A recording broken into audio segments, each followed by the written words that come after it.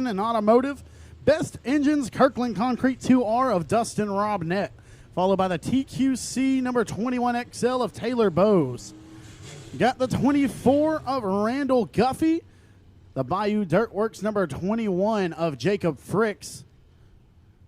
As we have a mixture of USRA Limited Modifieds and USRA Modifieds on the Speedway. As you got the MB Customs Able Truck and Trailer Sales number 64 of Casey Fowler on the Speedway. And another USRA Modified, the 18 of Wayne Hart.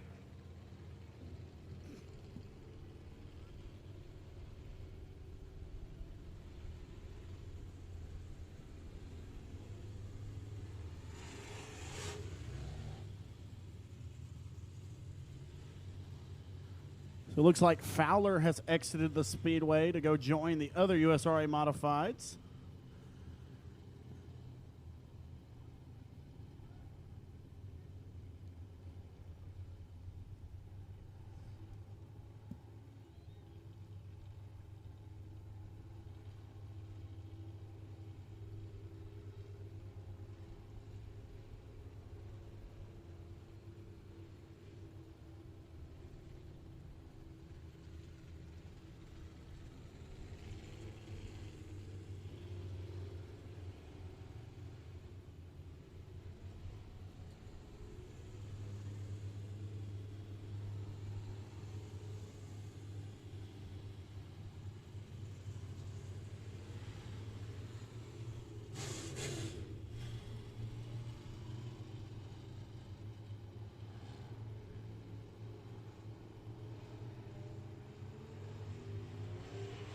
The green flag going to wave this time, and Dustin Robnett going to get it started in the 2R.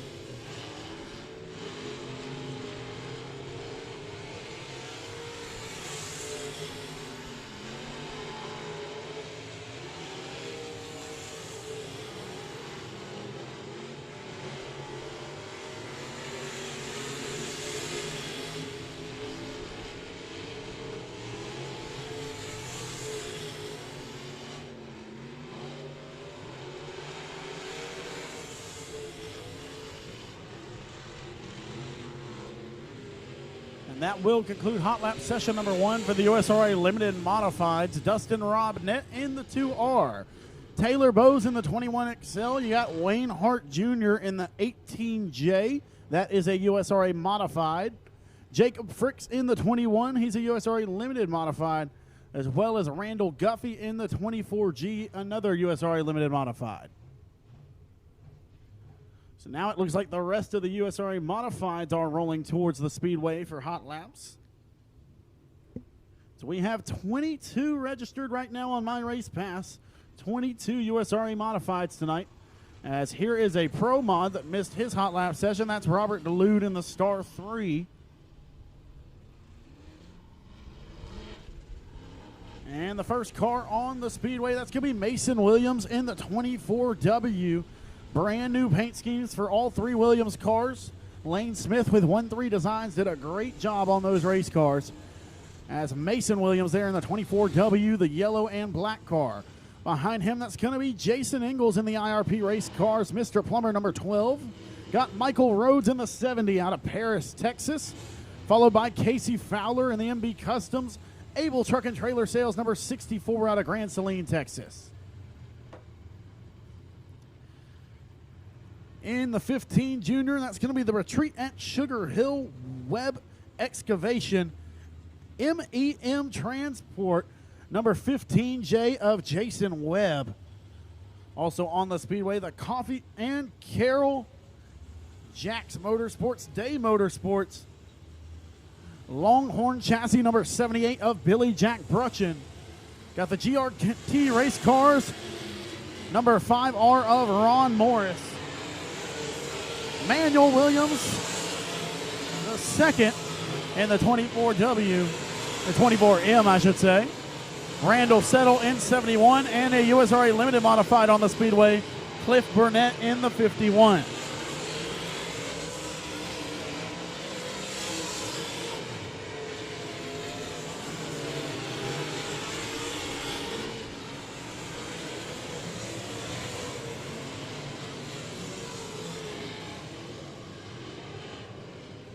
Caution flag waves as Randall Settle comes to a stop at the top of turn 2 in the 79.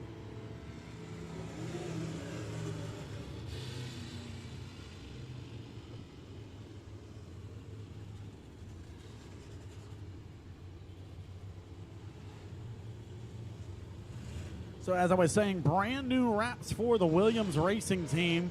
The yellow and black one, that's Mason. And right now on the front straightaway, the neon yellow and blue one, that's Manuel Williams Jr. or Manuel Williams the second. They call him Lil Man, as he's got a brand new car, brand new wrap, courtesy of Lane Smith with 1-3 Designs. And in the next hot lap session, you'll see Manuel Williams Sr. and see his new wrap from 1-3 Designs.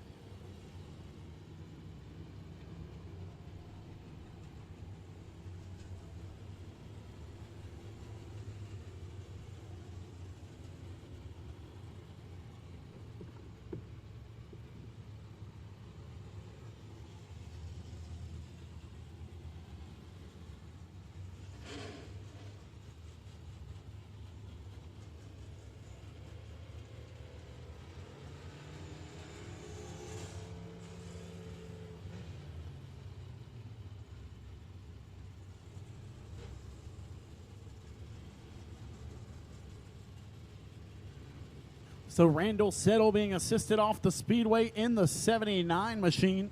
It's a Larry Shaw race car there for the Shreveport, Louisiana native of Randall Settle.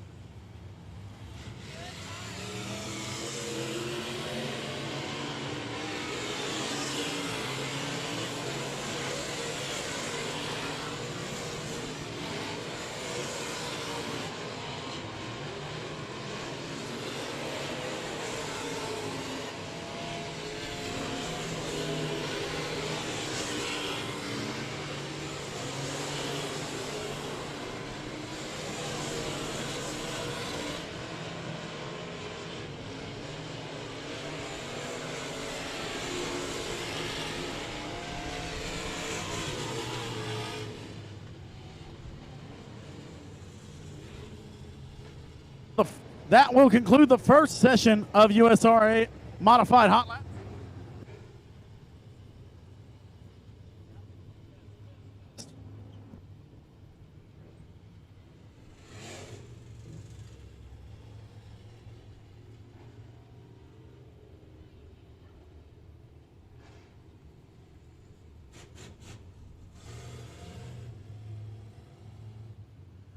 So that will conclude the first hot lap session for the USRA Modifieds.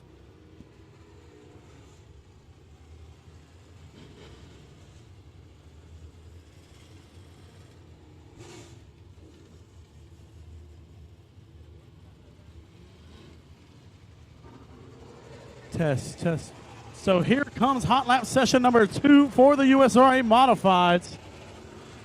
Test, test, test, test.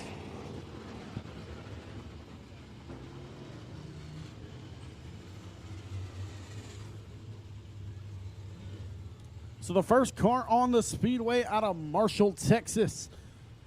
In the Rollos Lubinato TQC number 16, that's Chris Hennigan. Followed by the Falk, Arkansas native, that's Manuel Williams Sr. There in the 1-3 designs. Charlie Williams painting number 24. Also on the Speedway, you got Dustin Tater Hyde in the Genuine RV. Billy Ray Racing Dirty Deeds Designs IRP Race Cars number 8T. TJ Tollison in the IRP Race Cars Hustlin' Hobo Motorsports number 38T. On the front straightaway in the S&S Fishing and Rental, Bill Steinschocks Joel's Auto Sales number 97, that's Kay Dillard. Behind him, that's going to be the 110 of Casey Brunson. Sean Gaddis, Stephen Gaddis, Baron Prince, James Griffin.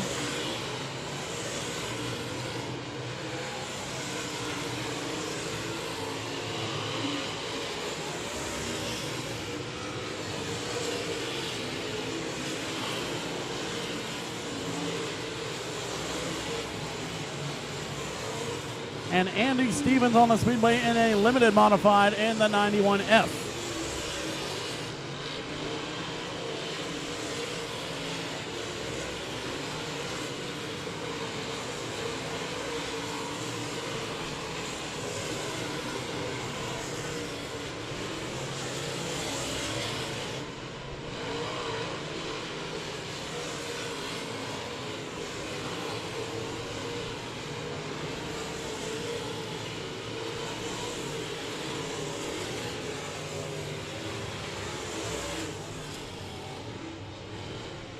So that will conclude Hot Lap session number 2 for the USRA Modifieds. Stephen Gaddis in the 2S, Chris Hennigan in the 16, James Griffin in 26, Manuel Williams Sr. in the 24, Andy Stevens in 91F, Dustin Tater Hyde in the 8T, Cade Dillard in the 97, TJ Tollison in 38T, Casey Brunson in 110, Sean Gaddis in the 7, and Baron Prince in the 9R. Here comes the first hot lap session for the Bulletproof Tees USRA Limited Modifieds. First car on the Speedway coming off of 2 second place finishes, one here at the Mike Parker Memorial and one at the Billy Melton Memorial at Boot Hill Speedway. Finished second in back-to-back $5,000 to win races. That's Connor Mewborn. In the Hadaway Collision, Best Engines number 36. Behind him is going to be John Good Jr. in the 237 Pub and Pool. Big Mex Home Improvements. WB Ray Septic Services, number 23 Jr. That's John Good Jr.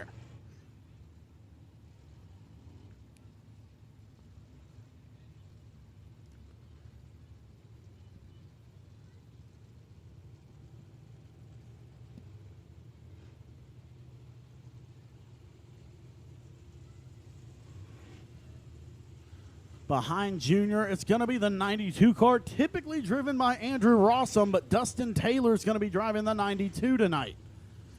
And behind him, the 32, owned by Brandon Brown. It was last driven by Justin Whitehead. That's going to be Bobby Jordan behind the wheel tonight out of Texarkana, Texas in the 36.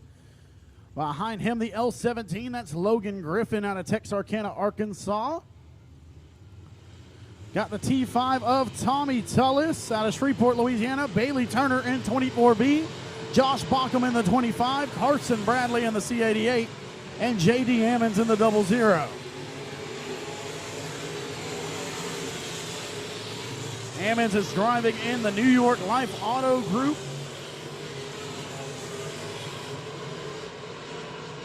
Number 00, as he was one of the fastest cars here at the Mike Parker Memorial. And he started around 9th and was passing for the lead when he blew a motor here. Was going for the biggest win of his career. As the caution flag going to wave as John Good Jr. finds himself into the infield. Right there by the track photographer, Chaz Brzeski.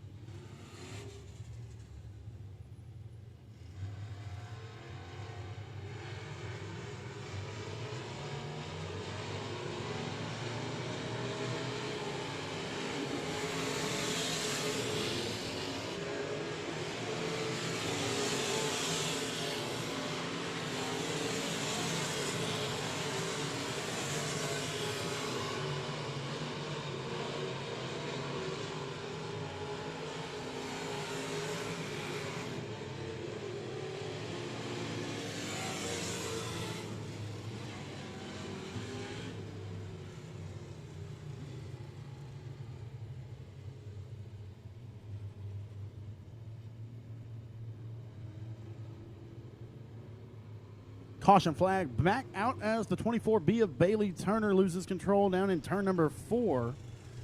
The 25 of Josh Bockham going to exit the speedway, as well as the rest of the competitors. Tommy Tullis in the T5, Carson Bradley in C88, J.D. Ammons in the 00. They are assisting off the 23 Junior of John Good Jr., 24B of Bailey Turner, Bobby Jordan in the 32, Logan Griffin in the L17, Dustin Taylor in the 92, and J.D. Ammons in the 00.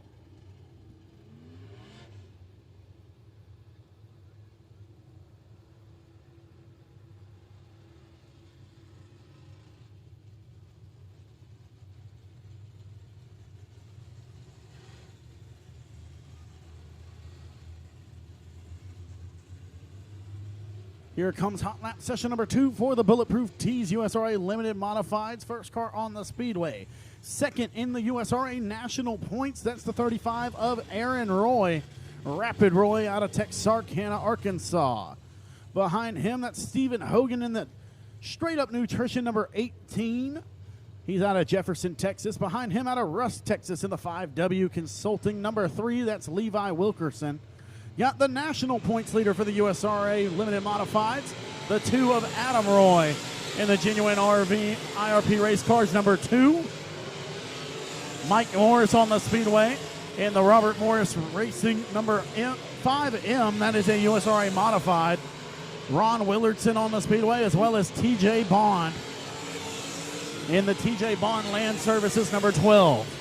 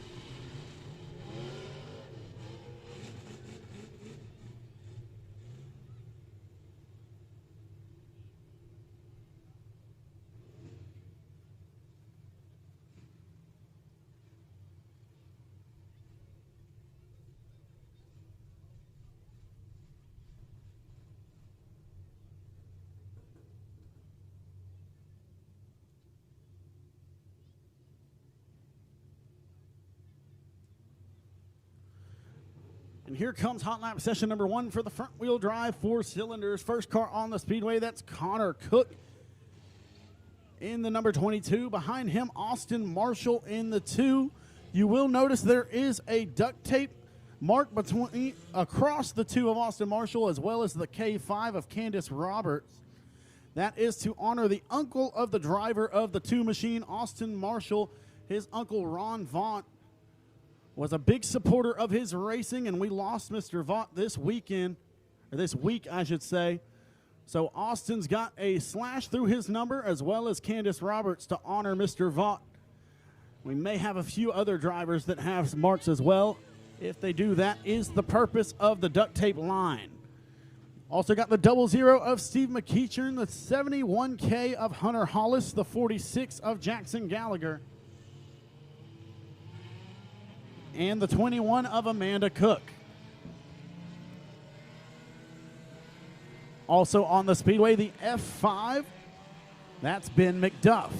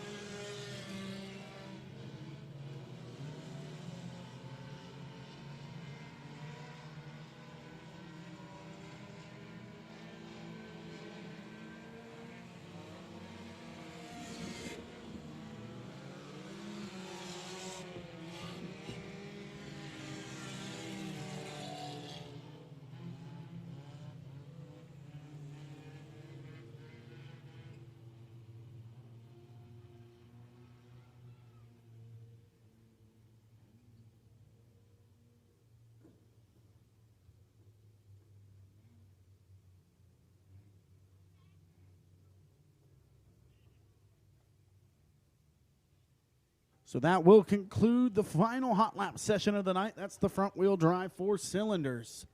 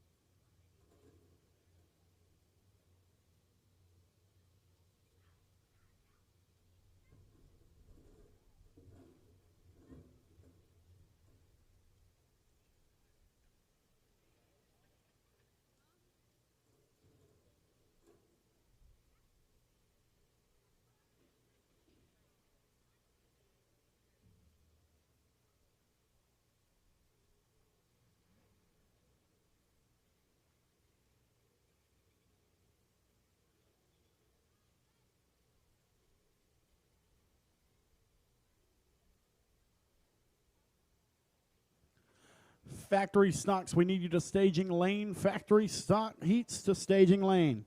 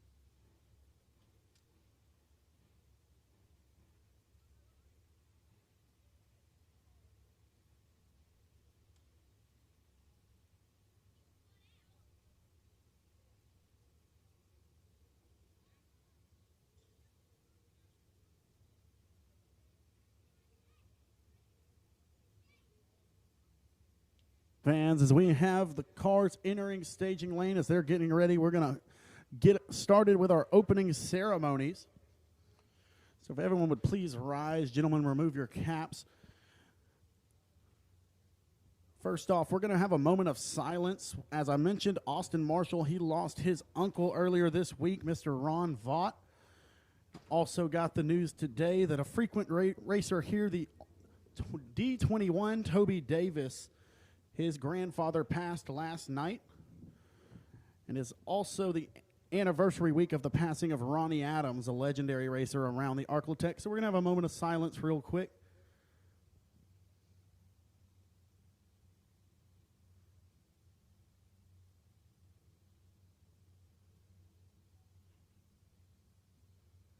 Thank you.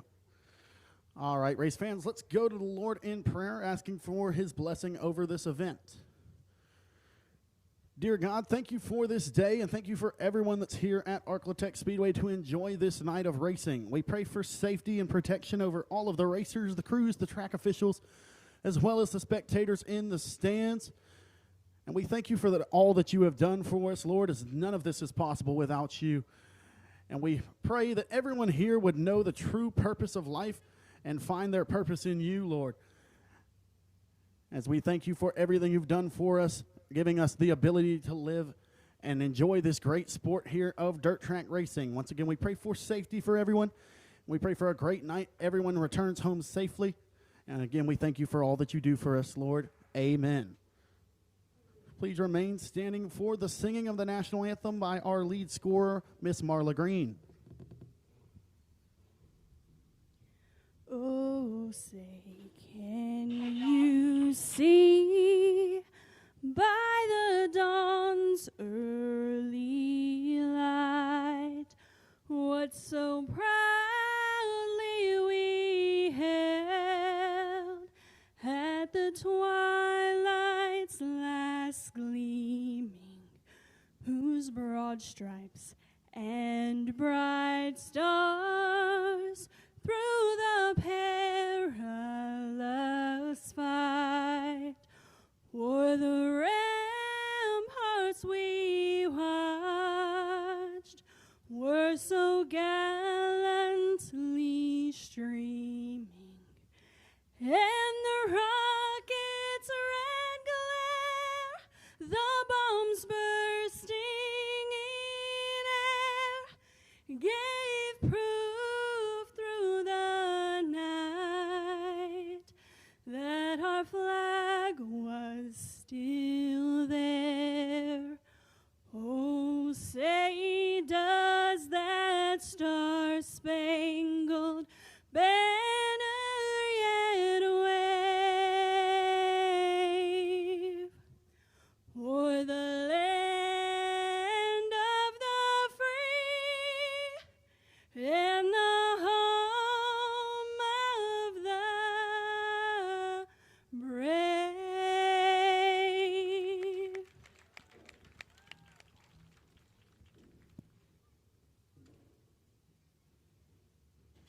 All right, race fans, it's time to return to racing action here at the land of the three-wide Arclitect Speedway, as we have a new configuration here, added some new dirt, and this will be the first night on it, so we'll see how the drivers adjust and adapt. I am Colin Bell. My name is Colin Bell, I should say. I am the track announcer here at Arclitect Speedway. We have Miss Valerie Wells behind the camera for RaceOnTexas.com. As I announced earlier tonight, every race here for the rest of the year will be streamed courtesy of RaceOnTexas.com, and it's time for heat race number 1 for the USRA factory stocks. We're going to have 3 heat races for the factory stocks. All cars will advance to the A main, but starting positions in the A main will be based on passing points. We race passing points for all divisions here at the Speedway. And so on the pole at Ashdown, Arkansas, it's going to be Austin Turner in the 15. To his outside, Brian Grosjean in the RKS Laser Race Cars number 82. Grosjean's out of Shreveport, Louisiana. On the second row out of Benton, Louisiana, the Z83, that's Jeff Brooks. He's not on the Speedway yet. He's coming from staging right now.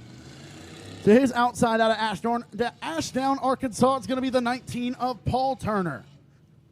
Inside of row number 3 is going to be the 27G out of Stonewall, Louisiana. That's Cade Gailey. To his outside will be the 1 star of Cameron Furr out of Gladewater, Texas. The final car in the Scotty Shade Tree Performance. Number 1, that's Stony DuBois out of Robeline, Louisiana.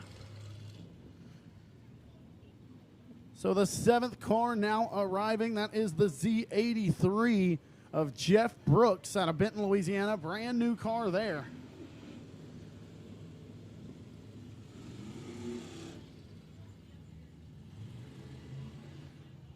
So we'll see Stony DuBois start from the last row, the Legacy Construction number 1. Passing point system, we'll see what he can do as a pair of 1s are going to start near the back of the field.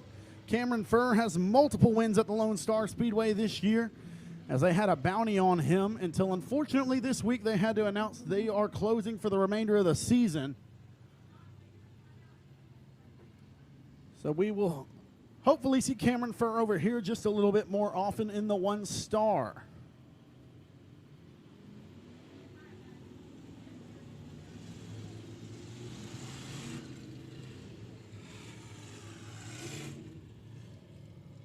So Jeff Brooks going to elect to start from the rear. He will not gain any passing points from starting at the rear as opposed to his original 3rd place starting spot. So it's going to be Austin Turner, Brian Grosjean, Cade Gailey, Paul Turner, Stony DuBois, Cameron Furr, and Jeff Brooks. 8 laps. All cars will advance to the A, and we're going racing here at the land of the 3 wide. Arklatex Speedway is back. Green flag waves, and Grosjean going to get the early race advantage in the J&J Motorsports Laser race car. The 82 used to have a bunch of pool balls on his race car back in the day. As the word is, he's quite a pool shark, and right now he's in control of heat race number 1 through 1 circuit. As DuBois gets around Gailey for the 5th spot, here comes Turner. He's going to get a run down the back straightaway trying to catch Grosjean. So it's Grosjean, Turner, Furr, and DuBois, your top 5 cars, followed by Gailey and Brooks. As Brooks is way off the pace in the Z83, as the leaders are catching him. Paul Turner looks to the inside of Austin, can't make the move there. As here comes Cameron Furr back to the back bumper of Paul Turner, battling for the 3rd spot. As they're going to try to negotiate Brooks, as Grosjean gets by clear, as well as both Turners. Here comes Furr. He's going to slide up in front of him. And DuBois will clear as well. The whole field getting past the slower car of Brooks without incident. As the best battle on the speedway is for the 3rd spot, as Grosjean gets halfway this time. So it's Grosjean, Turner, Furr, and DuBois still. As Furr trying to find a way around Paul Turner. Now he's going to allow the 1 of Stony DuBois to close in on his back bumper. Furr going to close in on the 19 of Turner, give him a little tap, doesn't get him anything. As Grosjean still out front. Austin Turner staying there with him. Grosjean's going to sail high off of turn number 2. Here comes Austin Turner. He's going to close in a little bit down the back straightaway. Cameron Furr all over the back bumper of Paul Turner now for the 3rd spot with 2 laps to go for Brian Grosjean.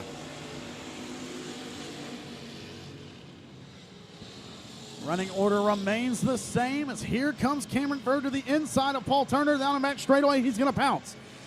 Door-to-door contact, and Stony DuBois is there to capitalize if they continue.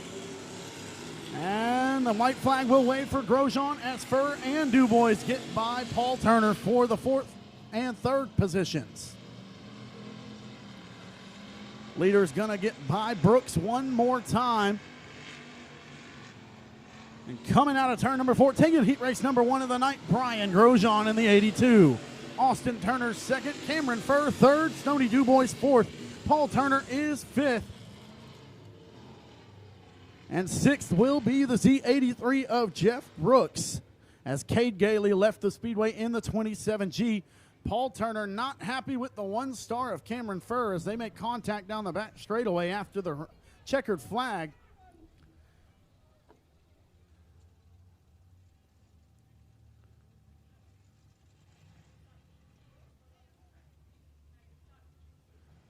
So your top three in that one. Third was the 1-star of Cameron Furr. He started 6th. Second goes to Austin Turner. He started first, excuse me. And taking the win from the second place starting position is the 82 of Brian Grosjean out of Shreveport, Louisiana.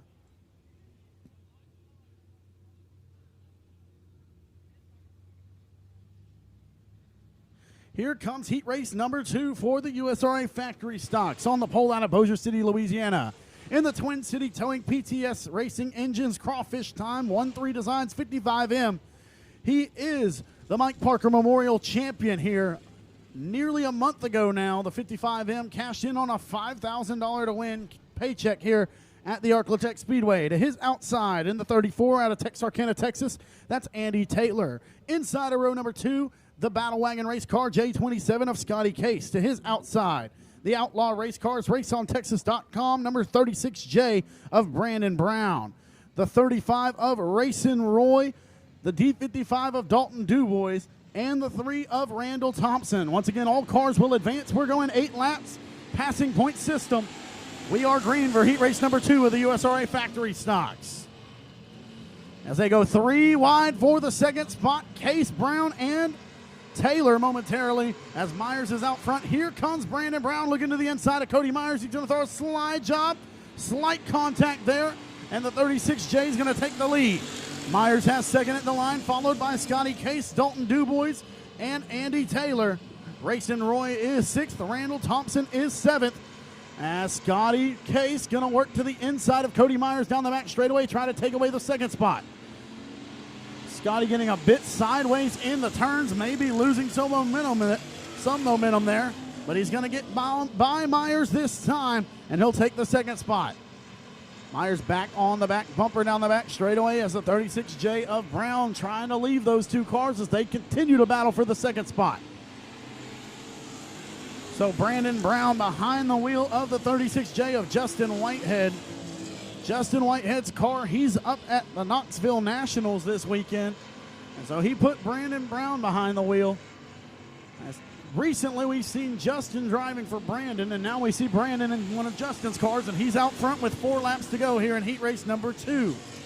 Scotty Case trying to track him down. Cody Myers is 3rd. Dalton Dubois still 4th. And Andy Taylor rounding out your top 5. Racing Roy still riding in the 6th spot, and Randall Thompson rounds out the field in 7th. 3 laps to go for Brandon Brown.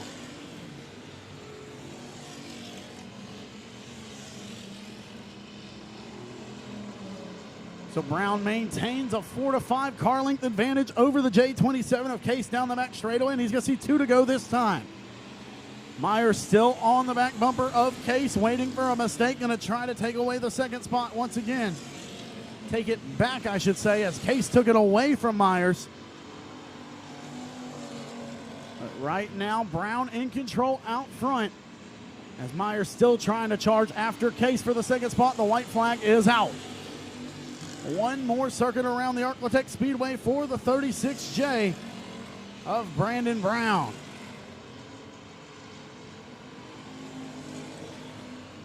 Through 3 and 4, once again going to take the checkered flag this time in heat race number 2 for the USRA factory stocks. It's the 36J of Brandon Brown. Second goes to the J27 of Scotty Case. The 55M of Cody Myers is 3rd. The D55 of Dalton Dubois 4th. Andy Taylor in the 34, 5th. Racing Roy in the 35 is 6th.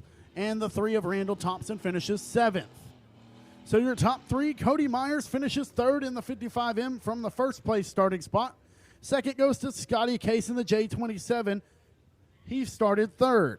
Taking the win from the 4th place starting spot, the 36J of Brandon Brown. Here comes heat race number 3, the 3rd and final heat race for the USRA factory stocks. On the pole out of Rusk, Texas, in the David Hood Construction, number 429, that's Jason Hood.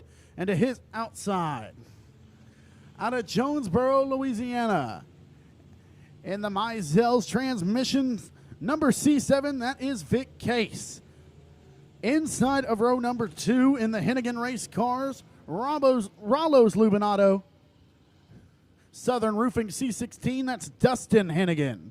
to his outside. In the O'Reilly Auto Parts Legacy Construction, number 15X out of Provençal, Louisiana, that's Dakota Wyatt. Inside of row number 3. Out of Shreveport, Louisiana, that's going to be David Vosbury in the Hitman Designs, number 00.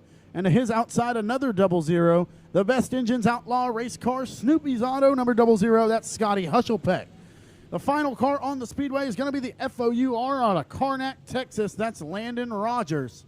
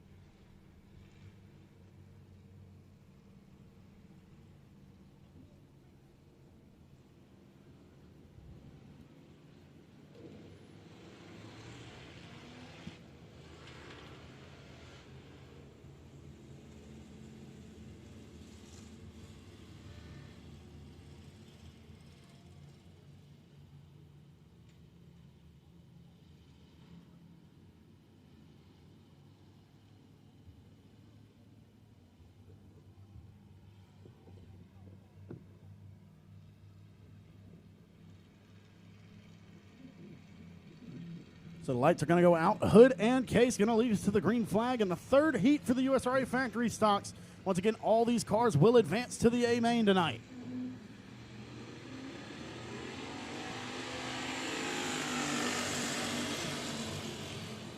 So Jason Hood in the 429. He'll go to the bottom side of the Speedway. Vic Case going to work the top in the C7.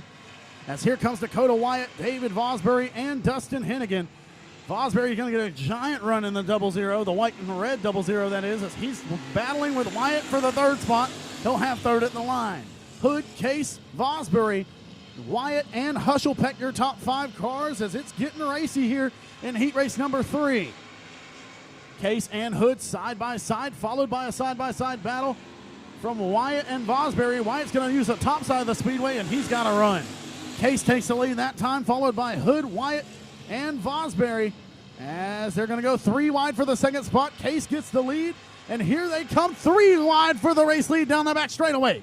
Vosbury going to throw a slide job on the C7 of Case, and David Vosbury going to take the race lead from the 5th place starting spot. Vosbury, Wyatt, Case, Hood, and Hennigan, as Hennigan and Hushelpeck battle side by side for the 5th spot.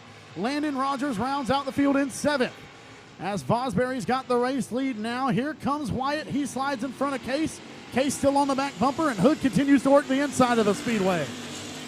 So Vosbury's out front, followed by Wyatt, Case, Hood, and Hushelpeck, your top 5 cars now, as Dustin Hennigan slips back. Scotty Hushelpeck going to go around the 429 of David Hood now and take the 4th spot. And it looks like Hushelpeck's found something on the top side of the Speedway. We'll see if Case leaves the top side open next time by in 3 and 4. If so, Hushelpeck may shoot from 4th to 2nd. As the 00 of Vosbury out front, here comes Hushelpeck to the top. Case not going to leave it open, but Case going to leave a lane to the inside. And Hushelpeck decides not to try to split the gap there between Case and Wyatt, and now he will. Here comes Scotty Hushelpeck. They're 3 wide for the second spot down the back straightaway. Vosbury's out front. He doesn't care. They're 3 wide between Case, Hushelpeck, and Wyatt. As here comes Scotty Case to the inside of it. Case, he'll take the second spot at the line this time. So it's Vosbury, Hushelpeck, Case, Wyatt, and now Dustin Hennigan going to get by Jason Hood as Hushelpeck and Case rub down the back straightaway. Vosbury's going to take the checkered.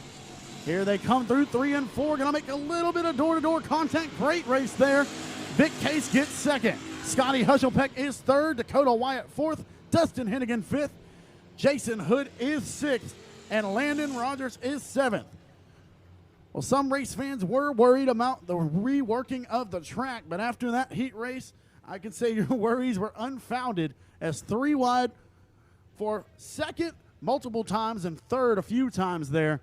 Great race there in heat race number 3 for the USRA factory stocks. All right, race fans, we have a free kid shirt to whoever has the ticket number 302863. Ticket number 302863. You can redeem your shirt at the beer garden directly behind the flag stand. Again, that number is 302863. Here comes heat race number 1 for the Pro Mods. On the pole out of Ruston, Louisiana, it's going to be the R3 of Rusty Neft. To his outside out of Carthage, Texas, it's the 18H of Dakota Hart. Inside of row number 2, it's going to be the Barton Glass 43J of BJ Cook. To his outside, the Easley Motorsports number 20 of Michael Easley. Inside of row number 3, the J16 of Kason Potter out of Bastrop, Louisiana. To his outside, Bear Moth out of Shreveport, Louisiana. Inside of row number 4, Blaine Stewart out of Collinston, Louisiana in the 7S. To his outside was scheduled to be Doug Vick Jr., who just pulled off the Speedway in the Vicks Paint and Body 4V. To the inside of row number 5, that's going to be Mike Morris out of Hooks, Texas in the Robert Morris Racing number 5M. And here comes the final car scheduled for this race. It's going to be Dustin Randall in the 199. It's like Dustin Randall has bought the 199 from Josh Warren. Still has Josh Warren's paint scheme and sponsors on there, but that is Dustin Randall behind the wheel. So we're going to go with 9 cars as the 4V of Doug Vick Jr. left the Speedway. All cars will advance. It is the passing point system, and we're going green in heat race number 1 for the Pro Mods. Neft and Hart going to lead us to the green flag. Morgan, BJ Cook got a good start to the inside of Neft, but Easley's going to get a better start on the outside. Dakota Hart gets the early race advantage. Here comes the 20 of Michael Easley. BJ Cook has the second spot, followed by Bear Malthop and Rusty Neft. A push from Hart, and here comes Easley, but Hart's going to lead lap number 1 of heat race number 1. So Hart leads, followed by Easley, Cook, Malthop, and Neft. Morris rides 6th, Stewart is 7th, Randall 8th, and Potter 9th. 2 laps down, 6 laps to go as BJ Cook starting to work up momentum on the top side. As Easley took his line away, the 199 of Randall going to spin into the infield. And he's going to pull back onto the Speedway in the 199 and stop. And I believe that will be the first victim of the unassisted caution black flag tonight, as we have instituted a new rule the last few races here at the Speedway, to where if you cause an unassisted caution in the heat race, that means completely by yourself, no one touched you, you spin out, you cause a caution, you will be black flagged. And that right there was a prime example of the unassisted caution rule. The 199 spun in the infield, then pulled back onto the Speedway in an attempt to draw the caution flag. And he will be dismissed from the heat race.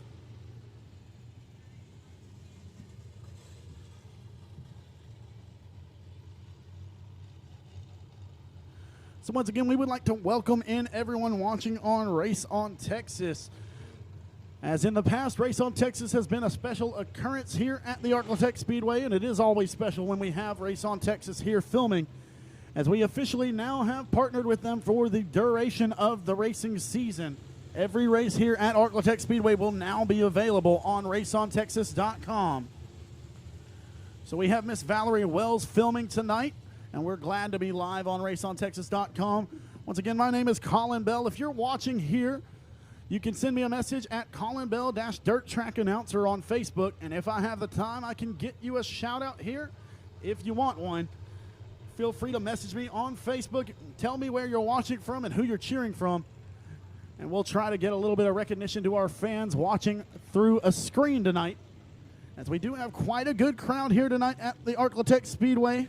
As always, we prefer if you were here physically in the stands, but we know if you can't be, the number one alternative is raceontexas.com.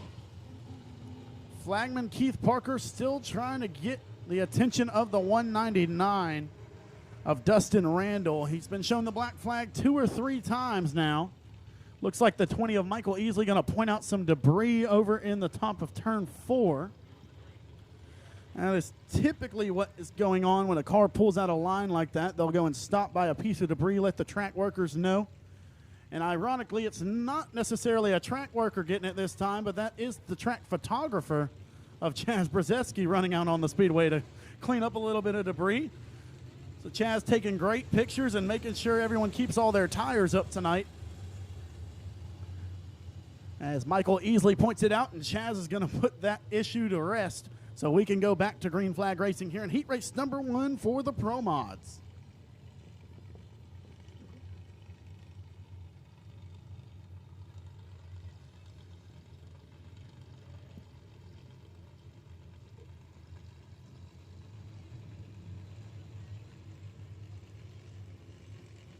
Lights are out. Dakota Hart going to lead us back to the green flag, followed by Easley and Cook. And Easley going to get a great restart that time. And the 20 of Michael Easley powers to the outside of the 18H of Dakota Hart. So Easley's got the lead down the back straightaway. Hart in second. The 43J of Cook. BJ Cook, that is, riding in the third spot. Bear Malthop fourth. Mike Morris is fifth. Kason Potter sixth. And Rusty Neff is seventh. So Easley out front. Here comes BJ Cook trying to pressure the 18H of Dakota Hart as we got 4 laps to go. Potter going to sail way high out of turn 4 as he nearly collects the wall. Neff will get by him for the 6th spot as down the back straightaway there's a battle for second as well as 4th as BJ Cook going to throw a slide job on the 18H of Dakota Hart. And he'll take the 2nd spot. Morris and Malthop battle side by side for the 4th and 5th positions in the 5 and the 6. Pair of yellow cars right there battling. Morris going to get the advantage, and he'll take 4th down the back straightaway from Malthop. 2 laps to go this time for Easley.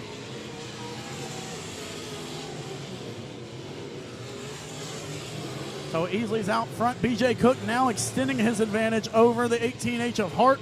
Once he got to the top side of the speedway, now he's cleared about 6 to 7 car lengths as the white flag waves for Easley.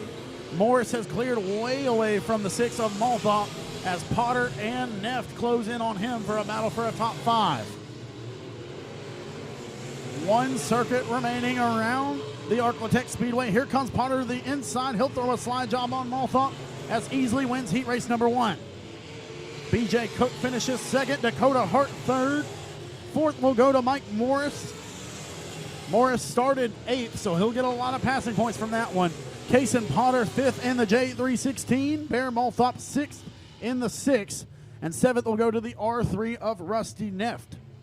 So taking the win from the 4th place starting spot, that's Michael Easley in the 20. 2nd goes to BJ Cook in the 43J. He started 3rd. And 3rd goes to Dakota Hart in the 18H. He started 2nd.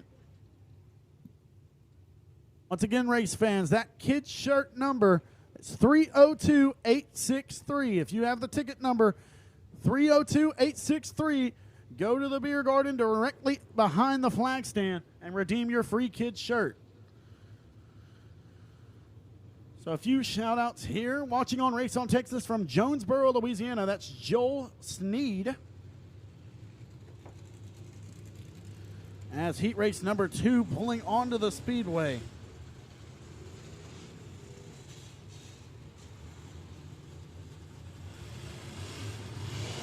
We have 19 Pro Mods tonight, and all of them will advance to the A main. And here is heat race number 2 on the pole out of Texarkana, Arkansas, the 777. That's Dakota Isley.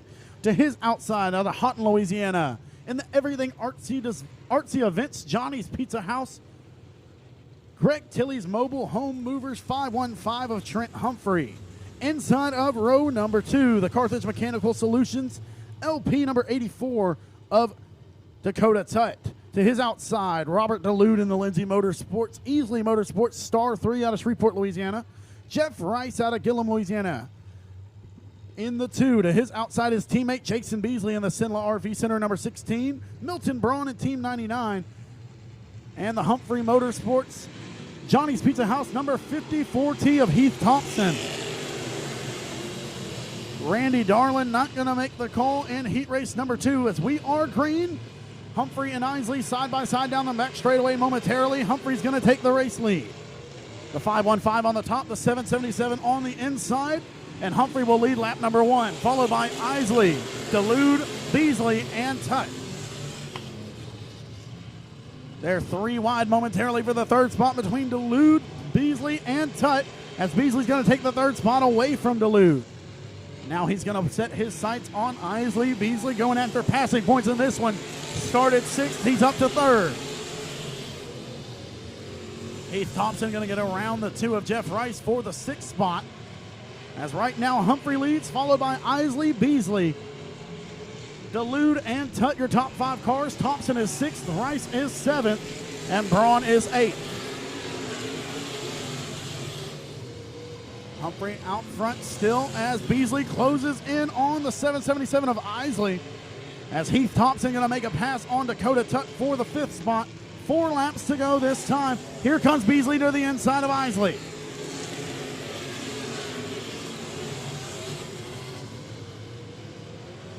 Isley and Beasley side by side down the back straightaway for the 2nd spot. As Robert Dulude rides in 4th, Heath Thompson 5th. Big push from Isley, and here comes Beasley. He'll take the 2nd spot. Humphrey, Beasley, Isley, Dulude, and Thompson, your top 5, followed by Tutt, Rice, and Braun, with 2 laps to go here in Promont Heat Race number 2. Humphrey has a near full straightaway advantage right now over the 16 of Jason Beasley. But based on passing points, Beasley may already have a better heat race performance points-wise than Humphrey. Humphrey started 2nd, and he's got the race lead with 1 lap to go. But going 6th to 2nd is likely worth more passing points than 2nd to 1st. But we'll have to see after our official lineups get posted for the A main. As entering 3 and 4 one more time, he's going to take the win in heat race number 2, Trent Humphrey in the 515. 2nd goes to the 16 of Jason Beasley. 3rd will be the 777 of Dakota Isley. 4th, the star 3 of Robert Dulude. 5th is Heath Thompson in the 54T. 6th, the 84 of Dakota Tutt. 7th, the 2 of Jeff Rice. And 8th will be the Team 99 of Milton Braun. So finishing 3rd from the 1st place starting spot is the 777 of Dakota Isley. 2nd goes to the 16 of Jason Beasley. He started 6th. Taking the win from the 2nd place starting spot, the 515 of Trent Humphrey. All right, now we need the adults to get your tickets out. It's going to be a free ladies shirt. Ticket number 537280.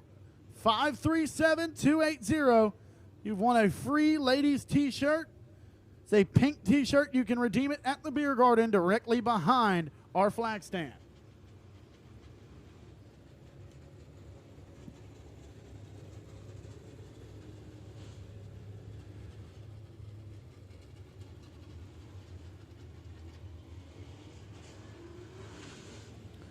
So here is heat race number 1 for the crate late models. We have 18 crate late models tonight.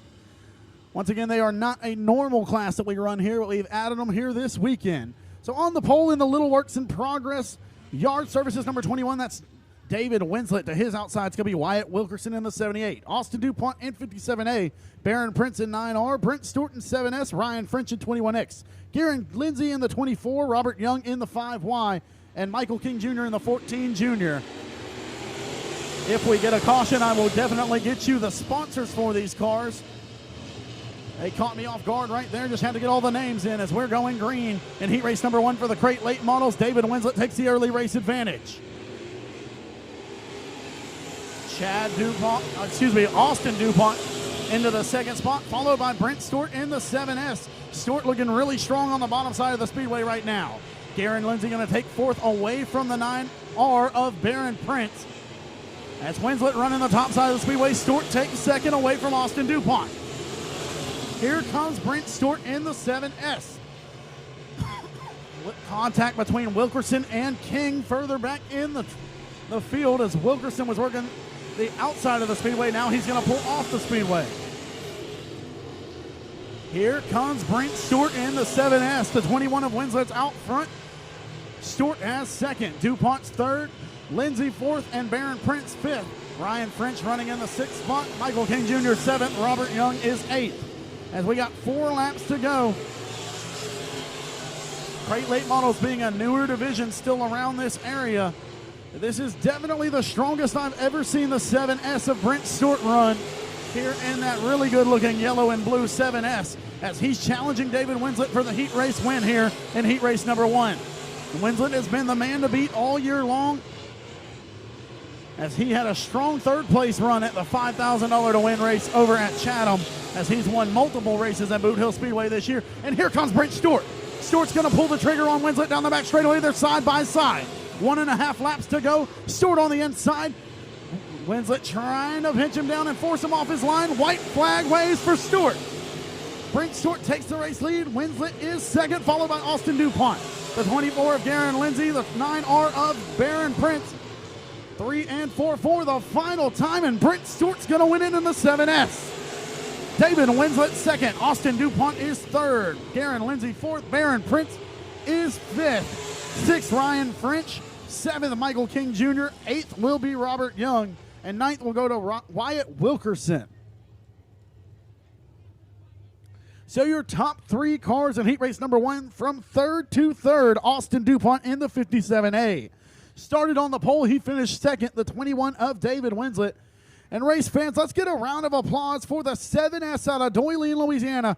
5th to 1st, Brent Stewart in the yellow 7S wins heat race number 1 for the Crate Late Models.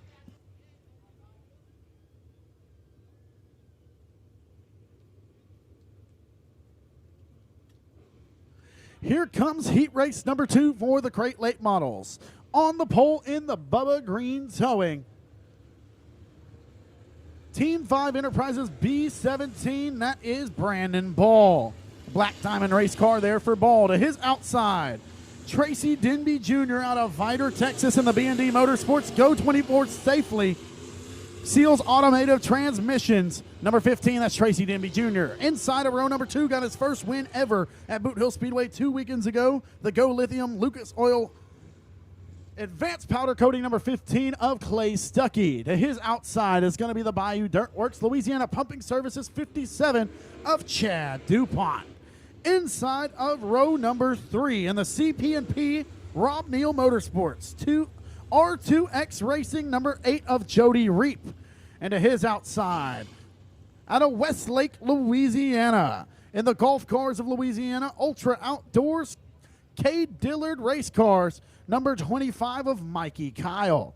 Inside of row number 4, out of Houghton, Louisiana, in the Advanced Powder Coating Black Diamond Race Cars, number 54G, that's Garrett Gibson.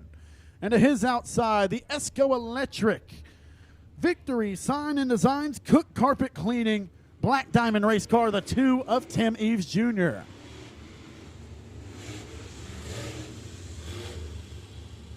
And the final car on the Speedway, coming to us out of White House, Texas, I believe. That's the 75 of Anthony Boatman, a late arrival. So we're going to go with the passing point system once again. Ball and Denby, 2 very accomplished limited modified drivers, now making their way into the Crate Late Models. They're going to get us started. As Garrett Gibson threw a slide job on Jody Reap on the original start, and he's trying to capitalize from a 7th place starting spot. Ball's got the early race lead, followed by Denby. Here comes Stuckey to the inside. Ball, Stuckey, Denby, Gibson, and DuPont. As Gibson gets way sideways, but he's going to get a run out of turn number 2, and he's going to take third down the back straightaway away from Denby. Looks like the bottom side of the speedway might be where these guys want to go. As Ball leads, followed by Stuckey and Gibson. Denby runs 4th. DuPont is 5th. Kyle 6th. Boatman has 7th. As Eves takes 8th away from Reap down the back straightaway.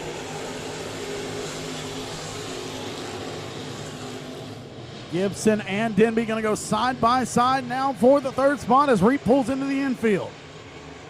Ball continues to lead, followed by Stuckey. Gibson has 3rd. Here comes Chad DuPont. He'll take 4th away from Denby.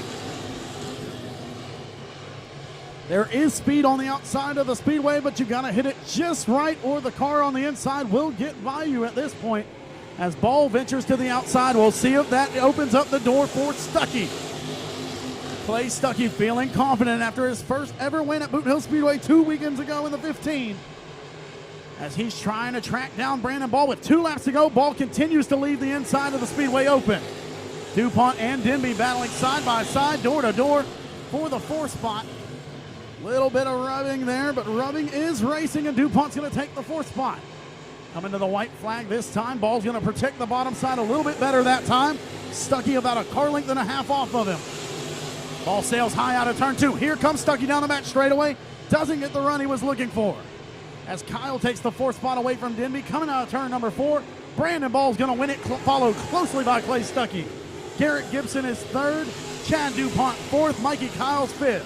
Tracy Denby Jr. is 6th. Anthony Boatman 7th. And Tim Eves Jr. 8th. 9th will be Jody Reap in the 8. So finishing 3rd from the 7th starting spot, that's going to be Garrett Gibson in the 54G. 2nd goes to Clayton Stuckey. He started 3rd, finishes 2nd in the 15.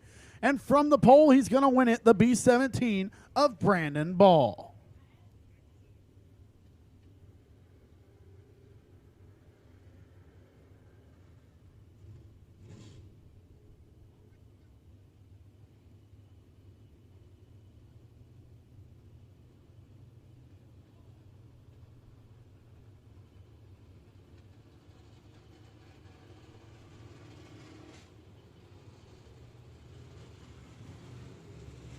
So here come the USRA Modifieds presented by Genuine RV.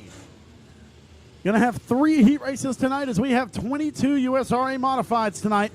One of our highest counts in quite a while here since outside of the American Racer Modified Series.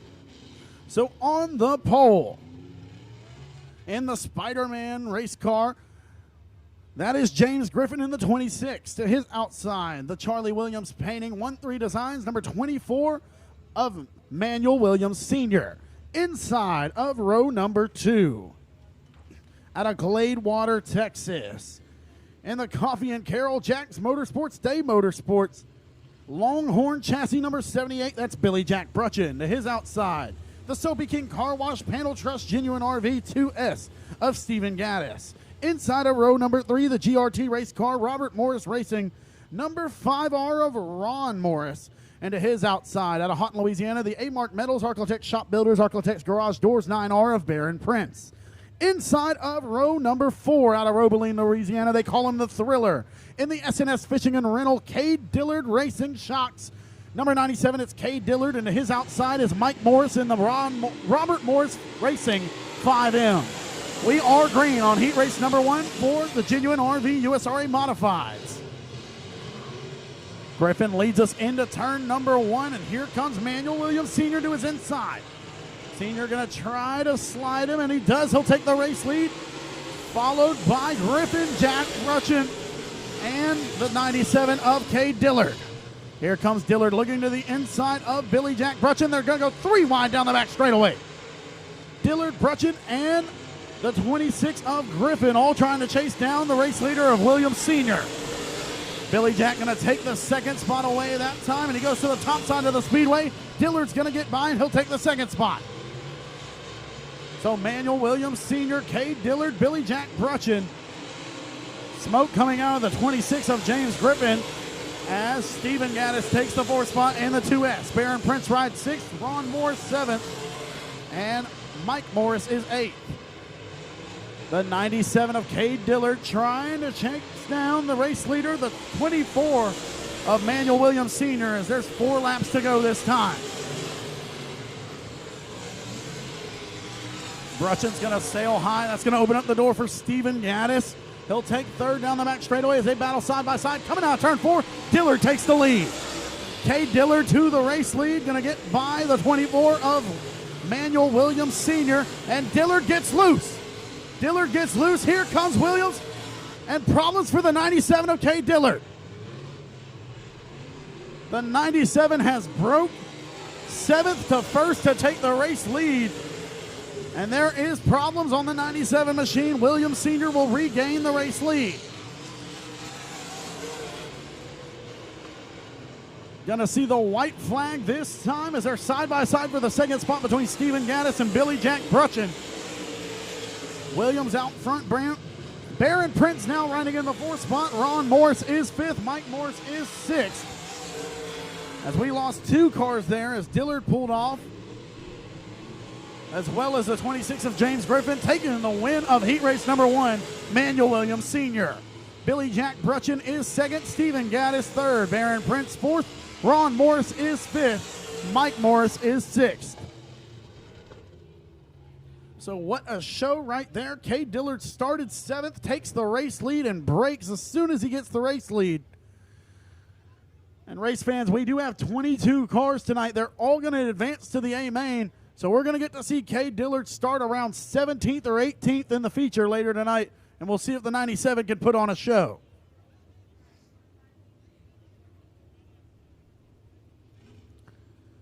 So finishing in the 3rd spot in that one from the 4th starting spot, Stephen Gaddis in the 2S. 2nd goes to Billy Jack Brutchin in the 78. He started 3rd. And taking the win in the 24, Manuel Williams Sr. started 2nd.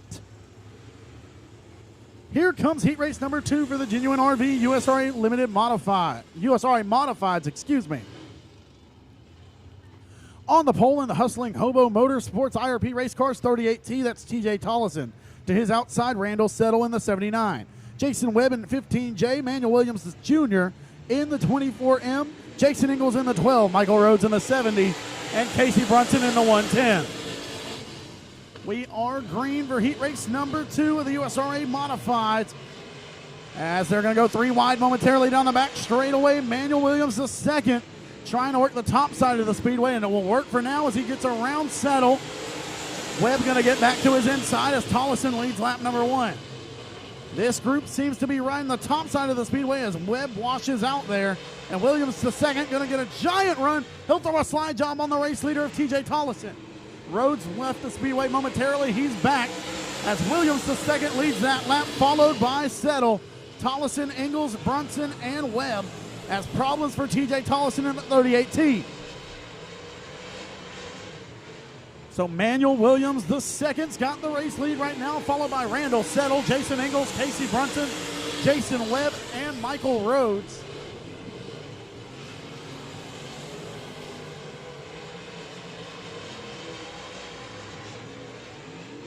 As the 38T of TJ Tollison leaves the speedway. 4 laps to go for the 24. That's the 24M of Manuel Williams the 2nd. Jason Ingalls going to get a big run to the outside of Randall Settle. He'll take the 2nd spot. Ingalls started 5th, trying to rack up some passing points here as he's working the top side of the speedway. Settle staying glued to the inside. Brunson and Webb trying to find a way around. Most drivers using the top side of 1 and 2 and going to the bottom side of 3 and 4. Seems to be the move right now as Settle's going to go to the top side, opening up the door for Brunson. 2 laps to go this time. Williams is setting sail on the field. Ingalls has 2nd safely as here comes Brunson to the inside of Settle for 3rd. Casey Brunson started 7th. He's now up to 3rd with 1 lap to go for Manuel Williams the 2nd. So it's Williams, Ingalls, Brunson, Settle, and Webb, your top 5 cars, followed by Rhodes in 6th. Here comes Webb looking to the outside of Settle for the 4th spot down the back straightaway as Manuel Williams 2nd wins heat race number 2 for the USRA Modifieds. Jason Ingalls is 2nd. Casey Brunson takes 3rd. Randall Settle will get 4th. Jason Webb is 5th. And Michael Rhodes will finish 6th, although he pulls off the speedway 1 lap early.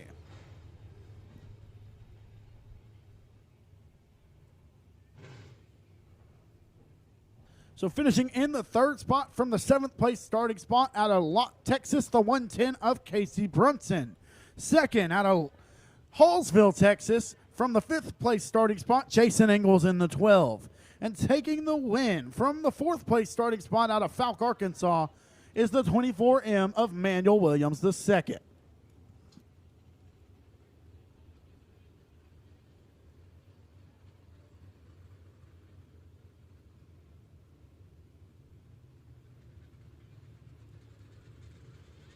So here comes heat race number 3 for the USRA Modifieds. On the pole in the GRT race cars, number 18B out of Avenger, Texas, that's Joel Bonet. To his outside, in the TQC Rallo's Lubinato, number 16, That's Chris Hennigan out of Marshall, Texas. Inside of row number 2 out of Carthage, Texas, the 18J, that's Wayne Hart Jr. And to his outside, the Texas Locomotive Solutions MB Customs Able Truck and Trailer Sales number 64 of Casey Fowler. Inside of row number 3, the Charlie Williams Painting 1-3 Designs number 24W of Mason Williams. Got the IRP Race Cars number 8T of Dustin Tater Hyde. And the Transmissions Unlimited Big Texas Auto Parts number 7 of Sean Gaddis. And we are green for heat race number 3 of the USRA Modifieds. Hennigan's going to take the early race advantage. Fowler dives into the second spot, getting by Bonet. Hart and Bonet side by side for the third spot, followed closely by Gaddis and Hyde. Hyde going to throw it to the top of Hart. Gaddis looks to the inside, and they're nearly 3 wide. Gaddis runs out of space, but Hyde does not, as he's going to get a big run down the back straightaway, and now he'll go after Bonet in the third spot. Out front is Hennigan, followed by Fowler, Bonet, Hyde, and Hart, your top 5 cars, followed by Gaddis and Williams, as Dustin Tater Hyde going to take the third spot away from Joel Bonet down the back straightaway. Hennigan continues to lead, followed by Fowler, Hyde, Bonet, and Hart still has your top 5 spots as they were side by side at the line that time between Sean Gaddis and Wayne Hart Jr. Sean's going to get the 5th place spot down the back straightaway. 4 laps to go for the 16 of Hennigan as here comes Dustin Hyde as he's found the inside of the Speedway that those crate late models were working on as he's battling to the inside of Fowler for the 2nd spot. Down the back straightaway, side by side, Hyde and Fowler as Dustin Tater Hyde going to take the 2nd spot away from Casey Fowler. Looks like Fowler going to dive to the inside of the Speedway now that was shown to him by the 8T, and the caution flag will wave.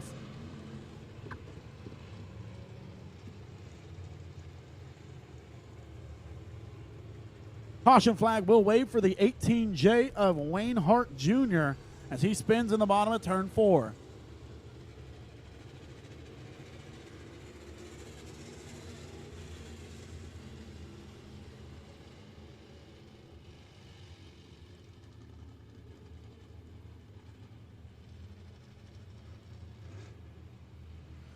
So it will be interesting to see on this restart. Dustin Hyde started 6th, and he's now up to the 2nd place spot. He is working the inside of the Speedway. Chris Hennigan started 2nd, and he's been on the top side of the Speedway the whole time.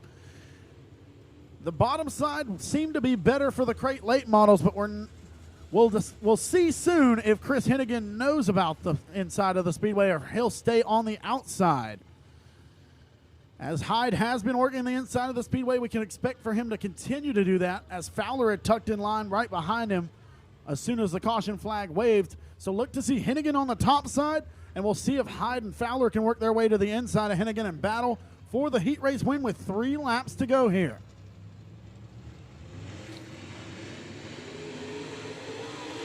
Hennigan going to get a good start. Hyde back to the inside of Fowler, and Hennigan goes to the inside on turn 1 and 2. And we'll see what he does now. We'll see if he continues to ride the bottom, and he will through 3 and 4. As here comes Fowler back to the inside of Hyde. 2 laps to go. Bonet and Gaddis battling for the 4th spot right now. Gaddis going to try to throw it to the top side, see if he gets a run off the top, and he will down the back straightaway. Sean Gaddis going to edge ahead of Joel Bonet for the 4th spot as the white flag is out for Chris Hennigan. Bonet gets loose, and here comes Mason Williams. He'll get a run. Mason Williams looking to the outside of Joel Bonet for the 5th spot as Gaddis dives to the inside of Fowler, can't get 3rd. Coming out of turn 4, winning once again, it's Chris Hennigan in the 16. Dustin Hyde 2nd from 6th, and Casey Fowler will finish 3rd in the 64. Sean Gaddis in the 7 finishes 4th. Mason Williams gets 5th in the 24W. And the 18B of Joel Bonet will round out your 6-car finishing field. 7th will be the 18J of Wayne Hart Jr. So finishing 3rd, started 4th. That's the 64 of Casey Fowler. Finishing 2nd from the 6th place starting spot is the 8T of Dustin Tater Hyde. Hyde in the Genuine RV. Billy Ray Racing Dirty Deeds Designs number 8T, and taking the win from the 2nd place starting spot, Chris Hennigan in the 16.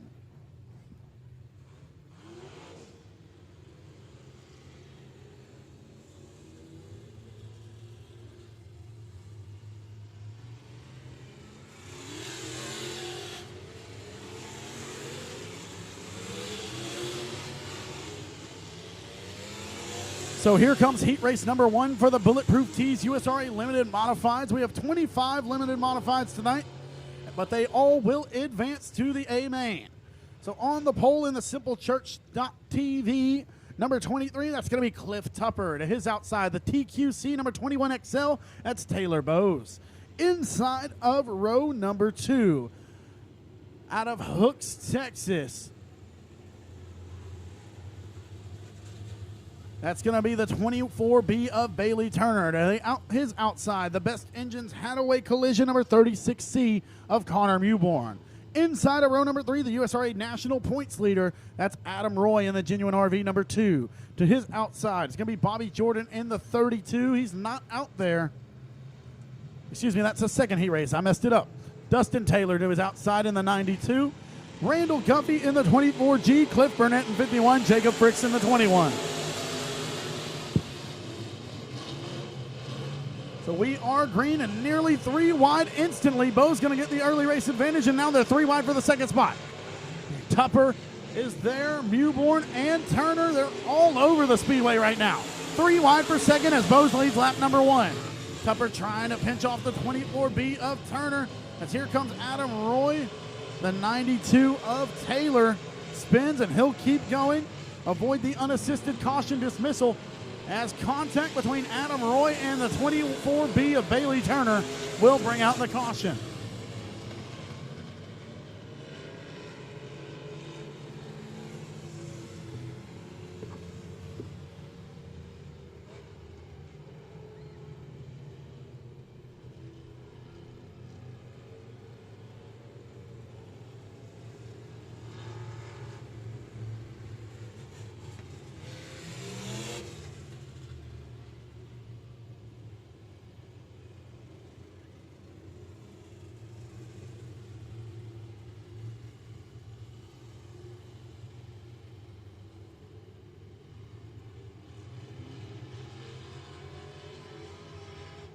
Attention race fans, we need you to keep your children in the stands while race cars are on the track. We need all the kids to remain in the designated seating area while race cars are on the track.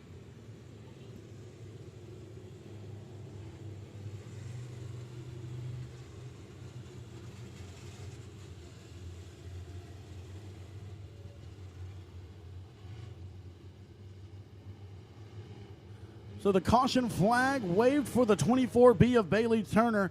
He was assisted by the 2 of Adam Roy, so both of those cars will be sent to the rear of the field. Looks like the 24G of Randall Guffey wants to stay on the back of the field for this restart. So those 2 cars will be right in front of him. So right now, Taylor Bowes is in control in the 21XL Western Flyer race car there for the Marshall Texan.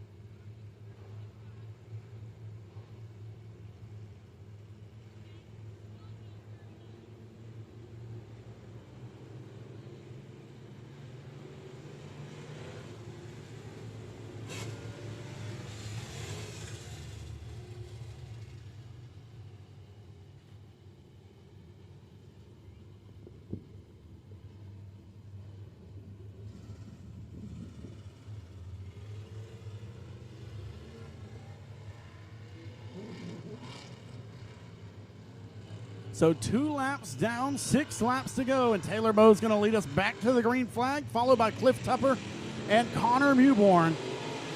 Connor Mewborn going to work the top side of the Speedway, see if he can get some momentum in that Western Flyer machine. As he's coming in with a lot of momentum, Cliff Burnett going to clip the 92 of Dustin Taylor. Andy Taylor competing in the factory stock division tonight. And now Burnett and Turner going to get collected over in turn 4, and the caution flag will wave once again.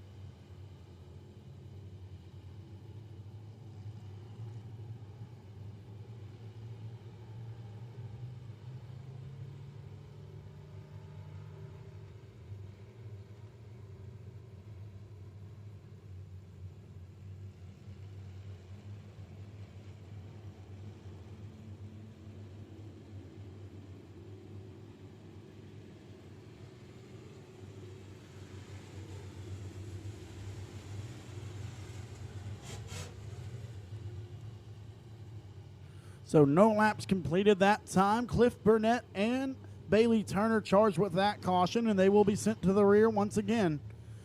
No laps complete, so we'll have 6 laps to go as Taylor Bowes still in control right now in the 21XL.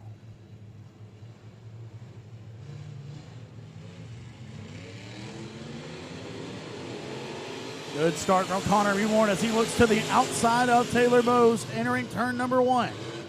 Bowes works the inside of the Speedway. Mewborn tries the outside as Adam Roy makes contact with Cliff Tupper down the back straightaway. Wheel-to-wheel contact looked like it may have broke both of those cars. Adam Roy has a flat right front tire as Cliff Tupper in the infield looks as if he may have a flat left rear, as those were the 2 tires that collided.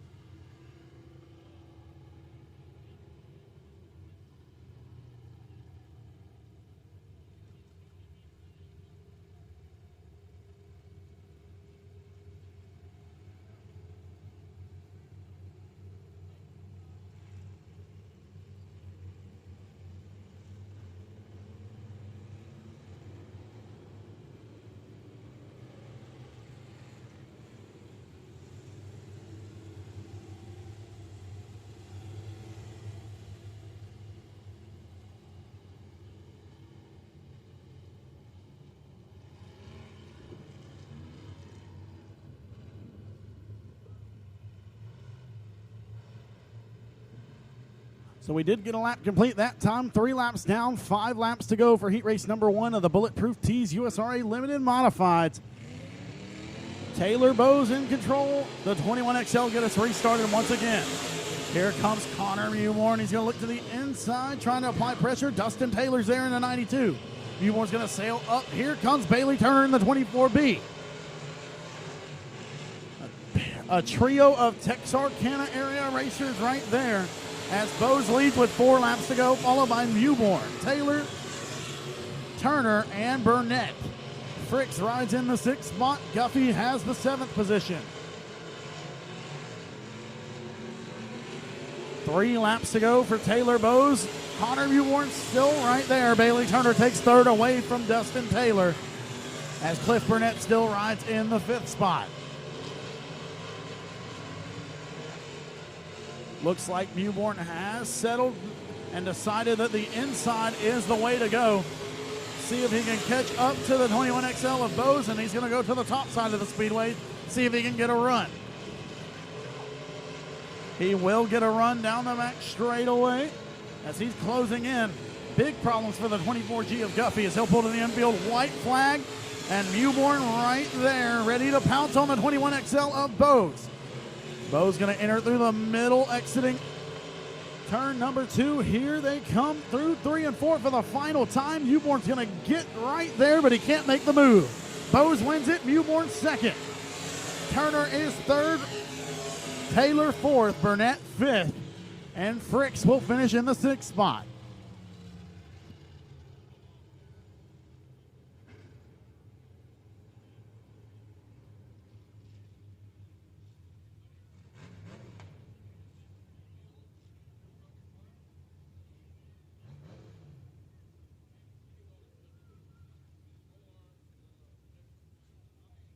So taking the 3rd spot after starting 3rd, the 24B of Bailey Turner. 2nd goes to Connor Mewborn in the 36C. He started 4th, and taking the win from the 2nd place starting spot, the 21XL of Taylor Bowes.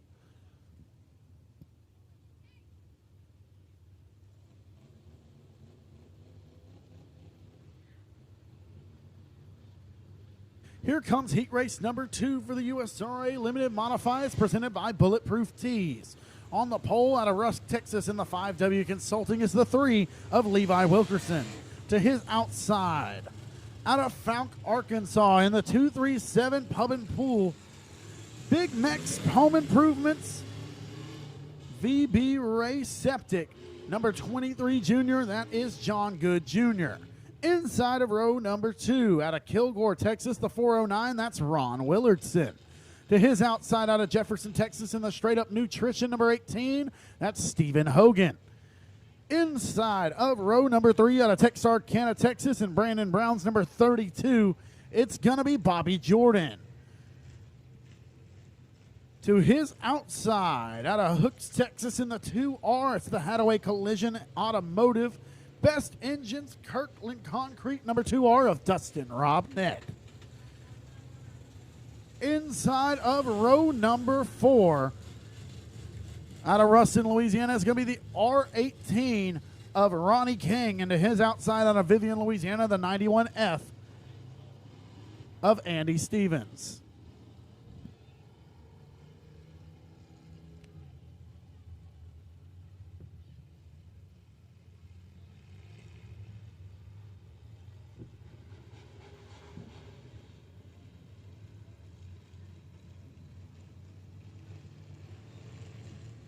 So we have 6 cars showing of 8 as Willardson pulls to the infield. The green flag will wave.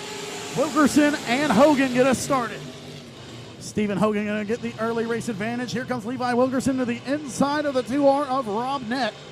And here comes Bobby Jordan to the inside of Wilkerson now for the 3rd spot.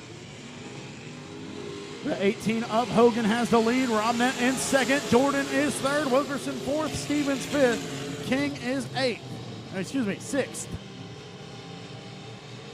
Here comes Robnett. He's going to get a run down the back straightaway to the outside of Hogan in the 18. Side by side off of turn 4. Robnett leads that lap.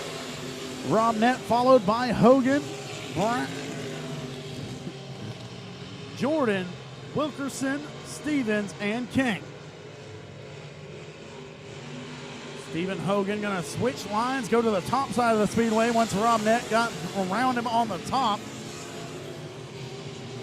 As the preferred line seems to be switching heat race to heat race. Always a sign of a competitive racetrack. Track is a little bit choppy tonight, as to be expected, as this is our first night racing on it with the reconfiguration and the new dirt added. But folks that know Arcotech Speedway know that Gene Border worked on this racetrack, so this is as smooth as it could possibly have gotten tonight. As Robnett leads, followed by Hogan. Bobby Jordan rides 3rd right now. Levi Wilkerson has 4th. And 5th is Andy Stevens.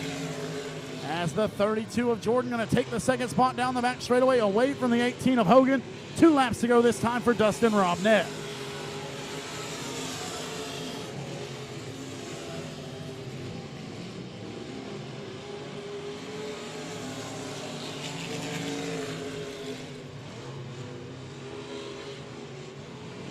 White flag waves for Dustin Robnett. Bobby Jordan 2nd in the 32. Stephen Hogan is sitting in the 3rd spot. Levi Wilkerson right there in 4th. Andy Stevens is 5th. Ronnie King is 6th. As all the cars are separated right now, no battles on the speedway. Coming out of turn number 4, winning heat race number 2, the 2R of Dustin Robnett. Bobby Jordan finishes 2nd in Brandon Brown's 32. 3rd goes to the 18 of Stephen Hogan. 4th is Levi Wilkerson. 5th, Andy Stevens. And 6th, Ronnie King.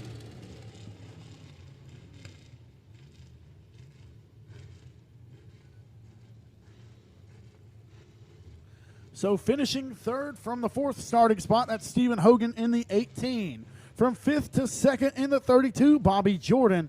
And taking the win from the 6th place starting spot, the 2R of Dustin Robnett.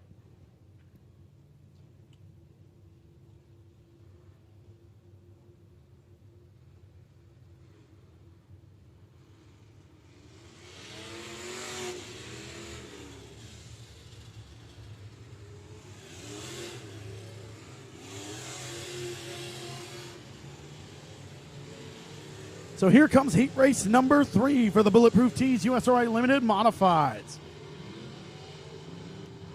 On the pole in the New York Life, Otto Grozinger Tri-State Battery. Best Engines number 00, that's J.D. Ammons. To his outside, Josh Buckham. Carson Bradley in the C88. Derek Grigsby in 69. TJ Bond in 12.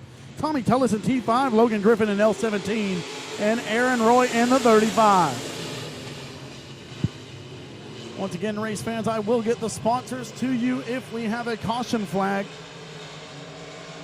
We tend to start the races after one pace lap here at Arclitect Speedway, and sometimes it's a little bit hard to get these lineups in. So right now, J.D. Ammons leads, followed by Josh Bauckham. Bauckham rides in a Dominator race car as he sails high. Derek Grigsby's going to get by him for the second spot. Derek Grigsby rides in the Marshalls Lubin Auto. True Love Law Firm number 69, as we have debris on the top of turns 1 and 2.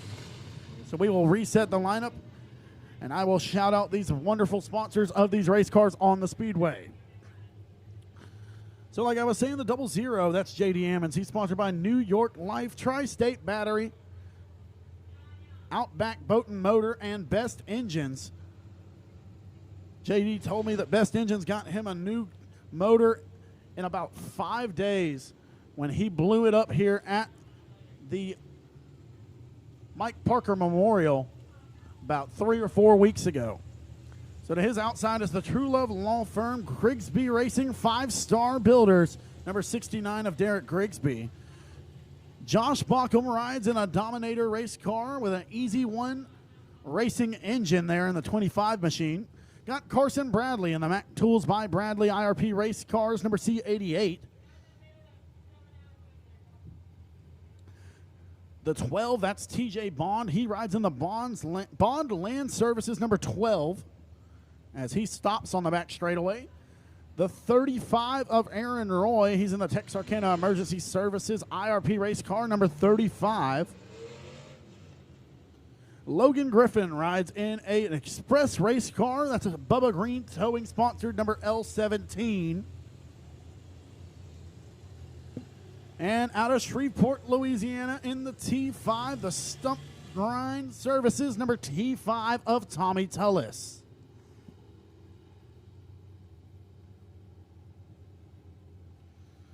So TJ Bond stopped on the back straightaway. A new wrap now for that number 12 machine of TJ Bonds. He is a frequent competitor over at the Super B Speedway. So good to see him over at Arclitect Speedway tonight. We have quite a few Super B Speedway cars tonight as Super B is off this weekend. I believe the nearest track running to here would be either Diamond Park Speedway, Rocket Raceway Park, or Thunder Valley Speedway. So we have quite a few cars from outside of our normal area. Multiple Dallas cars, and once again, a bunch of Chatham area Super B cars. So we're going to go back to the green flag. 7 laps to go for the 00 of J.D. Ammons.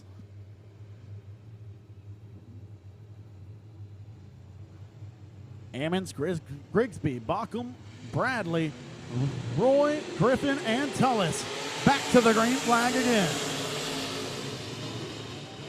Here comes Bauckham to the inside of Ammons. They'll be side by side coming down the back straightaway. Josh Bauckham making a run, and the caution flag will wave once again. Not sure what the issue is this time. We may have lost a car over the edge of turns 1 and 2, excuse me.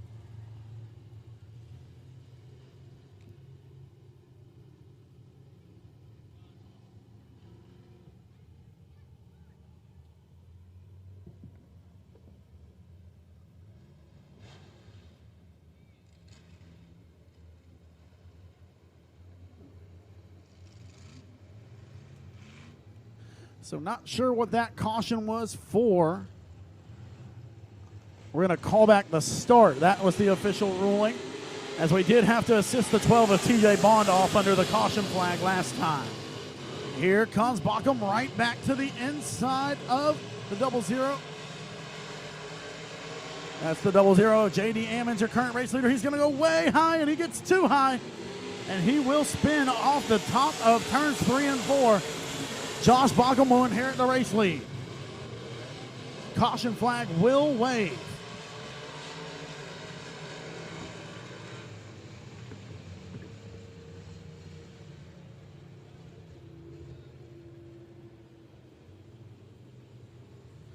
So the race leader, the 00 of J.D. Ammons, got too high going to the top side of turns 3 and 4. And that is an unassisted caution. So the 00 of Ammons will be dismissed from heat race action. And we'll have to see him start from the rear of the field in the 25 car A main.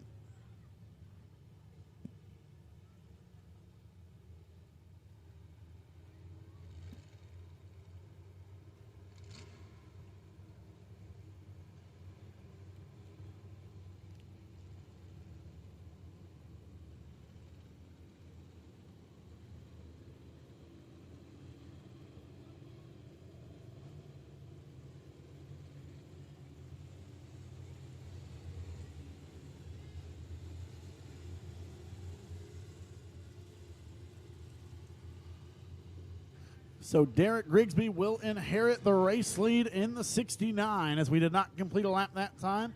And the 00 of Ammons has been dismissed for an unassisted caution.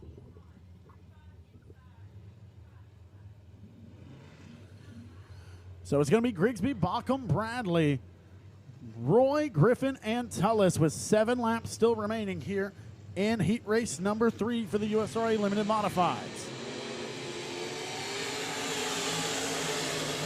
Grigsby going to get a good start. Baucom going to go back to the inside like he has been doing. He's not going to gain as much ground on Grigsby as he was Ammons. As it looks like Grigsby's going to stay glued to the inside of the Speedway. Grigsby, Baucom, Bradley, Roy, and Griffin, your top 5, with Tullis rounding out your 6-car field. As these guys are racing hard for passing points, Aaron Roy started 8th, and he's working on a battle for 3rd right now with the youngster Carson Bradley. He's going to slide to the inside. Here comes Aaron Roy. Bradley's going to get a good run on the outside, and he'll maintain the edge right now, but they're still side by side down the back straightaway. Grigsby's out front. He'll see 4 to go this time. Baucom has 2nd. Roy gets 3rd at the line. Bradley back to 4th. Logan Griffin has 5th. Tommy Tullis is 6th. And Tullis coming after Griffin for that 5th spot. Valuable passing points as Roy slips up. Here comes Bradley. Aaron Roy should be sitting pretty well if he goes 8th to 3rd in this one. But looks like he may have lost some momentum as the C88 of Bradley's right back on his back bumper. 2 laps to go this time for Grigsby. And it looks as if Baucom may be catching him.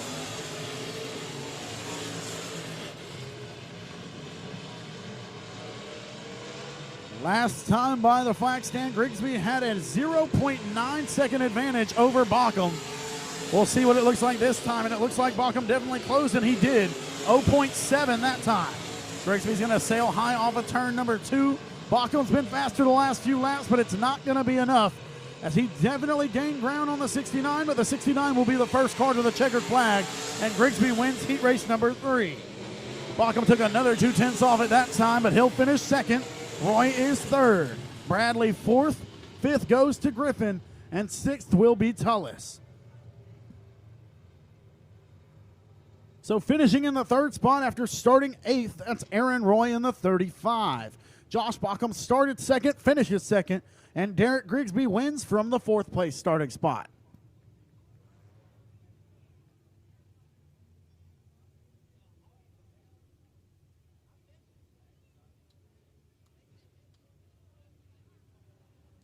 So here comes heat race number 1 for the front wheel drive 4 cylinders. On the pole out of Atlanta, Texas, that's going to be Candace Roberts in the K5. To her outside, Bobby Kephart in the 5K. Inside of row number 2, the 05, that's Luke DuPont. To his outside, Amanda Cook in the 21. John Harris in the 00 out of Lindale, Texas. And to his outside, Austin Marshall in the 2 out of Ashdown, Arkansas. In the Hustlin' Hobo Motorsports number 2. Final car on the Speedway, that's Hunter Hollis out of Houghton, Louisiana in the 71K.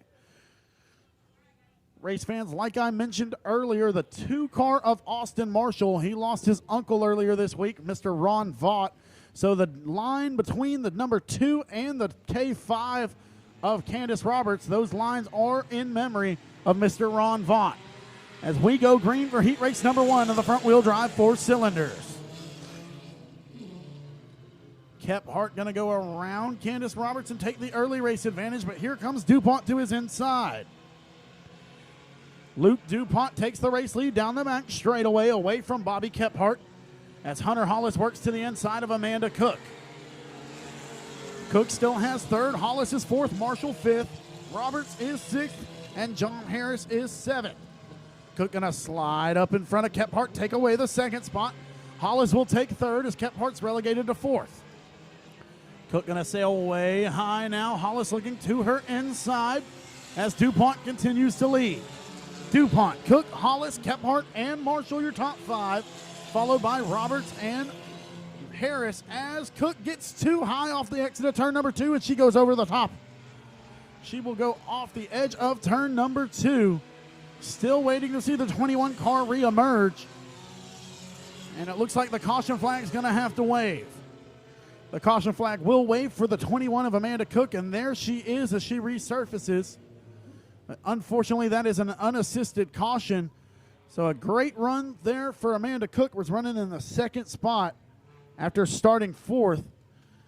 But unfortunately, she got too high there. Same circumstances as J.D. Ammons in the limited modifieds. And unfortunately, she'll be dismissed from this heat race.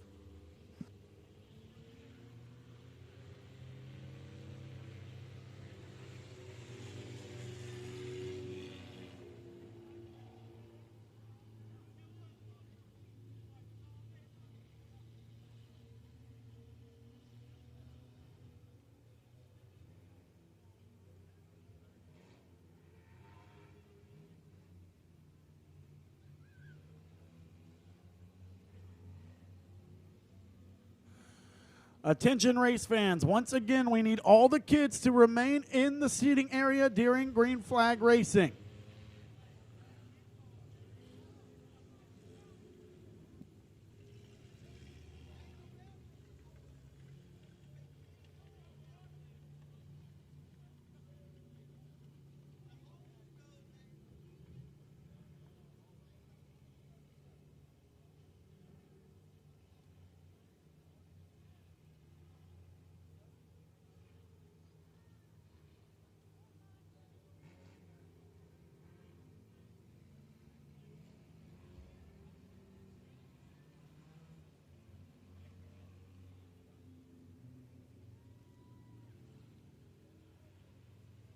So flagman Keith Parker going to show him one to go as Luke DuPont has the race lead. Hunter Hollis going to choose the outside for the restart, sending Bobby Kephart to the inside. Austin Marshall runs in the fourth spot right now. John Harris is fifth. And rounding out the field right now is Candace Roberts in the K5. So Luke DuPont has the race lead. He started third, but the second place runner, started seventh. So Hunter Hollis has a lot of passing points right now in the 71K. We'll see if he can pull it off from worst to first if he can get around DuPont.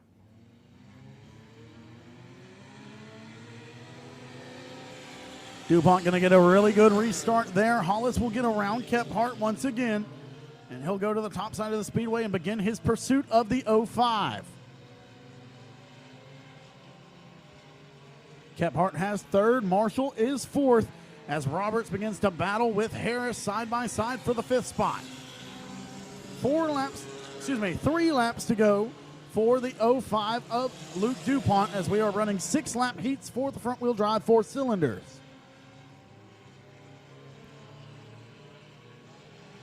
Hollis definitely has some speed as he's going to see 2 to go this time for DuPont. But Hollis lost a half second that time, as lap times of an 18.9 for DuPont and an 19.3 that time for Hollis. White flag will wave for DuPont, and look, pops from the motor. We'll see if he can continue. The 05 has lost power, and Hollis is going to gain the lead. Hunter Hollis is going to pull it off 7th to 1st. He will be guaranteed to start on the front row tonight. The 71K out of Houghton, Louisiana is going to take the win.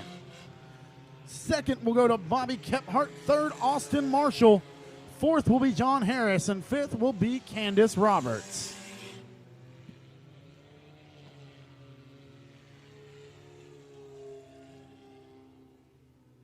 So third will go to Austin Marshall. Started 6th.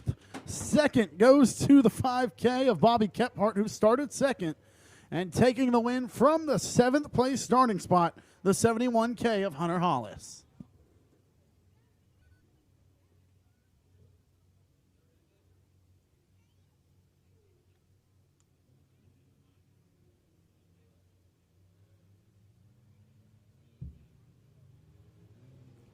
Here comes heat race number 2, the final heat race of the night. And on the pole out of Keithville, Louisiana, it's going to be Ben McDuff in the F5. To his outside, making the move from the factory stocks to the front wheel drives. Out of Princeton, Louisiana, it's going to be the 333 of Corey Giles. Inside of row number 2, Jack DuPont in the 06. To his outside, Hunter Armstrong out of Blanchard, Louisiana in the 25. Michael McEachern scheduled to drive the 0 tonight, and to his outside, Connor Cook in the 22. Jackson Gallagher in the 46, and we're going 6 laps for the second heat of the front-wheel drive 4 cylinders. Green flag is out, and we're instantly 3 wide as McEachern and Armstrong going to split the 333 of Giles. Now Cook going to get around him, as well as the 46 of Gallagher, as we got a lot of fast cars in this one. McEachern bobbles. Here comes Armstrong to his outside. Barely any room there, as they'll be side by side down the back straightaway. Armstrong will have the preferred line now. But did he go too high? We'll find out, as Cook going to take the lead. Connor Cook gets a 2-for-1 right there as he gets by McEachern and Armstrong, as those two continue to battle for the top side of the speedway, but Cook is content to use the inside. Great race up front right now as Connor Cook took the lead in the 22. McEachern rides second, 3 laps to go. Armstrong is third, Gallagher fourth, DuPont fifth. Giles is sixth. As contact between Armstrong and McEachern, the caution flag will wave.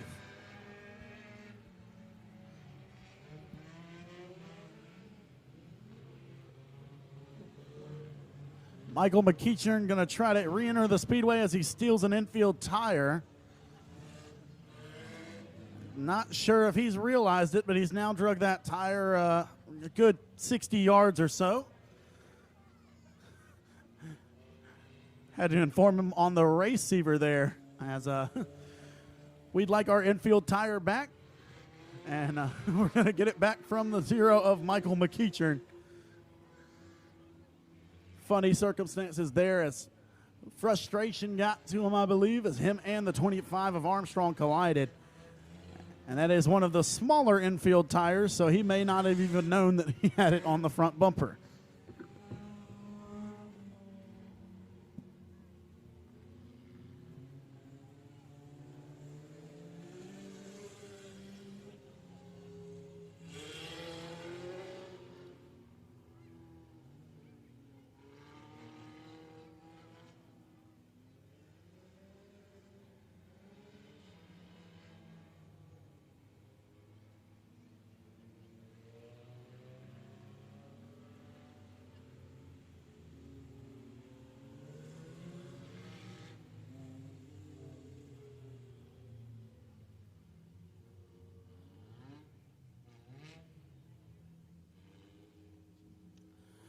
So that caution will be charged to the 0 of Michael McEachern, as well as the 25 of Hunter Armstrong. So as we resort the lineup, once again, we'd like to thank everyone who's tuning in on RaceOnTexas.com, watching live here at the Arklatex Speedway. Once again, I'm going to repeat it. It's a pretty big announcement. I've said it multiple times tonight. But we have announced this week that Race on Texas will cover every race here for the duration of the season here at Arklatex Speedway, as Arklatex Speedway and Boot Hill Speedway are no longer going to be running on the same nights. And so Race on Texas will be available to cover every race at both of the speedways. So tonight we have Miss Valerie Wells behind the camera. Her and Austin Wilkins both work for RaceOnTexas.com. I believe they are scheduled to alternate weekends of filming here. And so we're glad to have Miss Valerie tonight behind the camera. and providing all you race fans at home the great racing action here of the land of the three wide. Once again, this is our first race back with a reconfiguration. Added some new dirt, mixed it in with the old dirt, and so we're trying to get this new surface packed in and under control as this is the first night out.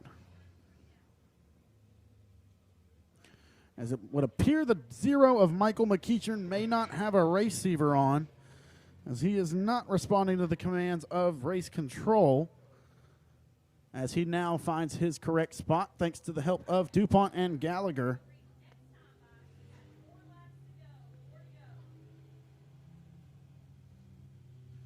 And we'll have 4 laps to go on this restart.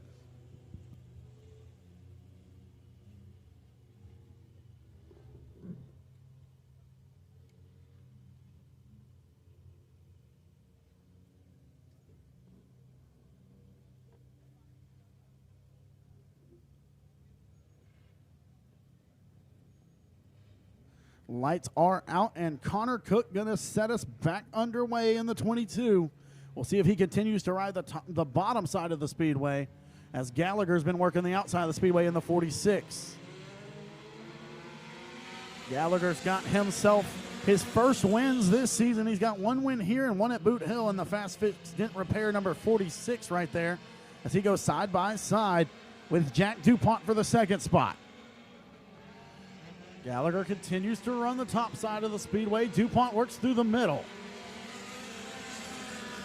as Connor Cook runs through the middle as well. He's trying to distance himself away from the field. McEachern now working his way back towards the front, looks to the inside of Gallagher, can't pull off anything just yet. 2 laps to go for Cook. We'll see if DuPont's closed the gap that time by, and he did. An 0.6 second advantage for Cook that time. Looks like a better turn 2 that time for Cook, as DuPont may not have gotten the run he was looking for out of turn 2 that time. Closes in on turn 3 as the white flag waves by the line this time, and DuPont loses that 10th. Cook going to gain a 10th again, and he'll be a 0.7 second advantage with half a lap to go now down the back straightaway. It doesn't look like DuPont's going to have enough to catch him. Out of 3 and 4 for the final time. Cook's going to win it, followed by DuPont, Gallagher, McEachern, Armstrong, and Giles. Your 6 cars finishing the heat race number 2 of the front-wheel drive 4 cylinders. That will conclude our heat race action, all the preliminary action for the night. We have 6 features coming your way, and we're going to do a 5-minute intermission real quick. And we will get underway with the USRA Factory Stock A main.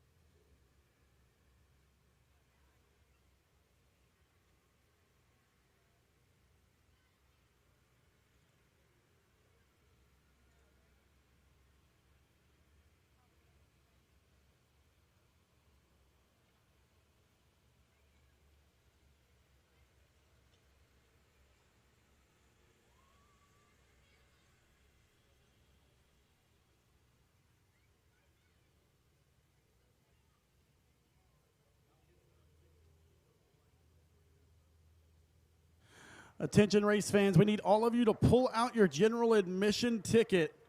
You may have won a free shirt. So the first ticket number is for a kid's shirt. It's a 302-863. 302-863.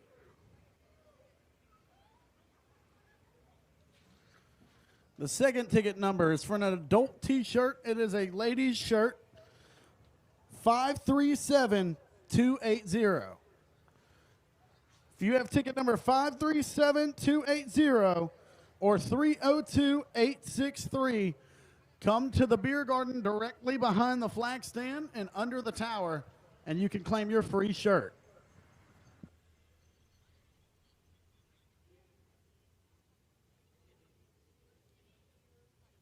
Test.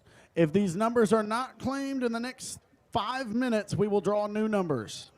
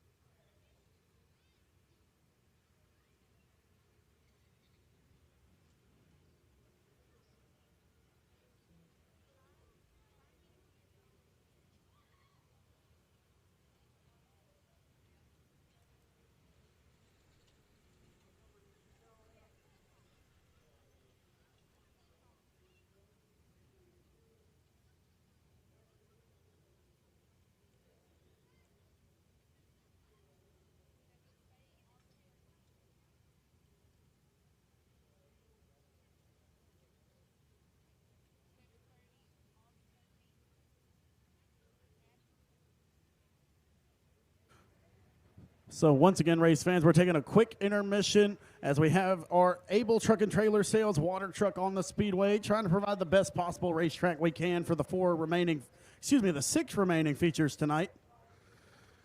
As we will run the same running order, it will start with the USRA factory stocks, then the Pro Mods, then the Crate Lake models, the USRA modifieds, the USRA limited modifieds, and then be concluded with the front wheel drive 4 cylinders.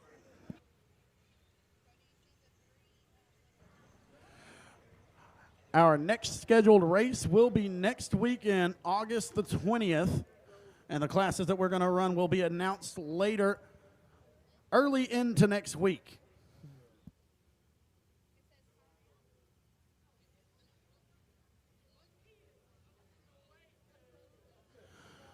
All right, last call for the kids' shirt, ticket number 302-863. Last call. 302-863.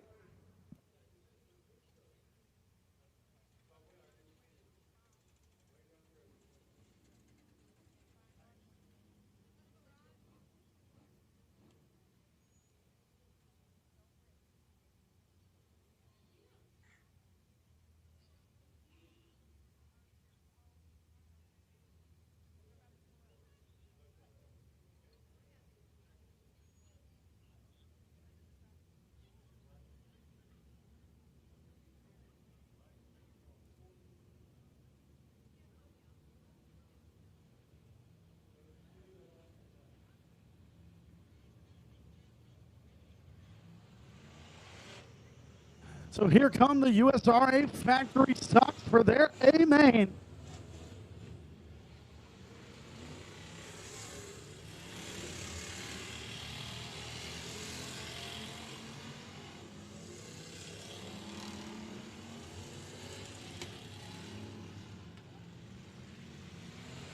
So here is your field for the USRA Factory Stock feature. On the pole in the Hitman Designs 00 out of Shreveport, Louisiana, it's David Vosbury. To his outside in the RaceOnTexas.com Outlaw Race Cars Best Engines number 36J, that's Brandon Brown. Inside of row number 2, Brian Grosjean in the Laser Race Cars number 82 out of Shreveport, Louisiana. And to his outside, the Battle Wagon Race Car number J27 of Scotty Case. Inside of row number 3, out of Gladewater, Texas, in the Camco Electric number 1 star, that's Cameron Furr. To his outside, in the Snoopy's Auto Best Engines Outlaw Race Cars 00, that's Scott Hushelpeck.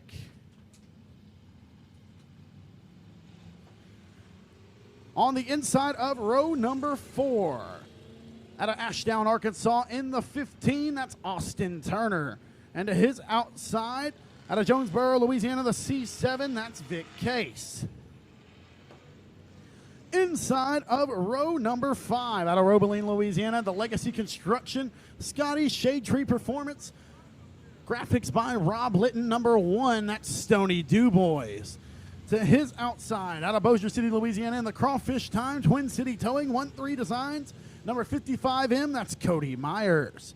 Inside of row number 6, out of Robeline, Louisiana, the Legacy Construction, number D55 of Dalton DuBois. And to his outside, the O'Reilly Auto Parts 15X out of Provençal, Louisiana, that's Dakota Wyatt. Inside of row number 7, out of Texarkana, Texas, that's Andy Taylor. And his outside, in the Southern Roofing Hennigan Race Cars, number C16, that's going to be Dustin Hennigan. Inside of row number 8, out of Ashdown, Arkansas, Paul Turner in the 19. To his outside is going to be the Texarkana Emergency Services, number 35 of Racing Roy. Inside of row number 9, out of Rusk, Texas, in the David Hood Construction, number 429, that's Jason Hood. And to his outside, the Laser Race Cars, number 27G, is Cade Gailey. Inside of row number 10, the Z83 of Jeff Brooks, not on the Speedway. Scheduled to his outside, the 3 out of Bossier City, Louisiana, is Randall Thompson. And your final start out of Karnak, Texas, in the FOUR is Landon Rogers. So we called for 21. We have 20 on the Speedway. Only missing the Z83 of Jeff Brooks out of Benton, Louisiana. As we are going to get the 1-to-go signal from flagman Keith Parker. And we're going to see who can take the first checkered flag on the reconfigured Arklatex Speedway here in Vivian, Louisiana. You can see the track photographer Chaz Brzeski in the infield getting final pictures on the parade lap here for the USRA Factory Stocks. And Vosbury and Brown going to lead us to the green flag for 20 laps.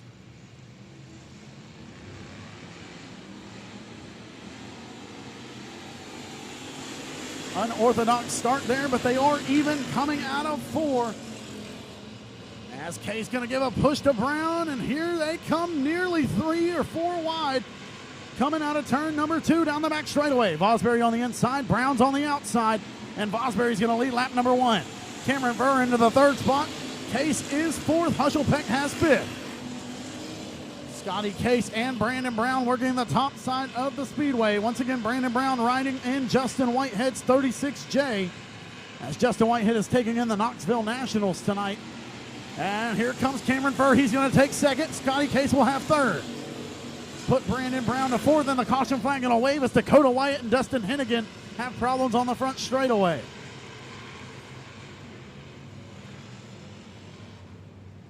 Heavy damage to the front end of the C16.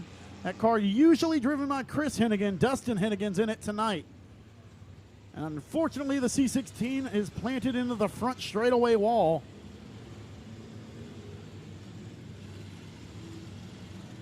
And he has a flat left front tire that is falling off of the whole wheel. So it looks like we may have to put the C16 on the hook and assist Dustin Hennigan back to the pit area.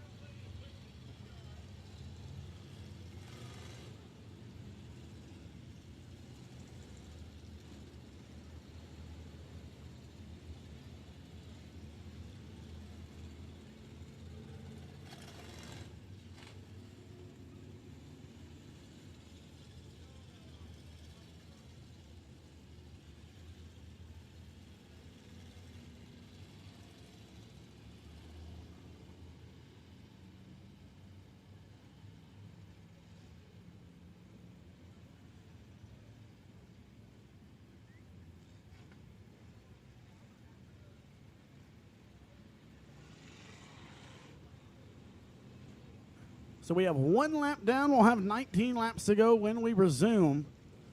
The Z83 showed up. That's Jeff Brooks, but we're not going to allow him to race as he's already a lap down. As the 35 of Racing Roy pulling off the back straightaway exit. So we're going to be 3 cars down. We'll have 18 cars to go 19 more laps. As Dustin Hennigan, Jeff Brooks, and Racing Roy are all out of this competition.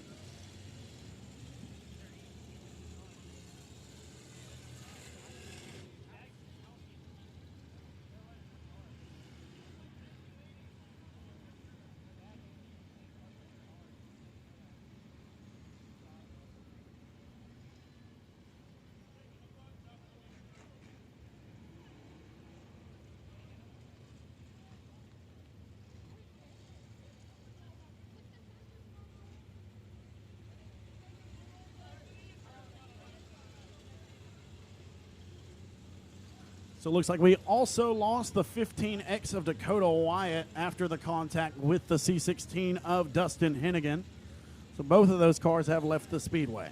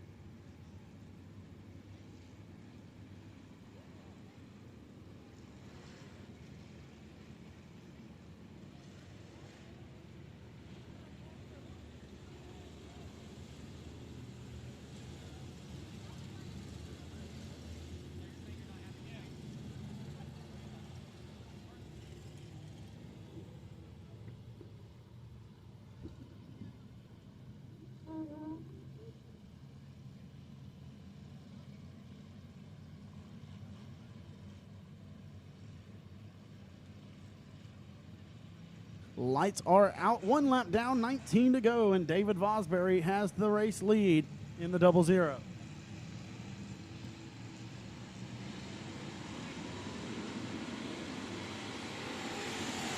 Cameron Furr going to spin the tires on the restart, and he's going to lose a lot of spots. May have a flat tire there in the 1 star. Definite problems for the 1 star, as well as Vosbury as they bottle up. Looks like there may have been a few flat tires there. And the green flag is still out as Vosbury's in the infield and Furr is off the speedway. So now Scotty Hushelpeck and Cody Myers are racing for the race lead. Myers started 10th and Hushelpeck started 6th. Bizarre restart there, as Vosbury has a flat left rear tire, and here comes Cody Myers for the race lead. Myers and Hushelpeck side by side down the back straightaway. Myers on the inside, Hushelpeck on the top. Here comes Myers, who's going to slide in front, and he'll take the race lead. Myers, Hushelpeck, Case, Dubois, and Paul Turner, your top 5 cars right now. Brian Grosjean runs 6th. Andy Taylor is 7th. Brandon Brown 8th. Jason Hood is 9th, and Vic Case rounds out your top 10 right now. Cody Myers going to dive to the inside of Austin Turner, and he'll put him a lap down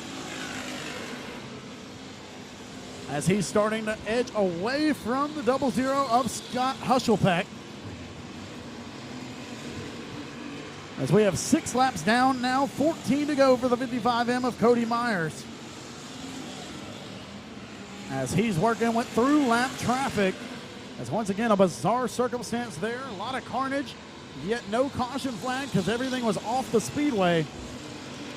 As now Myers looking to put the one a lap down. That's Stony Dubois, who rides in the 13th spot.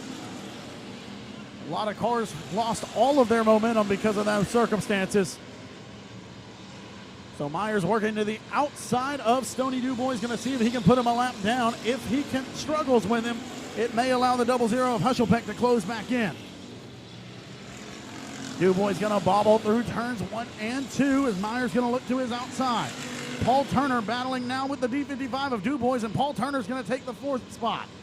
Dubois struggles, and it looks like Dubois is broke. The D55 of Dubois slow on the back straightaway. See if he can get to the infield as Grosjean now takes the 5th spot. But just as quickly as he takes it, it's taken back by Brandon Brown. Dalton Dubois will get into the infield as Cody Myers battling through heavy lap traffic as he gets around those 3 cars there as Gailey enters the infield. He clears Thompson and Rogers and now has 3 cars between himself and a battle now for second between Scott Hushelpeck and Scotty Case.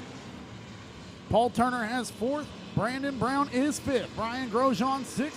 Andy Taylor is 7th. And from there on, it's lap cars. 8th, Landon Rogers. 9th would be Randall Thompson. And 10th right now would be the 15 of Austin Turner. So Cody Myers has lapped up to the 9th place spot right now. Andy Taylor is the next car in line. He's riding in the 8th spot. Excuse me, cars all over the speedway. I'm getting the running order mixed up. Jason Hood is riding in the 7th spot in the 729. As Scotty Hushelpeck spins, and the caution flag will wave for the 00.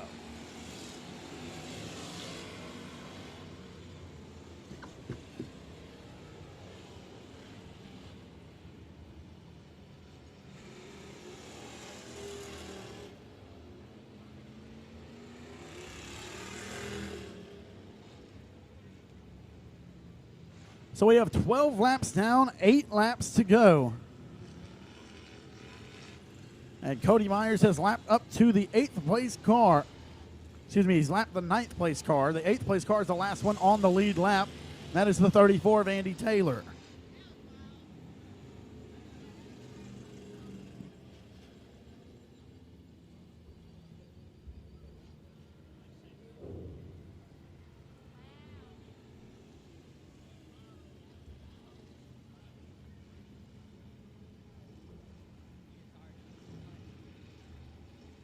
So Brandon Brown was running second when all the chaos ensued on that last restart. Went all the way back to 8th, and now he's raced his way back up to 3rd. So this is definitely the caution that the 36J was looking for. As Scotty Case now on the back bumper of the 55M, as the caution was for Scotty Hushelpeck, who is running in the 2nd spot. He'll be relegated to 8th now. Trying to get the order lined out as the 1 of Stony Dubois and the 15 of Austin Turner are both lapped cars. So we should be getting the 429 as well as the 34 and the 00 around those 2 cars.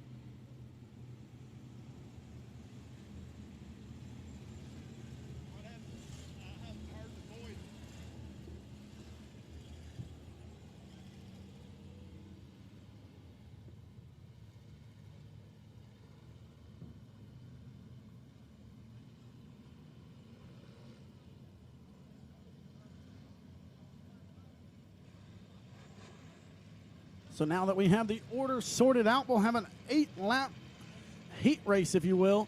Cody Myers out front, followed by the J27 of Scotty Case and the 36J of Brandon Brown. Green flag back out, and Brown's going to get a great restart to the outside of Case. Contact between Case and Brown, and Case going to dump the 36J. Heavy contact. Grosjean's collected, as well as the 34 of Andy Taylor. Caution flag is out, and Keith Parker has the black flag in hand. And we will be down to a minimum of 7 cars on the lead lap.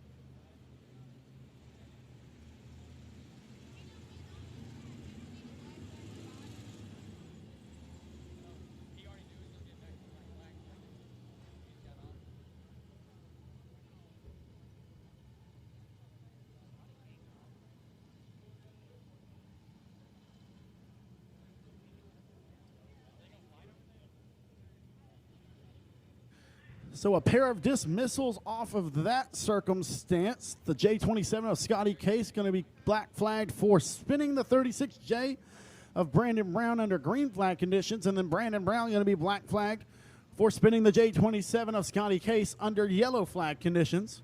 So we are now down to 5 cars on the lead lap as Andy Taylor, a victim of circumstance there.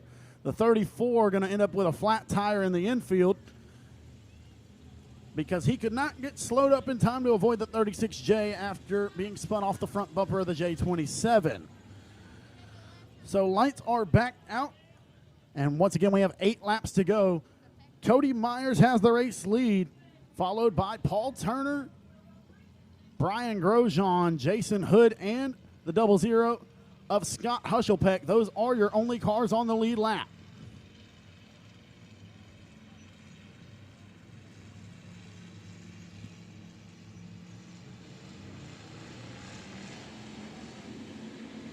Green flag back out. Cody Myers going to get a good start. Paul Turner gets to the 2nd spot. Brian Grosjean is 3rd. Jason Hood looks to the inside of Grosjean as Hushelpeck trying to get the top side momentum worked up once again. Hood started from the 17th starting spot, and he's now worked his way up to 3rd as Hushelpeck gets by Grosjean. So Cody Myers started 10th. He's leading. Paul Turner started 15th, and he's in 2nd. Jason Hood started 17th. He's in 3rd. Scotty Hushelpeck started 6th. He's in 4th. And 5th is the 82 of Brian Grosjean, who started 3rd. And here comes Hushelpeck. He's going to get a run to the outside of Hood, and he'll take the 3rd spot down the back straightaway. And now he's coming after Paul Turner for the 2nd spot as Myers sees 5 laps to go. Cody Myers looking for his 3rd or 4th victory here at Arklatex Speedway this year. I believe he has a pair or at least 1 win over at Boot Hill Speedway, as well as Randall Thompson and the one of Stony DuBois collide and spin. They will both continue on. 4 laps to go this time for Myers, followed by Turner, Hushelpeck, Hood, and Grosjean, as Landon Rogers now has 6th. 7th is Stony DuBois, and 8th is Randall Thompson. Myers closing in on Thompson with 3 laps to go.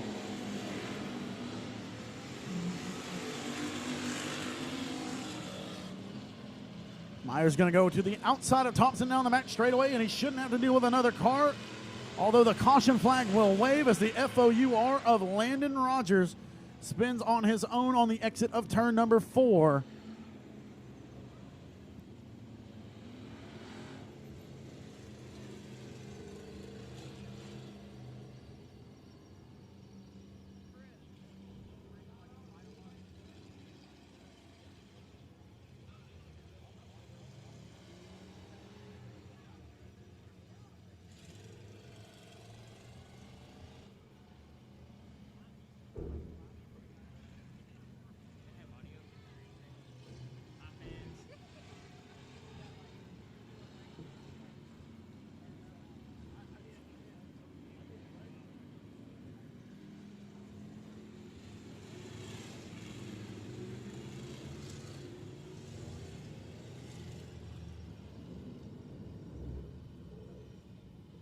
So 3 laps to go in the A feature for the factory stocks, as Cody Myers took control after the chaos on lap number 5, and he's shown the way thus far. Now Scott Hushelpeck and Paul Turner are going to have one last chance to make a charge at him. Turner going to sail high on the exit, and Hushelpeck's going to get acquainted with the front straightaway wall. And looks like that might be it for the 0-0. Caution flag going to wave. Hushelpeck going to put it in reverse, drive away, but looks like that front right tire might have been cut by the front straightaway wall.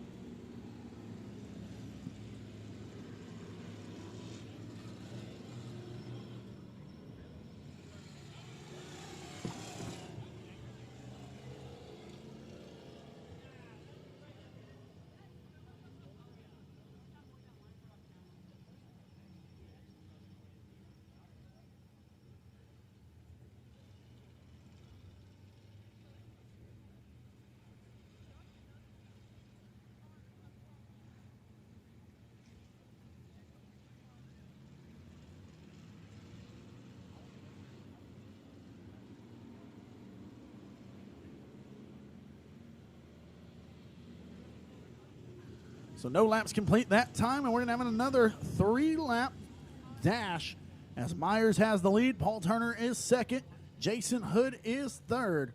Brian Grosjean fourth. He's the final car on the lead lap. And Stoney Dubois is currently sitting a lap down, looking at a top 5 finish.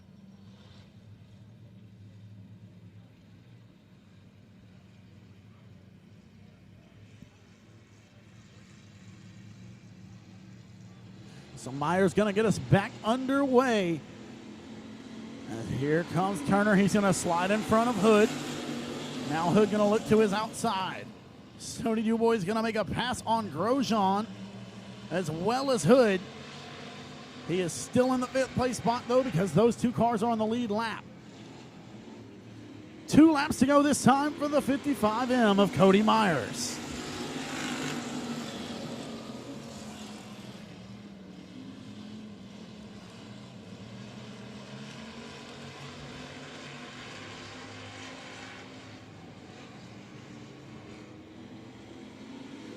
White flag waves for the 55M of Cody Myers.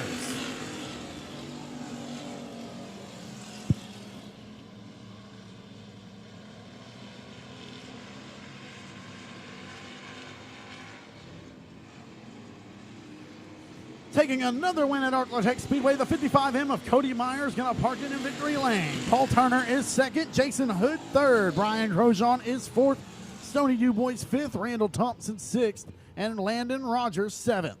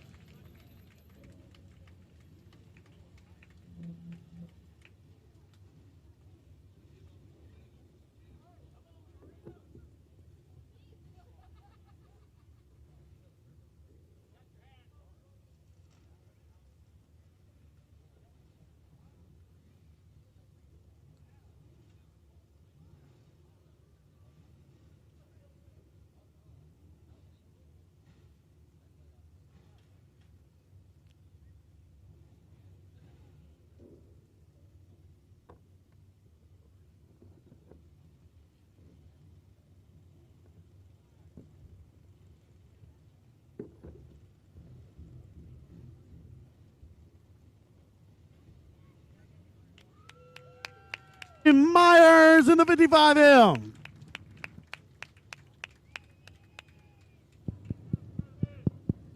Test.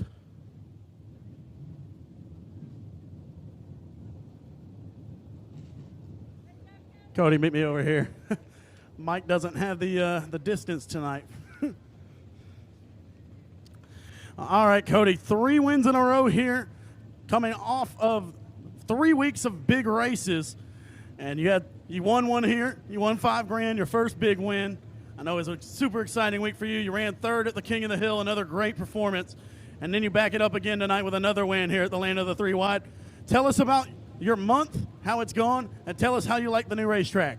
Man, it's been great, especially come out here winning 3 in a row. That's tough to do. Even winning out here is tough, but it's been great.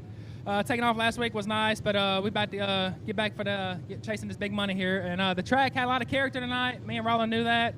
We had to deal with a lot of rain this week, but I know these guys are going to get it back ready for next week for us. All right, so you'll be going for 4 in a row next week. What's the game plan? Just keep digging. All right, race fans, that's the 55M of Cody Myers, the Bossier City bad boy.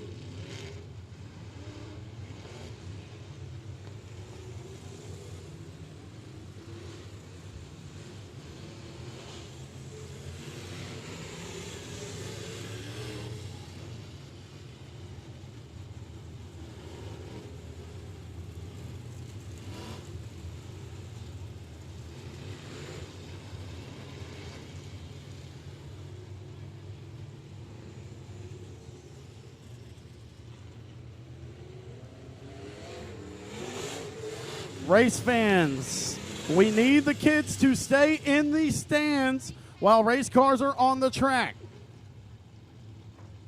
Kids, y'all have to stay in the stands while race cars are on the track.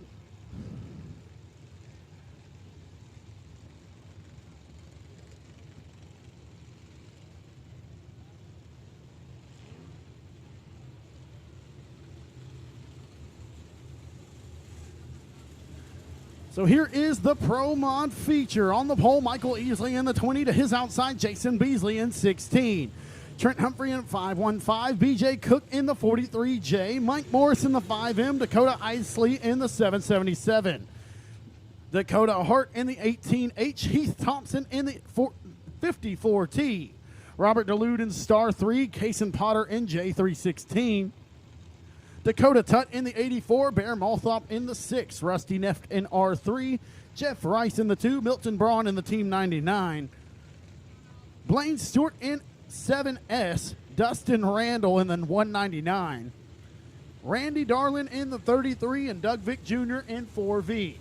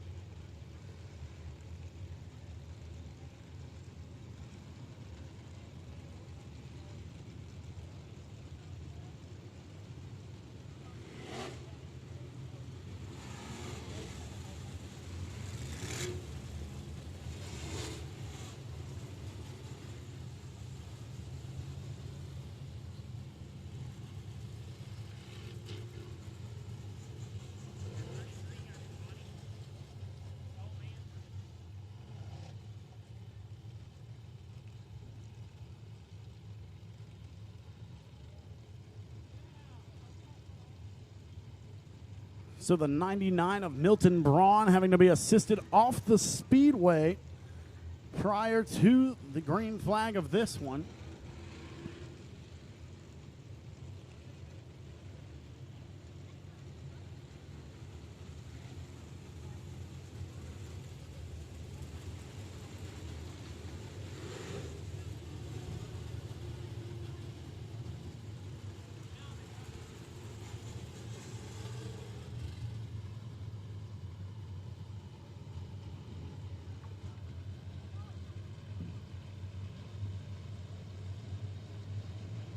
Lights are out. Easley and Beasley going to lead us to the green flag here in the Pro Mod division.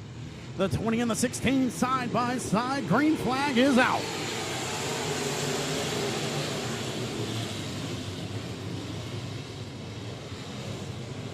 Go 3 wide for the second spot as Easley has the lead. Beasley, Humphrey, and Cooks 3 wide as Potter is spun around in the J316. Caution flag will wave.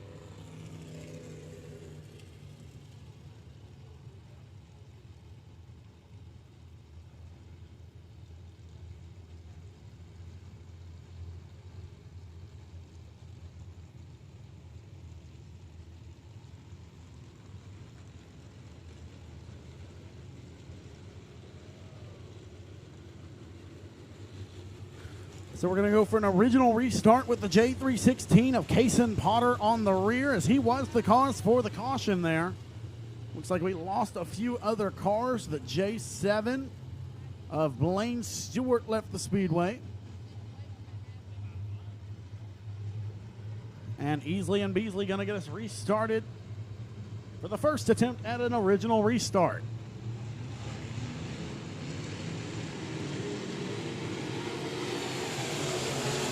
Beasley and Humphrey good restarts. Cook didn't get as good of one that time. As the start 3 of Duluth and the 6 of Molthop get locked up together, I should say. As here comes Jason Beasley to the inside of Michael Easley.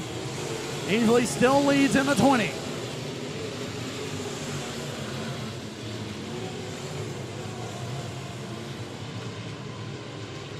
Mike Morris battling with the 43J of BJ Cook now for the 4th spot, as Humphrey trying to search around and find a faster line than what he's running right now.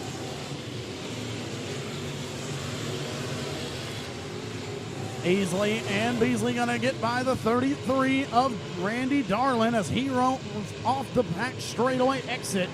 And here comes Mike Morris to the inside of Trent Humphrey.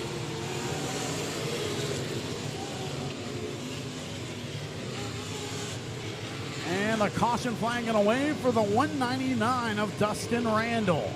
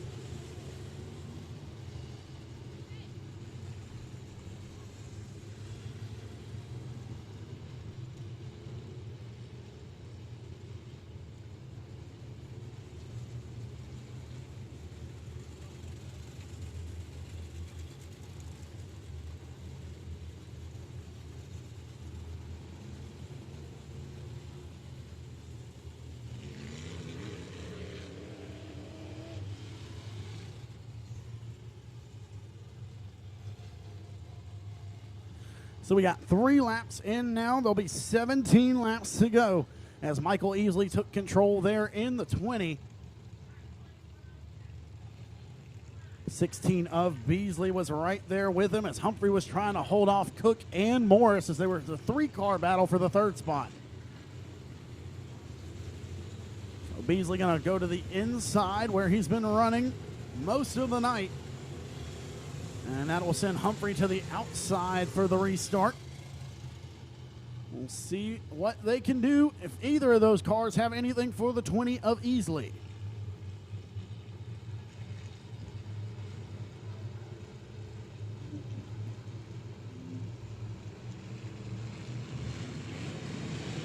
And the green flag is going to come back out. Humphrey gets a much better restart that time. Trent Humphrey going to power to the outside of the 16 of Jason Beasley, and he's into the second spot.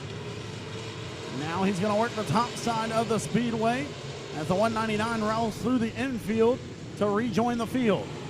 Beasley leads, and now Humphrey right on the back bumper. And here comes Trent Humphrey down the back straightaway. He's going to look to the outside of Michael Easley and take the race lead down the back straightaway, entering turn number 3. Easley going to fight back to the inside as he slides up. Humphrey's going to take the race lead off of turn 4. Trent Humphrey with a 17.7 that time, as Easley was sitting there with an 18.1. As Beasley ran a 17.7 on that last lap as well. As it's now a 3-car battle as Beasley is closing in on Humphrey and Easley. Mike Morris has 4th, Dakota Isley has 5th, and the caution flag is going to wave once again as we have a car over the edge of turn 1 and 2. As he's going to reemerge, that's BJ Cook in the 43J. And after the caution wave, the 199 spun. That is Dustin Randall. So again, Dustin Randall looks like he bought the 199 from Josh Warren.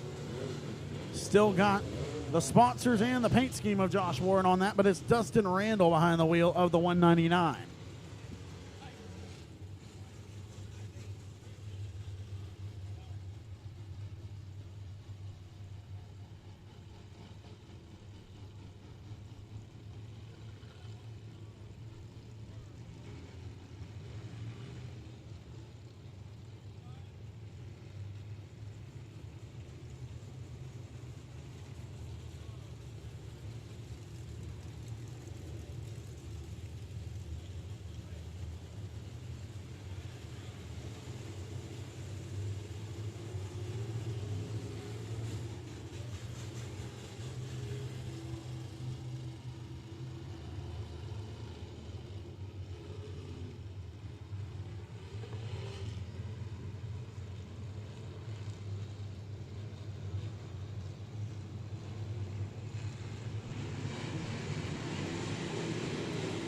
Leads Easley and Beasley, as Beasley going to get a good restart on the outside of Easley that time. He ride through 1 and 2, and Humphrey's going to get a run coming out of turn 2. Down the back straightaway, he's going to power to an advantage. 2 or 3 car lengths ahead of the 20 of Michael Easley, and Easley pushes as Dakota Hart's going to spin and Potter's going to be collected. Malthop spun also without any contact between those cars. Heavy damage to the J316 of Kason Potter. Doesn't look like he saw the 18H of Hart. And we're back under the caution flag.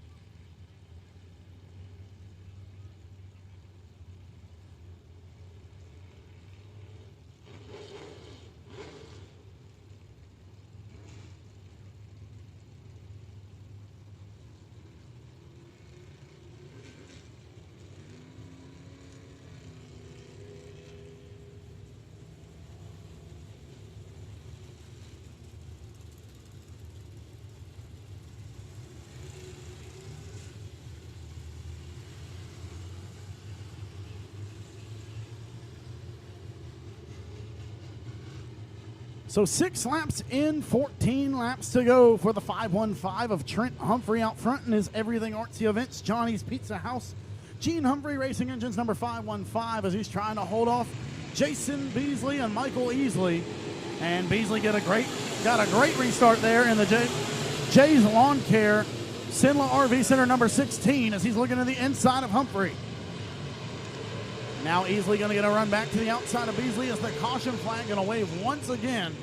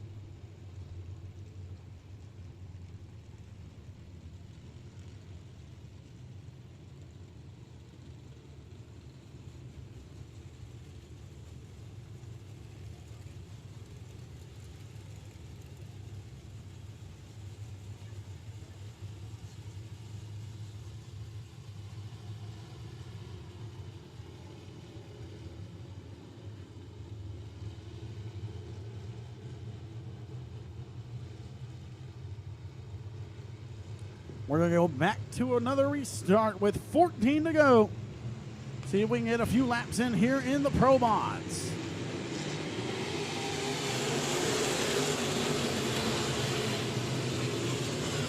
Humphrey back to the top side of the speedway. Easily looking on his inside. Can't make a move just yet. As they nearly go 3 wide for fourth. Isley and Morris are 2 wide with the 2 of Jeff Rice right there as Rusty Neff going to spin.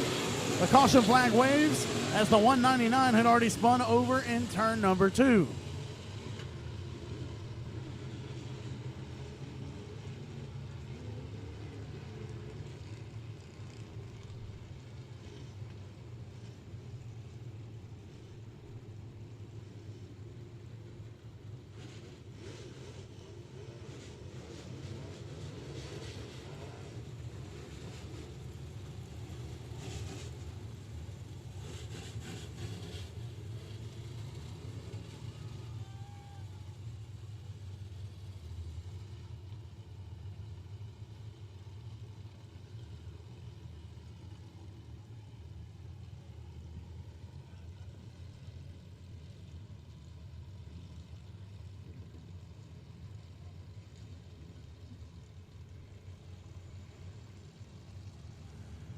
Lights are out, and we're going back to the green once again here in the Pro Mod division.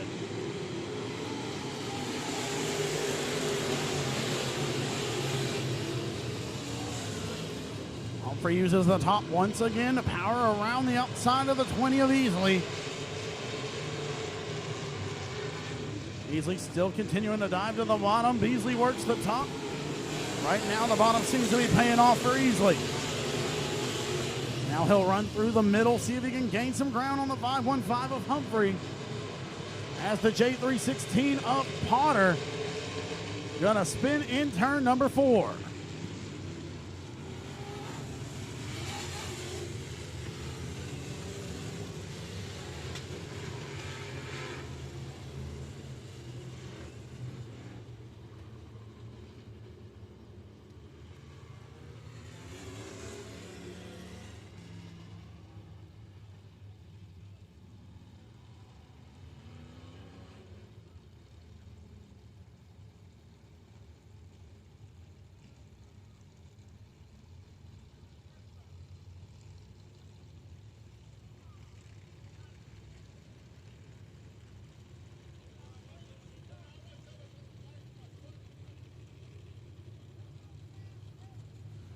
So that is the second unassisted caution for the J316, so he will be dismissed from this race.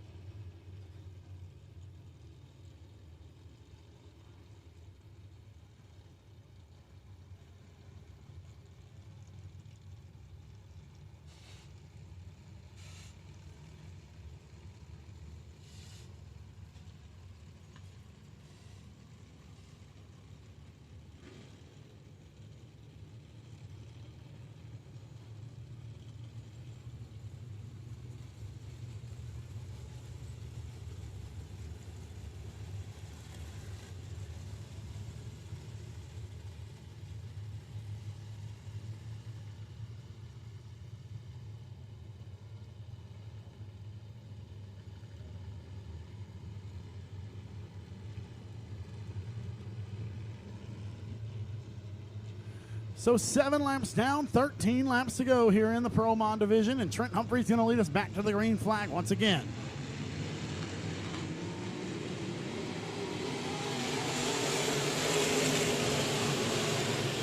Beasley going to get a great restart that time as he tries to work around easily for the second spot, and he'll get the spot down the back straightaway.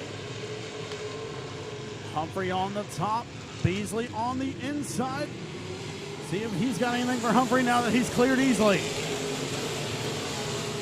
Isley runs in the 4th spot, followed by Mike Morris's 5th. Jeff Rice riding in the 6th spot. Rice started 14th in this one. Here comes Heath Thompson to his outside. Humphrey continues to lead, followed by Beasley, Easley, Isley, and Morris. Rice is 6th. Thompson is 7th. BJ Cook is 8th. Rusty Neff is 9th. And 10th is Robert DeLude with 10 laps to go this time for Humphrey. Big push from Mike Morris, going to open up the door for Rice and Thompson. Rice takes 5th, Thompson takes 6th. And that's going to put Mike Morris back to 7th. But a bobble from Thompson going to open up the door once again for Morris. And now Thompson going to power back to his outside. This is a 3-car battle for the 5th spot.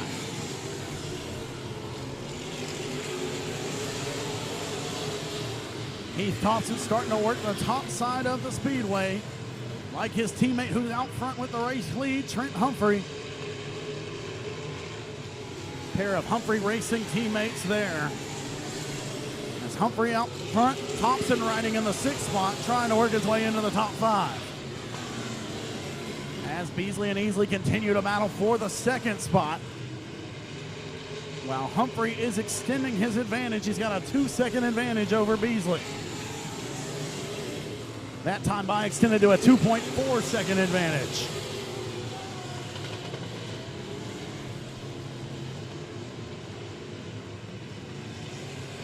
Coming around 6 laps to go for the 515 this time. As something just flew off the 84 of Dakota Tut in turn 2, and I'm assuming that's the cause of the caution. Sitting right in the middle of the track on the exit of turn number 2.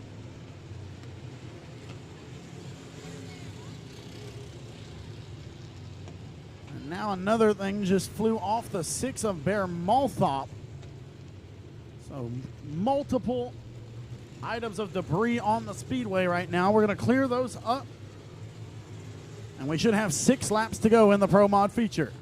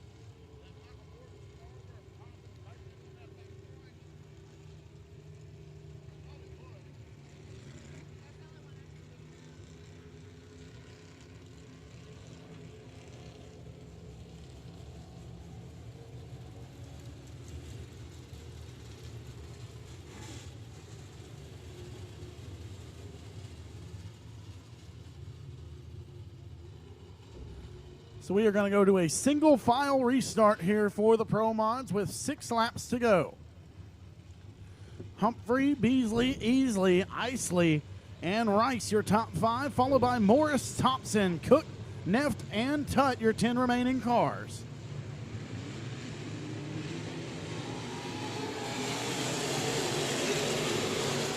Humphrey's going to go to the top. Beasley goes to the bottom as Humphrey might have got a little bit loose there, but he gets a big run coming off of turn number 2. Now Easley going to look to the outside of Beasley and try to get the momentum on the top side, see if he can take away the 2nd spot, as Isley's trying to throw his name in the hat in the 777. That driver has shown a lot of improvement in the last 2 months as he's making the adjustment from drag racing to dirt racing. As he just got that car about 2 months ago, and he started running with the Pro Mods, and he's seen major improvement from the 777. As BJ Cook and Mike Morris make contact on the front straightaway, Humphreys out front with the race lead, and here comes Easley to the outside of Beasley. 4 laps to go for the 515 of Trent Humphrey. Easley takes second that time. Beasley is third. Isley still has fourth. And Rice still in the 5th spot. Here comes Heath Thompson. Excuse me, it was 3 last time. 2 laps to go this time for the 515 of Trent Humphrey. Easley and Beasley continuing to battle for the 2nd and 3rd positions. Isley still sitting in 4th. As Rice trying to hold off Thompson and BJ Cook for the 5th spot as the white flag waves this time.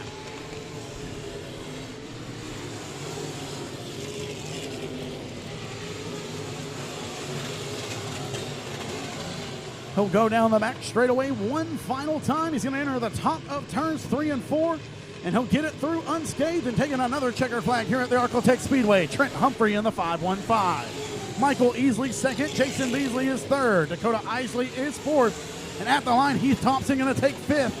6th will go to BJ Cook. 7th, Jeff Rice. 8th will be the 5M of Mike Morris. 9th, the R3 of Rusty Neff. And 10th, the 84 of Dakota Tutt.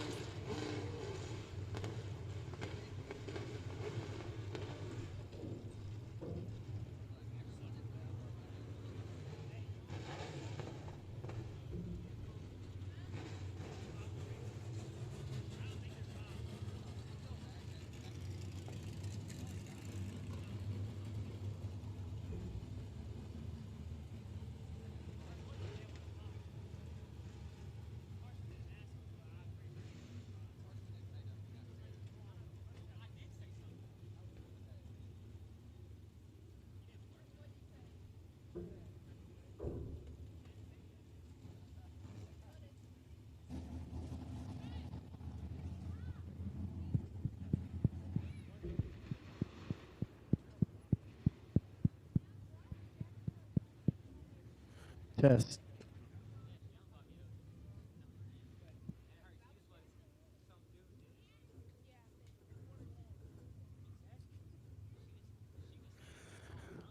So he's back in the genuine RV A-Mark Metals, Arclitex Garage Doors, and Arclitex Shop Builders Victory Lane out of Houghton, Louisiana.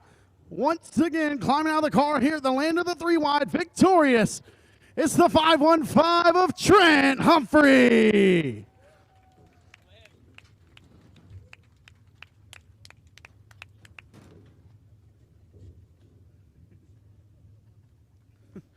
All right, Trent, tell us about that race. Tell us how you like the new reconfiguration. A little bit choppy tonight, but that's to be expected on the first night out on a new surface. Yeah, like you said, I guess that's to be expected. I mean, it was a challenge. A lot of bite in the track. It's got a lot of traction, but man, it was a challenge. You know, trying to find some semi-smooth spots and to do that consistently is tough. I started out, on the bottom and I thought that was the smoothest route, but after that, that restart put me outside. I really found, the car seemed to like it up there. Felt better in 1 and 2, struggled in 3 and 4, but we got it done. All right, so tell us what you're thinking in your head with all the caution flags. We had 8 yellows. It was like we could get 3 laps in at a time. So how eager are you getting under the helmet, waiting for that next restart, just trying to get laps in? Yeah, I was waiting for the single file. That usually helps, get things going a little bit smoother. The double files are a challenge. This class is especially a challenge when you get a full field of cars, and then the track presented new challenges itself. So, I was thankful to go single file, and I think we may have had one more caution after that, but that seemed to kind of streamline it. All right, who do you have to thank on the 515? All right, first and foremost, glory to my Lord and Savior, Jesus Christ. Got to thank all my family, my wife, my dad. He puts in probably more work than me on this deal to keep me going. My uncle, Gene Humphrey, I never saw him. I don't know if he made it here tonight or not. If you did, holler.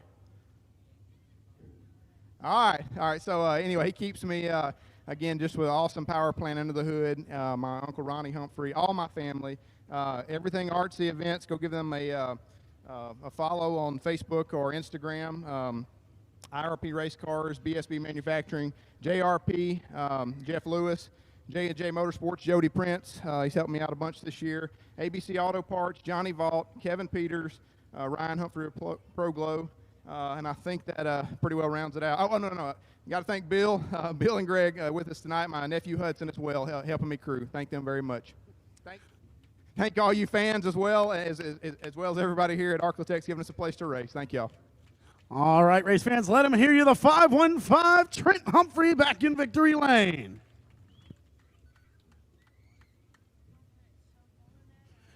All right, race fans, who's ready for some crate late models? Nobody? Okay.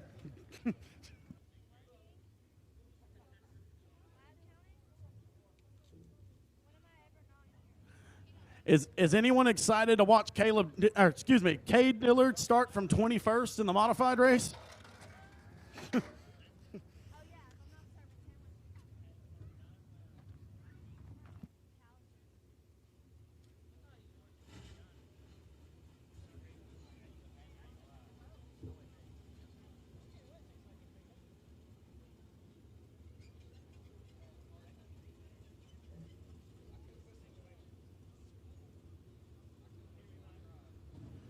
All right, race fans, so now it's time for the crate late models. We'll have 18 of them going 20 laps.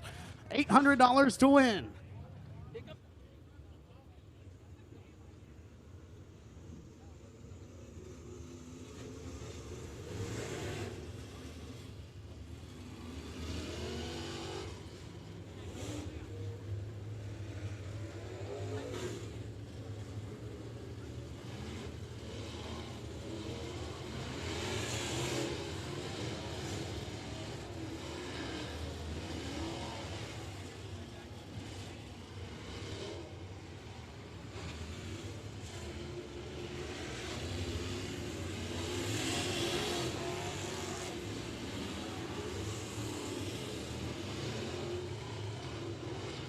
Attention race fans, whoever is the parent of the kid standing at the flag stand, can we please get him back in the stands? Please. It is a massive safety concern, as some of y'all may have seen at Sabine Speedway about a month ago. A tire flew into the stands, and it's a really big deal. We need the kids to stay in the stands during racing.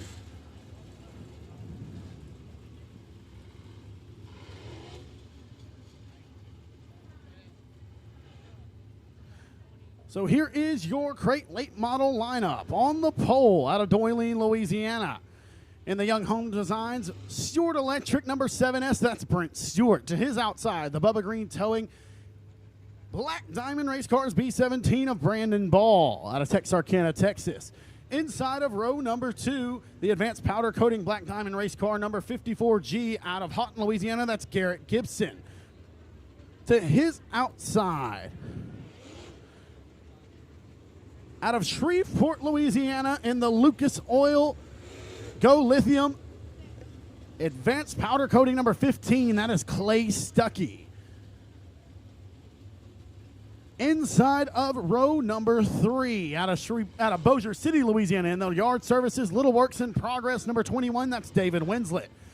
His outside, Garen Lindsay in the 24. Chad DuPont and Austin DuPont make up row number 4. Mikey Kyle in the 25, Barron Prince in the 9R, Tracy Denby Jr. in 15, Ryan French in 21X, Michael King Jr. in 14 Jr., Jody Reap in the 8. Robert Young in the 5Y, Anthony Boatman in the 75, Timmy's Jr. in the 2 Jr., and Wyatt Wilkerson in the 78, and we're green in the crate late models here at the land of the 3-wide Arklatex Speedway. Stewart's going to get the early race advantage. Here comes Ball to his outside. Here comes Gibson.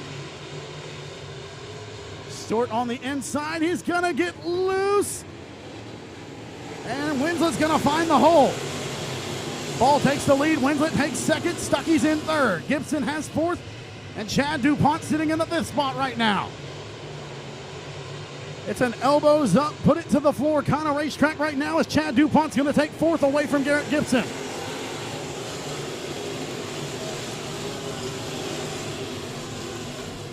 Brandon Ball's leading, but here comes David Winslet in the 21 as he's closing in. trying to stick it to the inside of the Speedway. Winslet as close as he can possibly get to those infield tires. Here comes Winslet to the inside.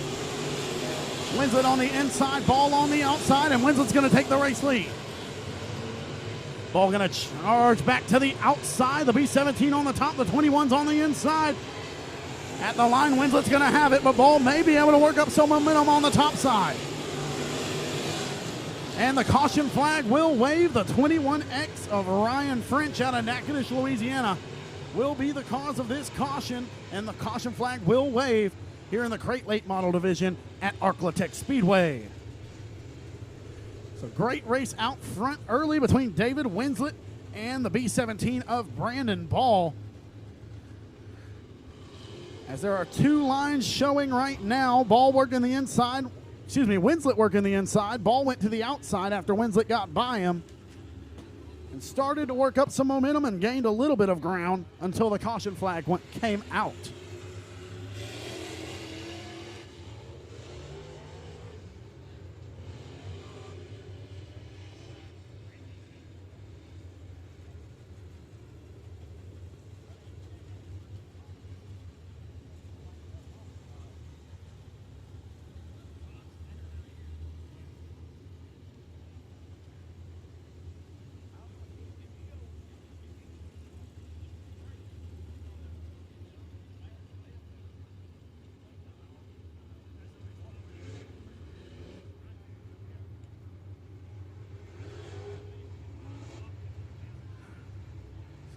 So back to the sponsors of these cars. The 24, that's Gary and Lindsay. He's in the Kenny Lindsay Motorsports victory sign and design number 24.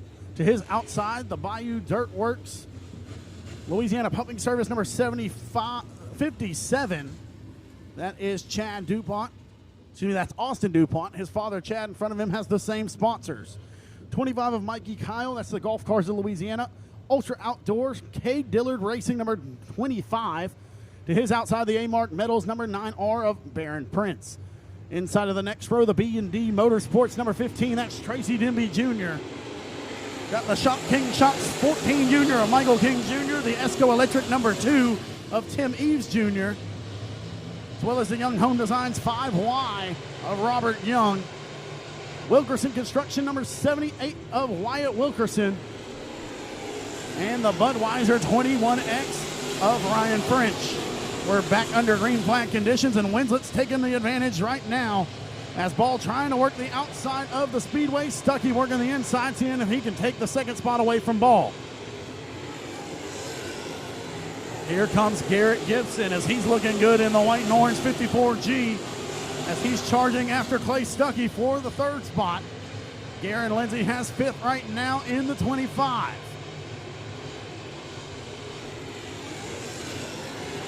So Winslet's out front, followed by Ball, Stuckey, Gibson, and Lindsay.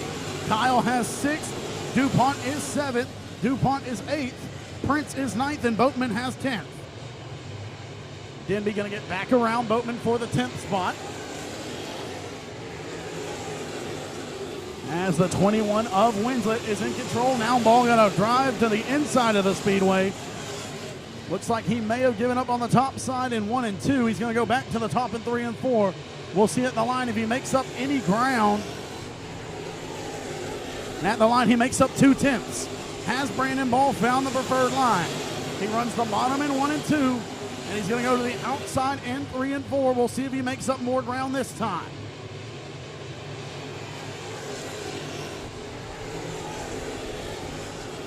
He loses a 10th that time. Now he's going to go to the top in 1 and 2.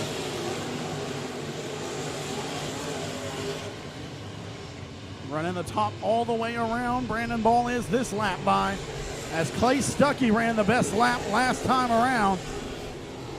And that time Ball a little bit quicker than Winslet, but not enough to gain substantial ground as the caution flag going to wave as the 2 junior of Tim Eves Jr. and the 9R of Baron Prince collide down in turn number 4.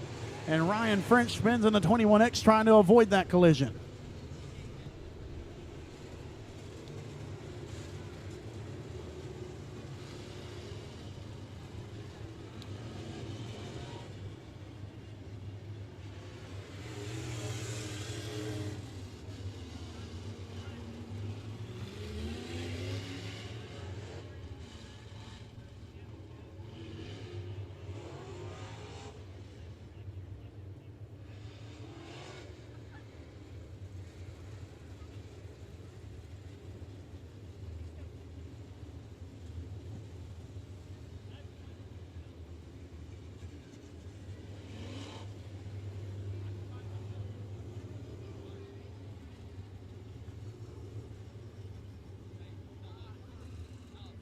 So the caution flag waves with 9 laps to go. 11 laps down here in the Crate Late Models.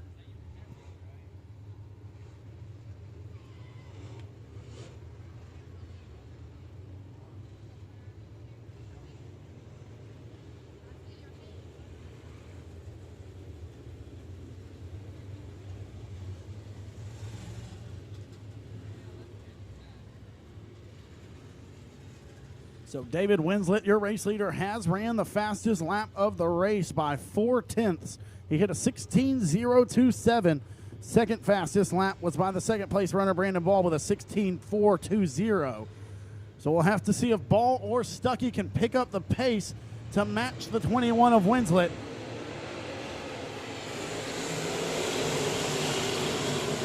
But Winslet's best lap was on the third lap of the race.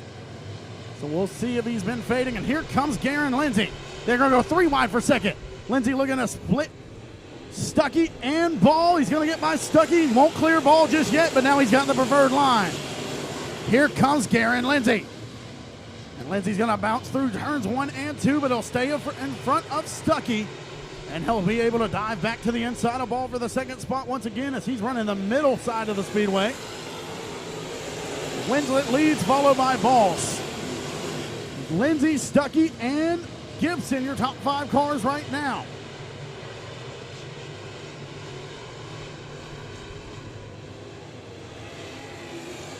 As a battle for 5th emerges, Mikey Kyle going to make heavy contact with the 54G of Gibson.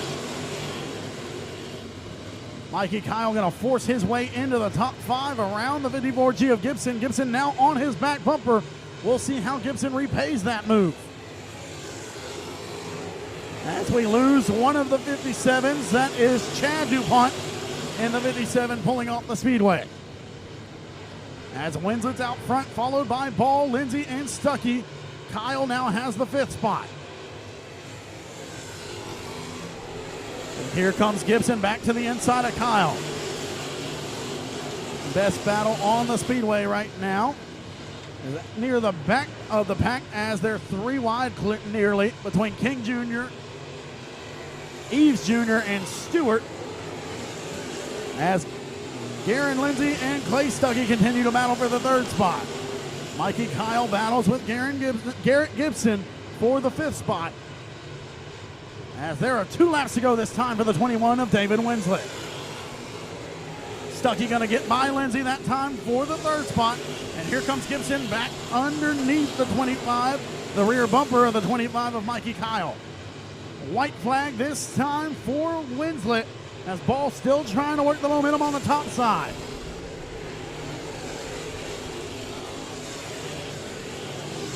Going to go down the back straightaway one more time, entering on the bottom side of the speedway once again.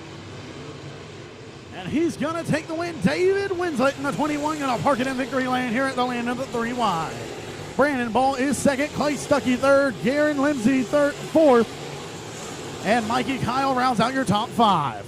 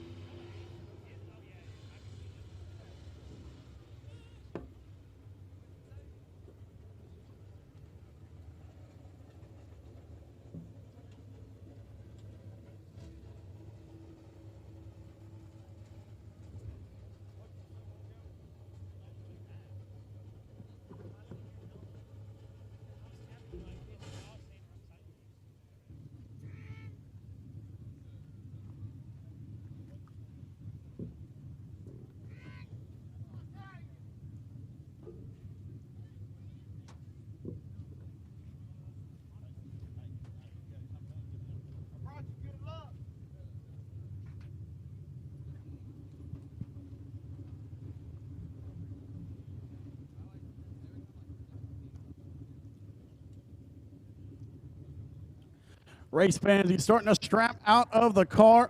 Race fans, if you enjoyed that show, let's hear you We don't have the crate late models here all the time, but we like to add them when we can.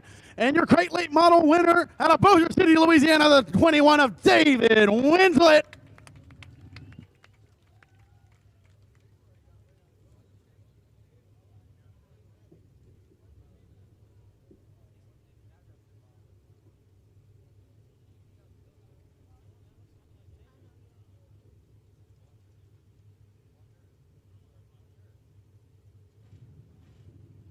All right, so back in victory lane here at the Arclitect Speedway. David, tell us how it feels.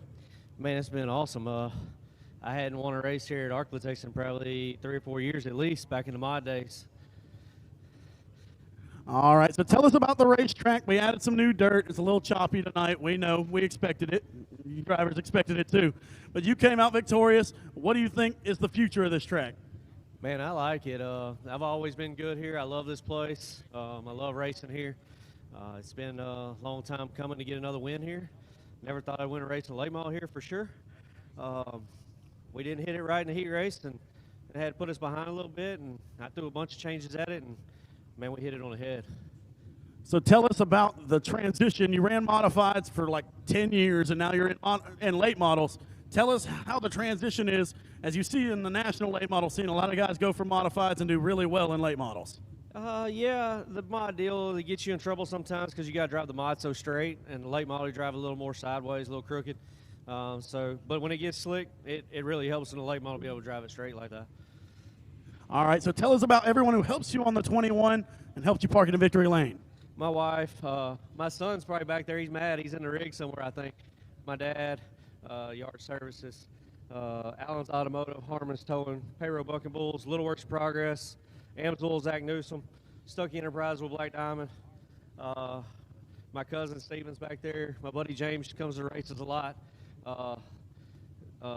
Jeff's daughter and son are back there. Man, we brought a whole crew tonight, hoping to make it happen, and feels good to be here. All right, so since you have so much experience in the modifieds, tell us, do you think Cade Dillard's about to win this from 21st? I don't know. I wish somebody let me have a seat, let me race one right now. All right, that's your crate late model winner, David Winslet in the 21.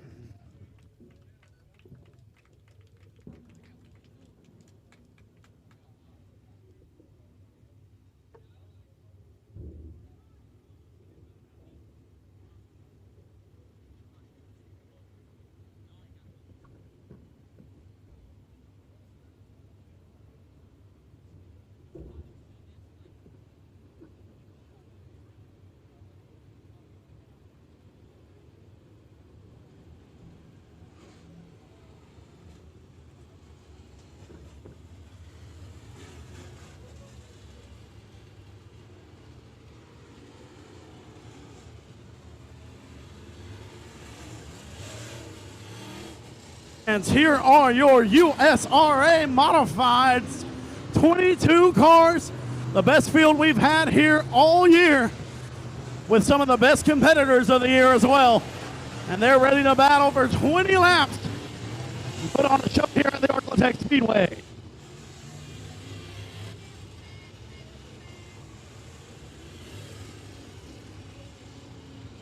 So on the pole out of Falk, Arkansas, in the Charlie Williams painting, 1-3 Designs Pro 1 transmissions, number 24WM, the 24M Manuel Williams II.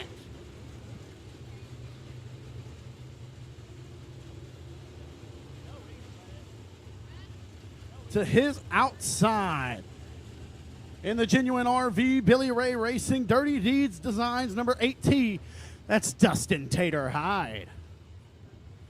Inside of row number 2, out of Falk, Arkansas, it's going to be Manuel Williams Sr. in the 1-3 Designs, number 24. To his outside, the TQC number 816 of Chris Hennigan.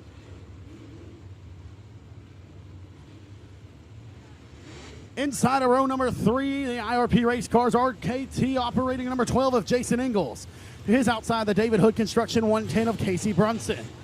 Inside of row number 4, the Longhorn Chassis Jacks Motorsports number 78 of Billy Jack Brutchin. To his outside, the Soapy King Car Wash 2S of Stephen Gaddis. Casey Fowler, Sean Gaddis, Baron Prince, Randall Settle, Jason Webb, Ron Morris, Mason Williams, Mike Morris, Joel Bonet, Wayne Hart Jr., TJ Tollison, Cade Dillard, James Griffin, and Michael Rhodes, and we are green in the USRA Modifieds, and Tater's going to throw it to the inside.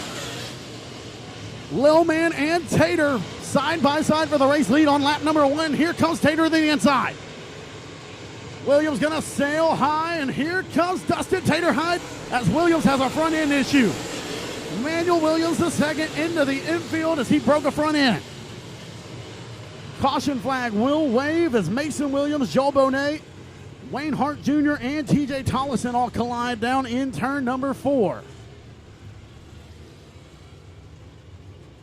Rolling through 3 and 4 with the race lead. You can see the left front tire of the 24M was shifting all over the place, and then it turned sideways on the exit of turn 4, and he had no choice but to pull it to the infield.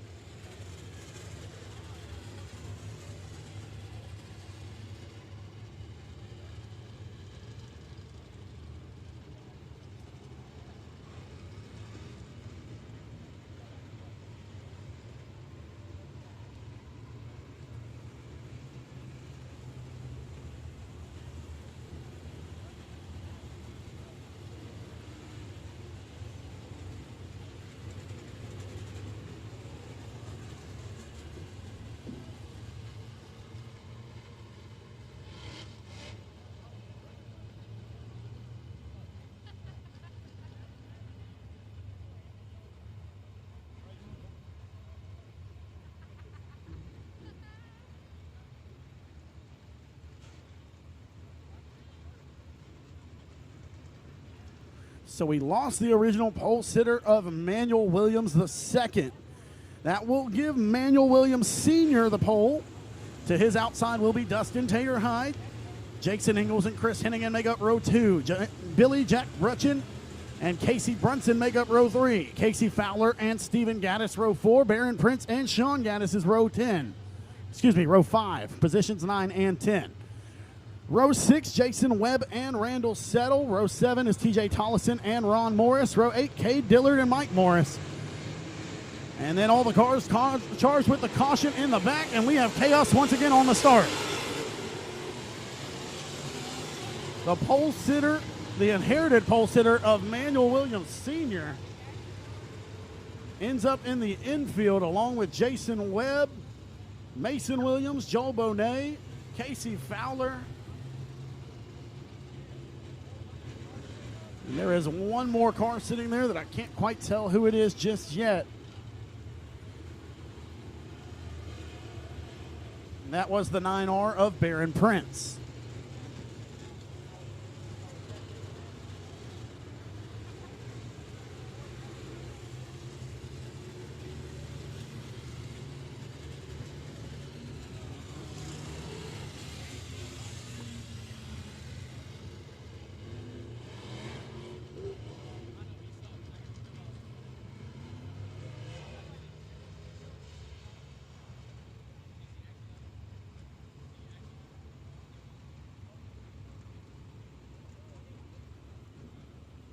So we're going to go back to another original restart.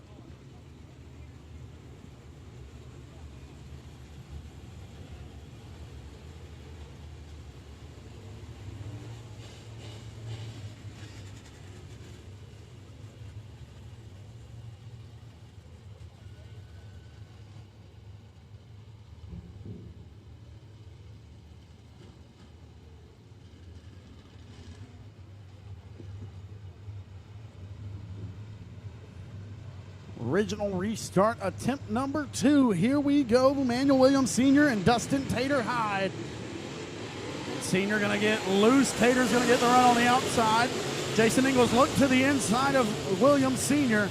Didn't have the space to make the move, and now Sr. going to sail high. Here comes Ingalls. Here comes Hennigan as they split. And now it's looking like a modified race from 2010 with Dustin Tater Hyde, Jason Ingalls, and Chris Hennigan, your top 3.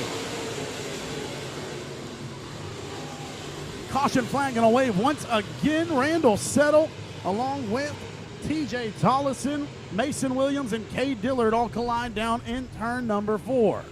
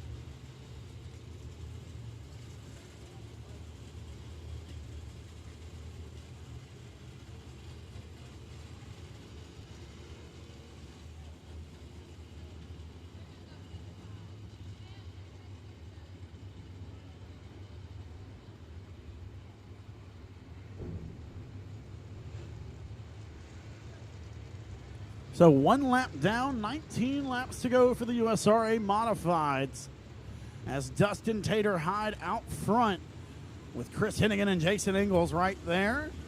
Manuel Williams Sr. has 4th, 5th is Billy Jack Brutchin. And we'll see how it all sorts out 19 laps from now.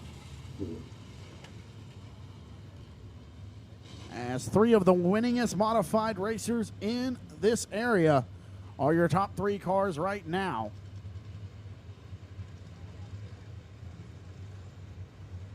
Actually be curious to know when the last time Dustin Tater Hyde went to victory lane here was.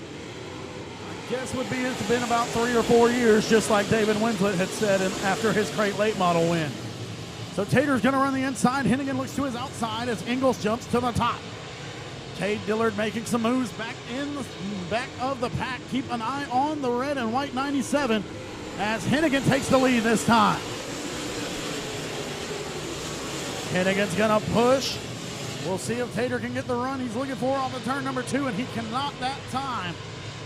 So Chris Hennigan's going to take over the race lead. Dustin Tater Hyde is 2nd. Jason Ingalls is 3rd.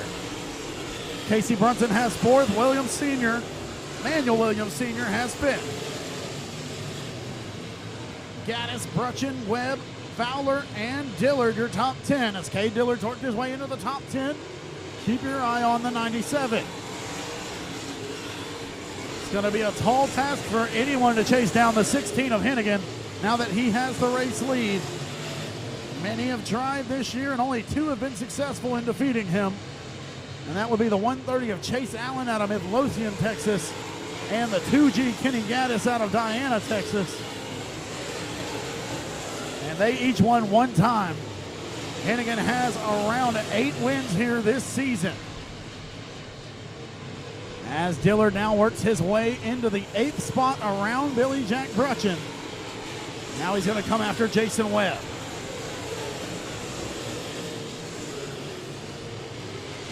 So Hennigan starting to distance himself away from Hyde. Hyde trying to stay there. And Ingalls not quite able to maintain the pace that those 2 have.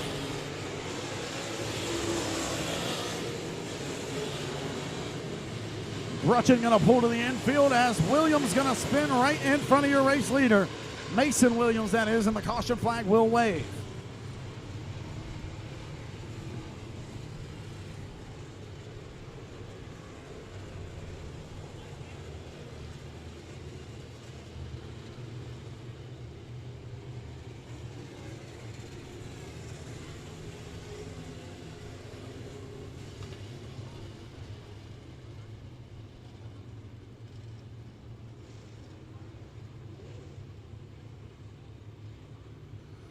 So as Mason Williams is charged with the caution, Manuel Williams Sr. pulls off the speedway along with the 5R of Ron Morris.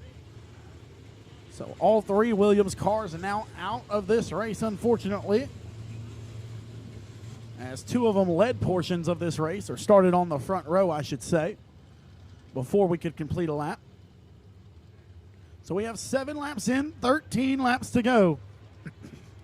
As the 16 of Chris Hennigan now has control. Dustin Tater-Hyde running second. Jason Ingalls is third. Casey Brunson fourth. Sean Gaddis has fifth. Cade Dillard is sixth. Jason Webb seventh. Casey Fowler is eighth. Baron Prince is ninth. And Stephen Gaddis is 10th. Joe Bonet, Mike Morris, Michael Rhodes, and Wayne Hart Jr. round out your field. 14 cars still running. We got 13 laps to go.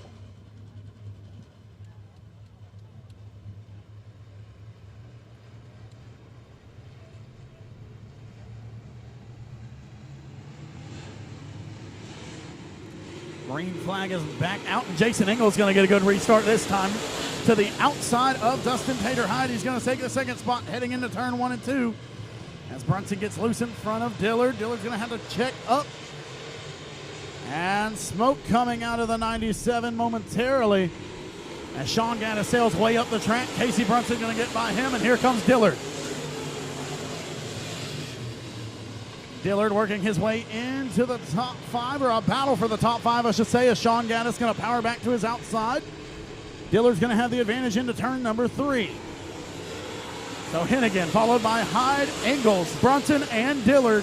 Cade Dillard's now worked his way into the top 5, and he's going to go to the outside of the speedway, see if he can get around Brunson. Here comes the thriller. The 97 of Dillard throwing it to the outside of Brunson, and there's still 10 laps to go. At the line, he'll have 4th. Dillard has made 17 spots in 10 laps, and he'll have 10 laps to go to make the final 3. But as to be expected, these will be the most difficult 3 passes he's got to make. If it stays green, it'll be a tall task to see Dillard catch up and pass the 16 of Chris Hennigan, who is your race leader. Right now, he's closing in on the 12 of Jason Ingalls, as he is running faster laps than Chris Hennigan at the moment, but Hennigan does have the fastest lap of the race.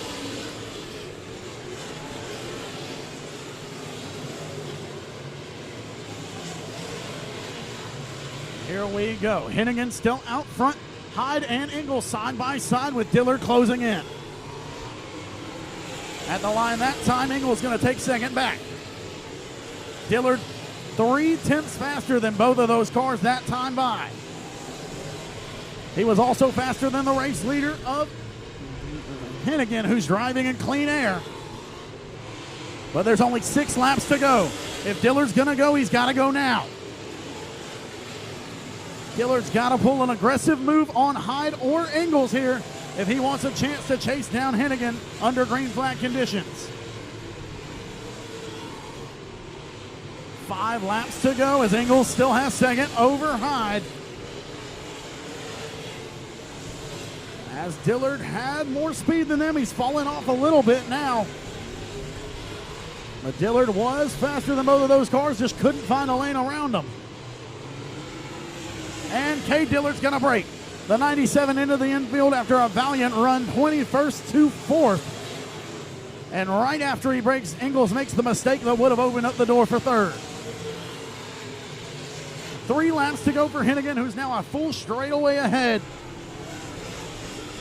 as he has a 3.7 second advantage over Dustin Tater-Hyde, who rides second.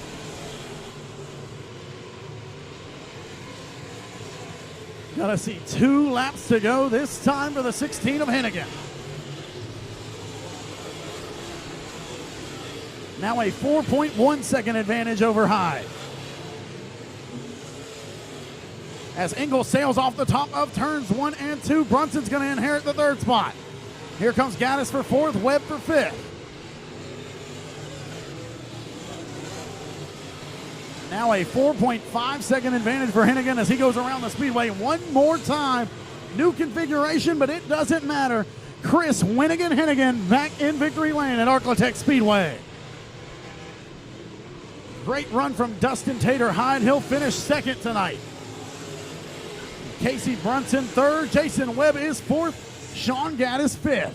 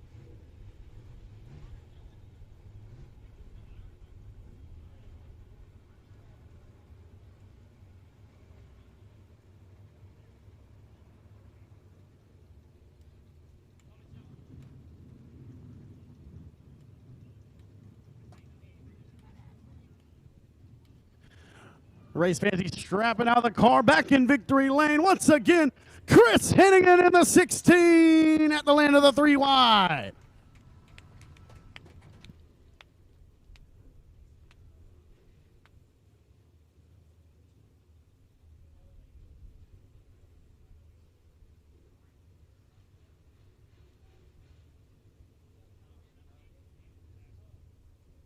Test. So, Chris, you're back in victory lane here. We got a new configuration tonight. You've won dozens of races here over the last few years. You've controlled the modified division pretty well here. How do you think these changes are going to affect the track, and is it going to have to change the way that you attack the track week to week? I think it's going to change big time. We get the little ruts out of it. It's a little slicker than normal now. Before it kind of latch up. So I think it's going to be good racing once we get the ruts out of it. So we had a really strong field tonight, 22 cars, good to see. A lot of good competition. Do you feel like guys are coming here to try to compete with you? I hope so. There's a lot of good cars here tonight, and hopefully they keep coming back, and we can get the car count on up there. So did you know how big of a lead you had? No, I had no idea. You won by 5.2 seconds. I was just driving as hard as I could. With reason, because Cade Dillard started 21st, and he was up to 4th when he broke with about 6 laps to go. He was right on Tater and Ingalls. Tater got 2nd, and Brunson ended up getting 3rd. So strong competition. Dallas cars here, and you represent winning another one at the home track.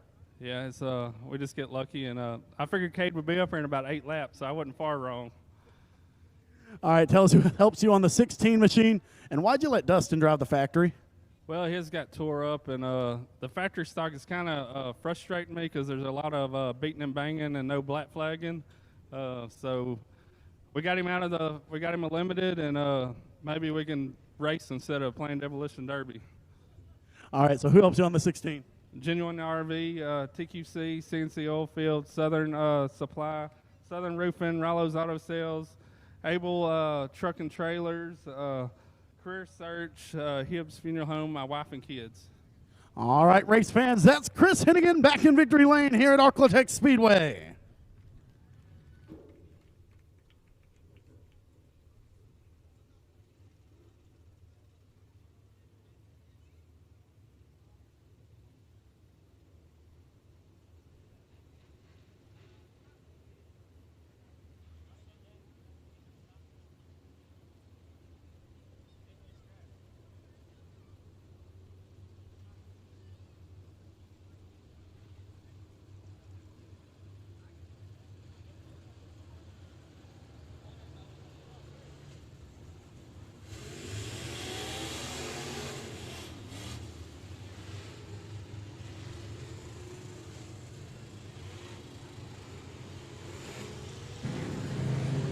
So 2 more races to go. This is the USRA Limited Modifieds.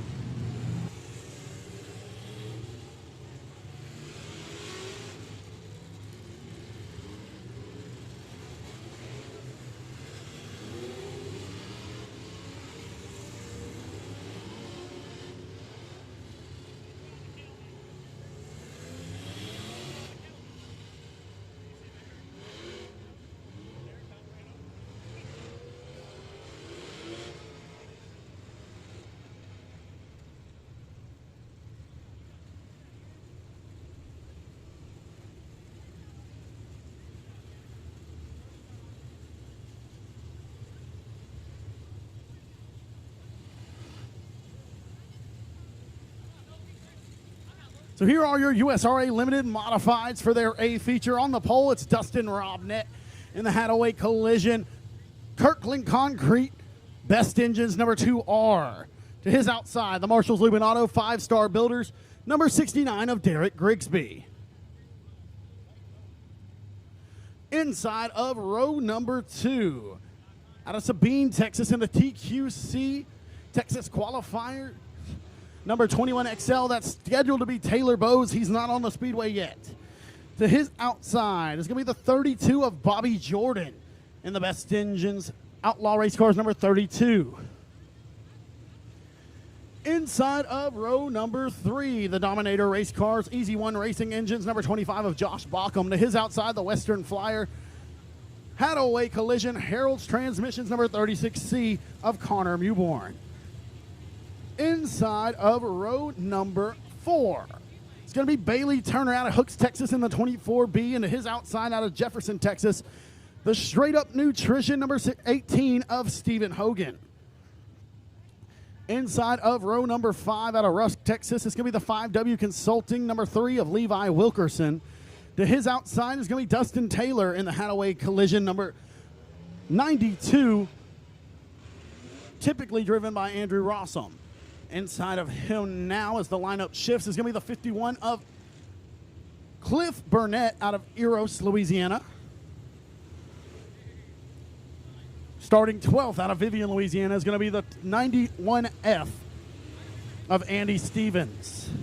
Carson Bradley in the C88, Logan Griffin in the L17, Jacob Fricks in the 21, Ronnie King in R18, Tommy Tullis in the T5, J.D. Ammons in the 00, Randall Guffey in 24G, Adam Roy in the 2, T.J. Bond in the 12, Cliff Tupper in the 23, John Good Jr. in the 23 Junior, and Ron Willardson in the 409.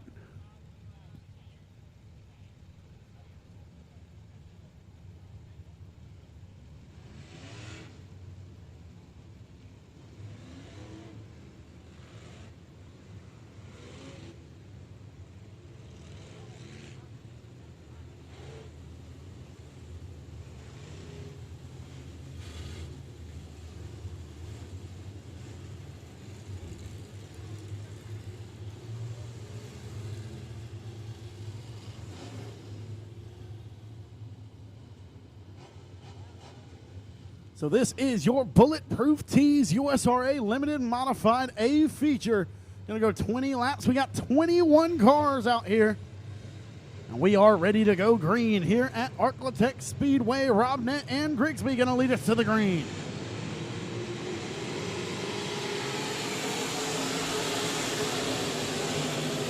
Robnett gonna try to slide to the top. Grigsby's there. He'll ride through the middle and he'll get the advantage down the back straightaway as Stevens collides with the 92 of Taylor. And the caution flag will wave. We'll go for an original restart.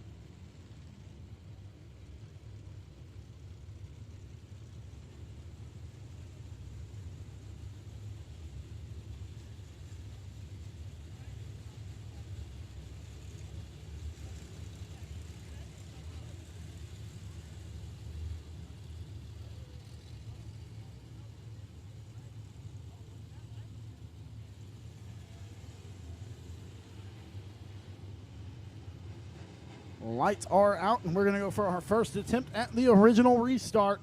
Robnet and Grigsby.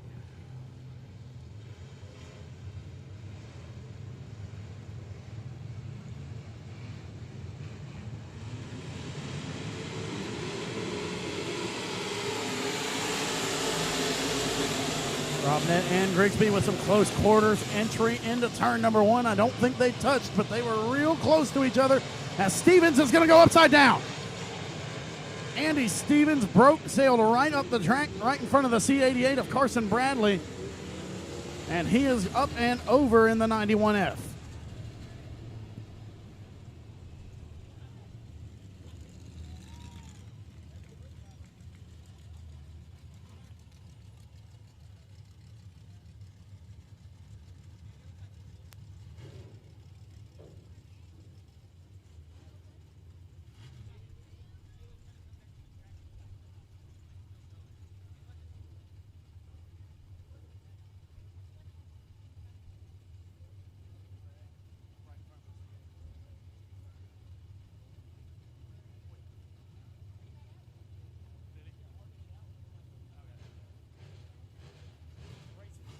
Test. Race fans, you can see Andy Stevens getting on to the four-wheeler right there, so he is out of the car. Let's hear it for the 91F of Andy Stevens.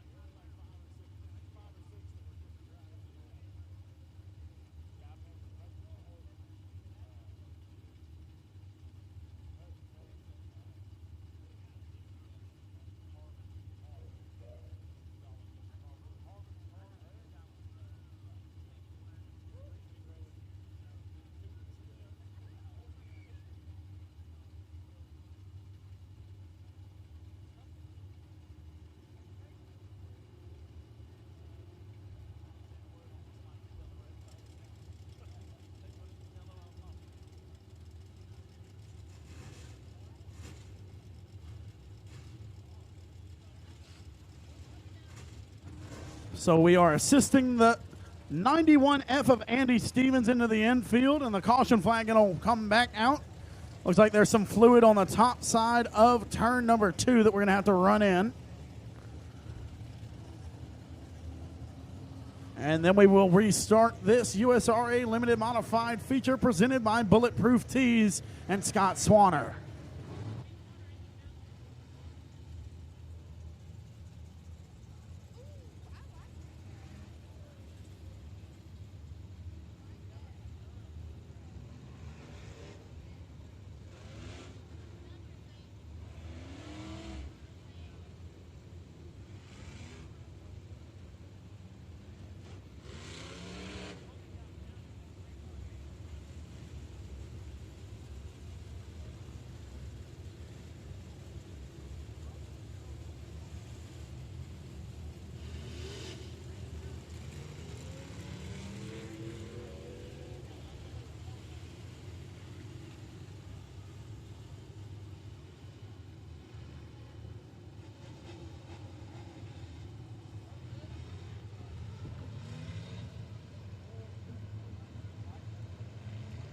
Out, and we're going to go back to the green flag. Dustin Robnett and Derek Grigsby. And here we go once again for the Bulletproof Tees USRA Limited Modifieds. 3 wide momentarily between Roy Grigsby and Robnett. And Robnett's going to get the lead down the back straightaway. Robnett's won multiple races at Boot Hill Speedway as well as Texarkana 67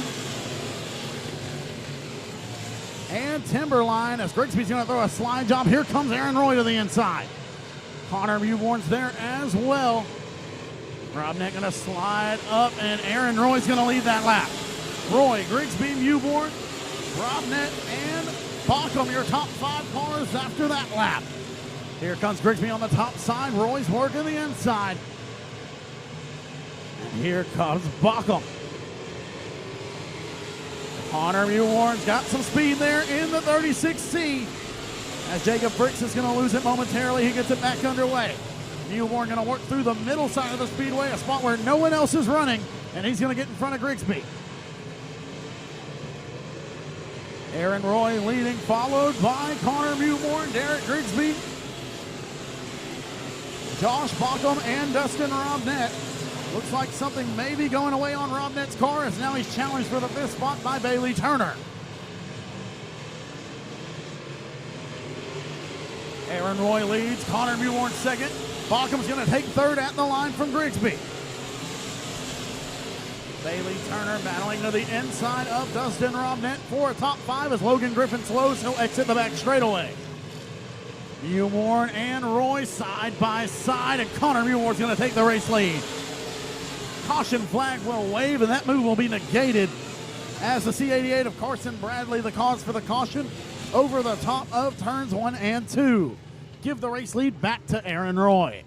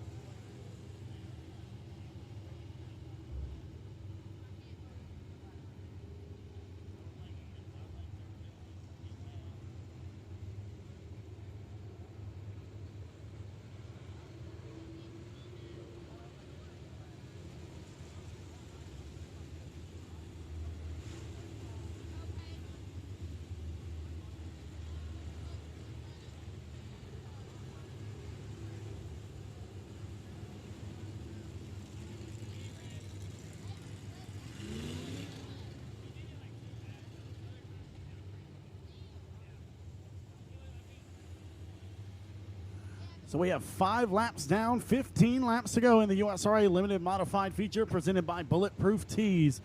And Connor Mewborn had just taken the race lead, and now it's going to be negated and given back to the 35 of Aaron Roy, as that lap was not completed. So Roy will have the race lead.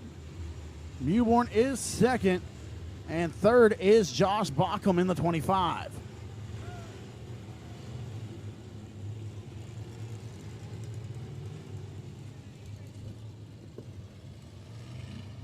For you race fans sitting in the stands at Knoxville Raceway in the Knoxville Nationals, they are halfway through.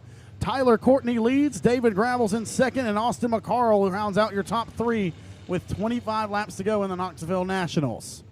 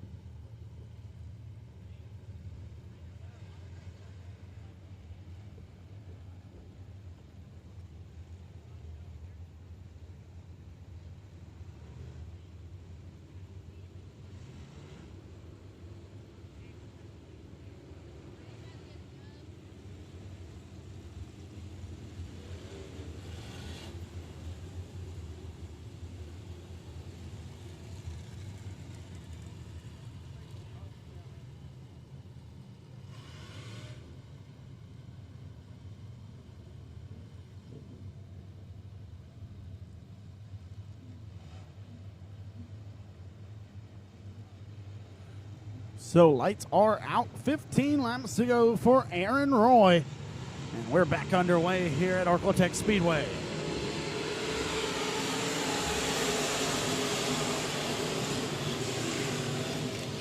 Connor Mewborn riding through the inside of the speedway once again, and it looks like Rob Nett may have found the line that Mewborn is using, as he's now making another charge back through the field. Roy leads, followed by Mewborn. Bockham, Lognett, and Grigsby, your top 5. Mewborn looking to the outside of Roy, still working the middle of the speedway. Seems to be working better for him in turns 1 and 2 than 3 and 4, as there's more of the brown dirt to cling to. Whilst everything looks cleaned off over in turns 3 and 4, not much grip to grab onto. At the line this time, Mewborn's got the lead. And once again, we've got a spinner. He's going to keep moving.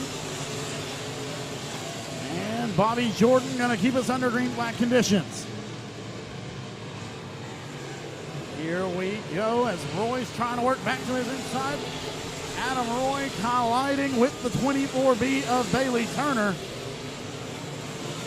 And then Bobby Jordan in the 32 spins right in front of the race leaders, but he's going to get going once again. We're still green. Ronnie King very slow in front of the race leaders in the R18 as we're halfway down this time.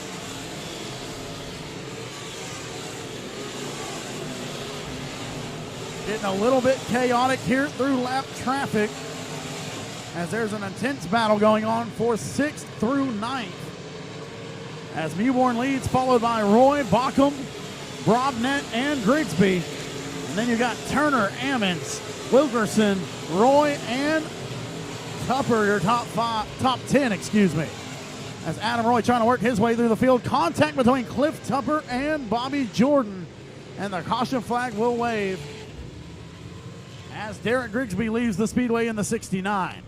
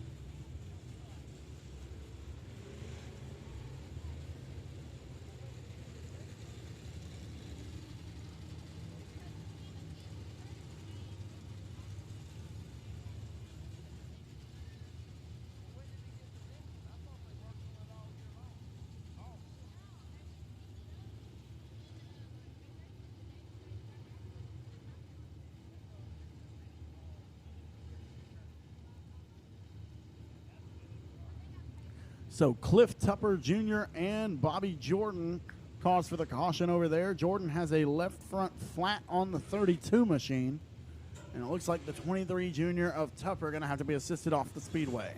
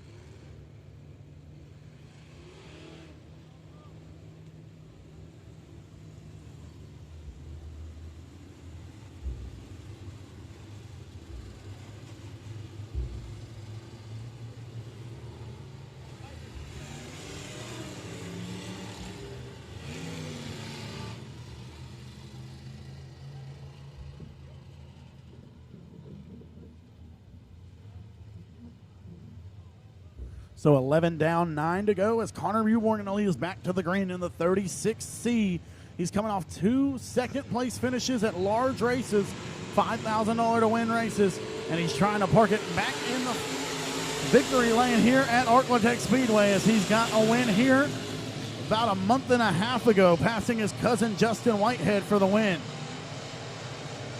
Good restart from Bauckham as he works the top side of the speedway. Him and Rob Nett been battling for third for quite a while now.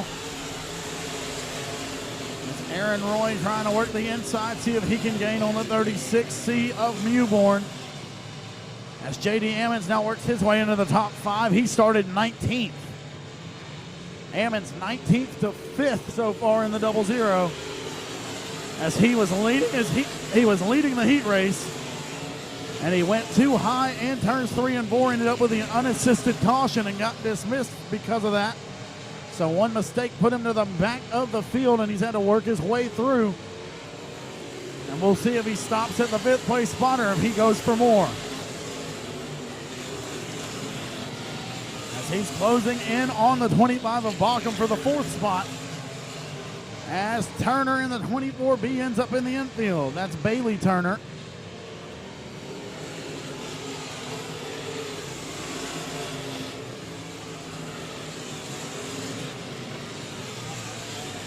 And the caution flag will wave for the 24B of Bailey Turner.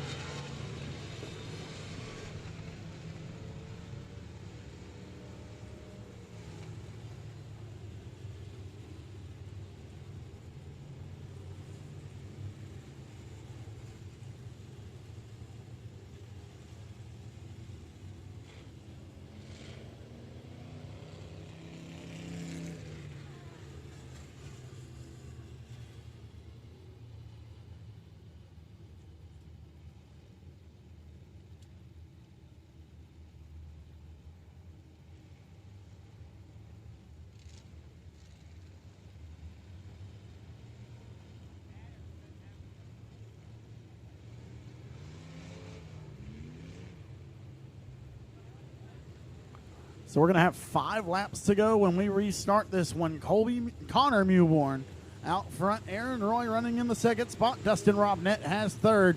4th is Josh Bauckham, and 5th is J.D. Ammons.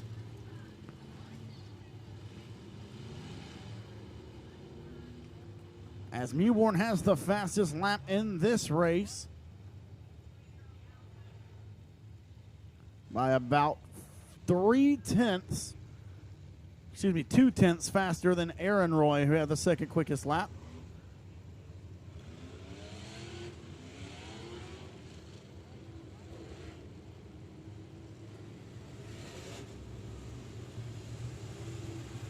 And so the lights will go out, and we got 5 laps to go to determine a winner tonight for the Bulletproof Tees USRA Limited Modifieds.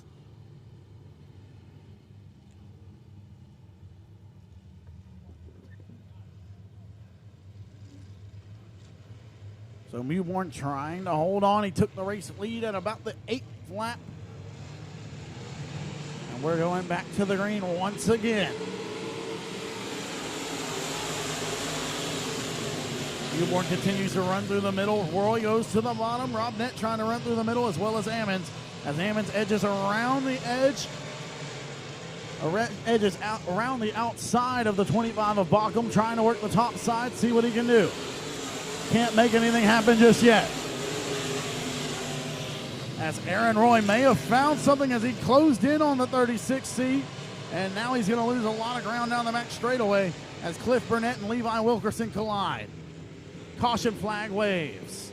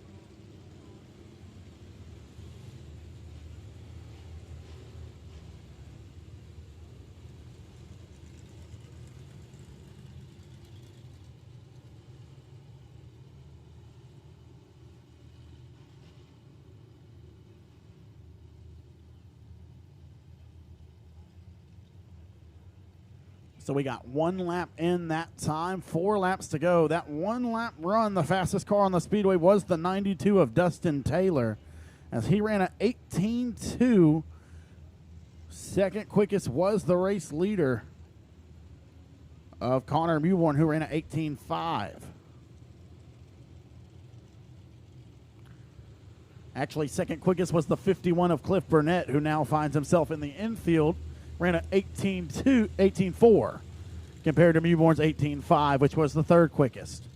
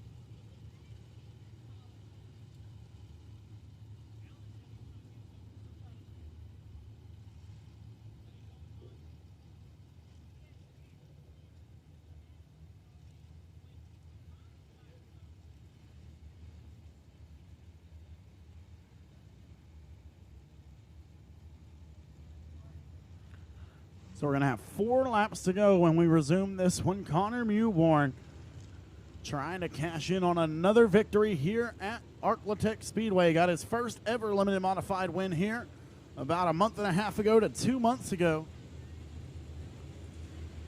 And now he's trying to get himself another one. Ran second here at the Mike Parker Memorial to Rowdy Day.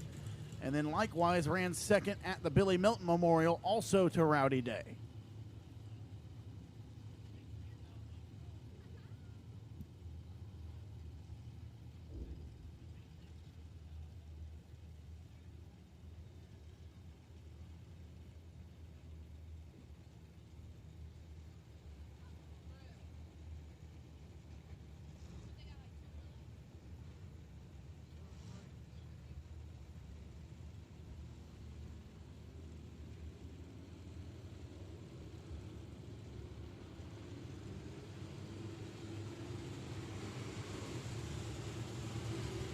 Lights go out, and we're going to go green next time by.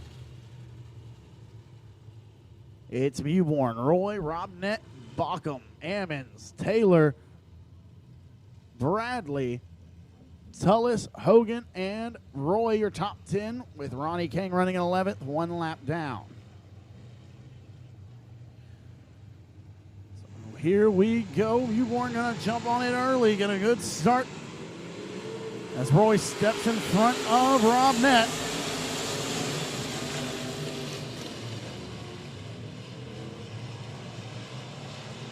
Adam Roy going to spin in turns 1 and 2. He's going to keep it going as his left wheel is bent completely inward. 3 laps to go this time for Mewborn. Mewborn leads. Roy is second. Rob Nett, Bockham, and Ammon still your top 5.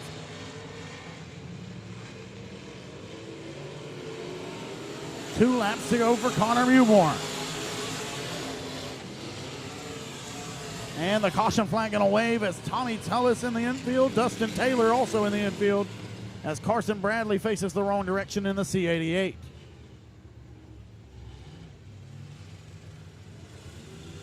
Would like to give another shout out watching on Race on Texas, Dylan Beasley.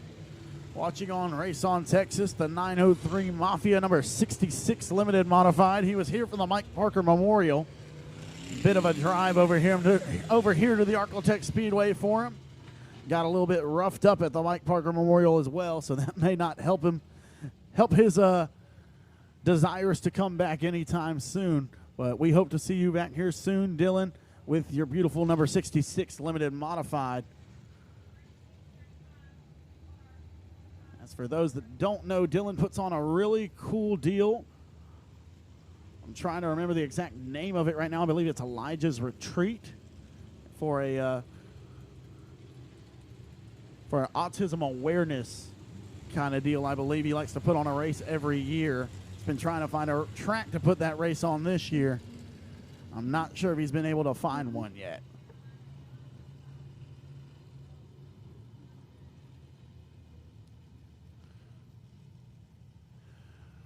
But anyway, on that note, once again, we'd like to thank everyone who's watching on Race on Texas.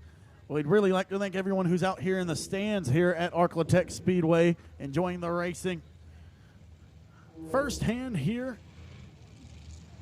Getting to watch every car, get to watch the specific car that you would like to watch every lap when you're here in the stands. Obviously, Race on Texas is a great alternative if you cannot be at the track.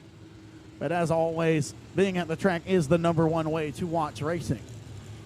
So the lights are about to go out, and we're going to have a 3-lap green-white checkered next time around for Connor Mewborn. Always get these Mewborn boys confused as they both run 36 cars. Even though Colby's not here, he's at the Knoxville Nationals, still mixing them up with Connor. So the green flag waves. Connor's got a good restart. Aaron Roy going to keep working the inside. We'll see if he can find the grip he's looking for down there. Gets a good run out of turn 2. And he's right there with Connor. Here comes Aaron Roy. 2 laps to go. Roy had a much better lap that time than Mewborn. And here comes Aaron Roy. Can he steal it? Down the back straightaway, he's going to look to the inside of Connor. Connor Mewborn. Mewborn's going to push, coming to the white flag. Here we go, race fans. At the line, Mewborn still got it. Setting up for a photo finish. Aaron Roy to the inside. Connor Mewborn on the outside. Down the back straightaway, they're side by side. The 36 and the 35. Aaron Roy on the inside. Connor Mewborn on the outside. Coming out of turn 4. At the line, Rapid Roy. Aaron Roy steals it. Connor Mewborn is second. Dustin Rob Nett third. Fourth goes to Josh Bockham, and J.D. Ammons rounds out your top 5.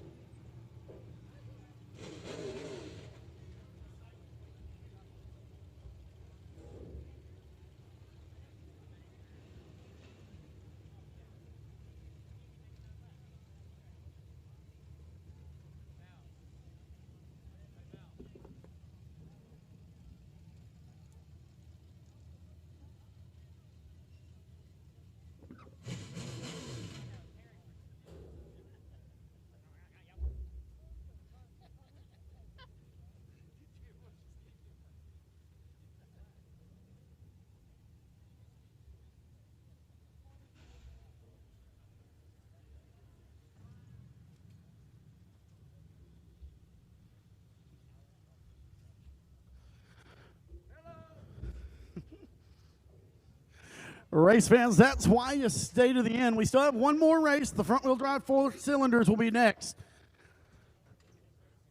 But as he's getting all his safety gear off, currently sits second in the USRA national points for the limited modifieds.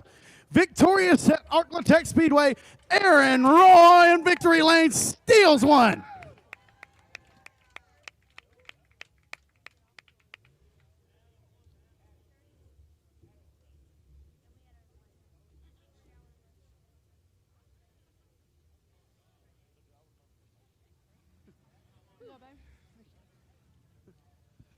All right, Aaron, so you just put on an absolute show here, and Connor's probably wondering where you came from. You were second most of the race, nearly all the race, really, and then you stuck the bottom a little bit better that last 3 laps. And tell the race fans how it happened. Man, I really don't know. After he passed me for the lead, I was just trying to hold on for second. I felt like the track was kind of wearing me out. I was tired at 5 after we completed the first 5 laps, ready for the checkered, but I don't know if he got slower or I got faster at the end, but somehow I got under him. How much can you say about Connor? Y'all raced side by side there for 2 laps. I don't think y'all touched.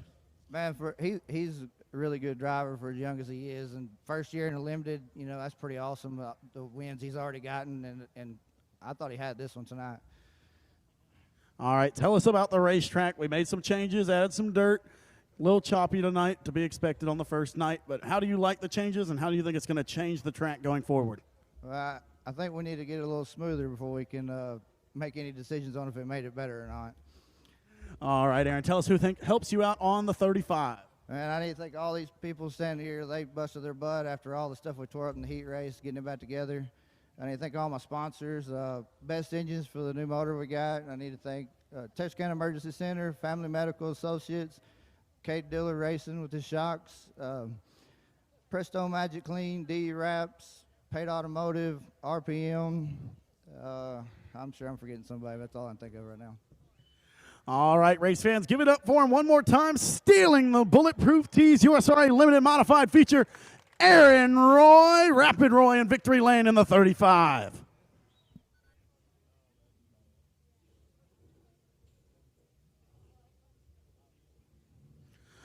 All right, race fans, I say it nearly every time, but we got one more race.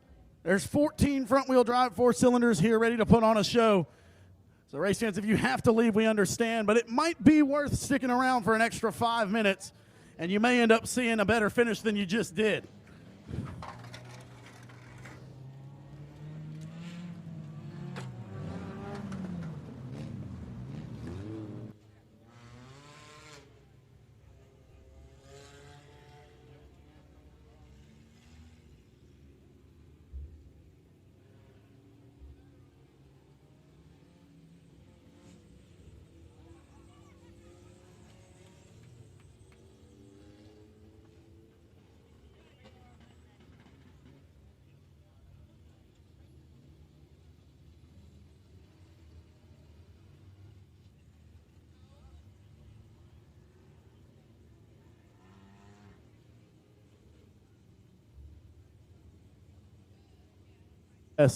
So here is your front-wheel drive 4-cylinder main event. On the pole out of Houghton, Louisiana is going to be Hunter Hollis in the 71K. To his outside out of Princeton, Louisiana, the 22 of Connor Cook.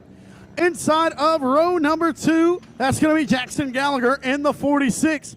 And to his outside, it's going to be Jack DuPont in the 06. Inside of row 3 is going to be the 2 of Austin Marshall, and to his outside, Bobby Kephart in the 5K. Inside of row number 4, the 00 of John Harris out of Lindale, Texas, and to his outside is going to be the 0 of Michael McEachern. Inside of row number 5 is Candace Roberts in the K5. To her outside, Hunter Armstrong in the 25. And the final row is going to be the 333 of Corey Giles, and his outside will be Ben McDuff in F5. Also have Luke DuPont, in the 05 joining the field.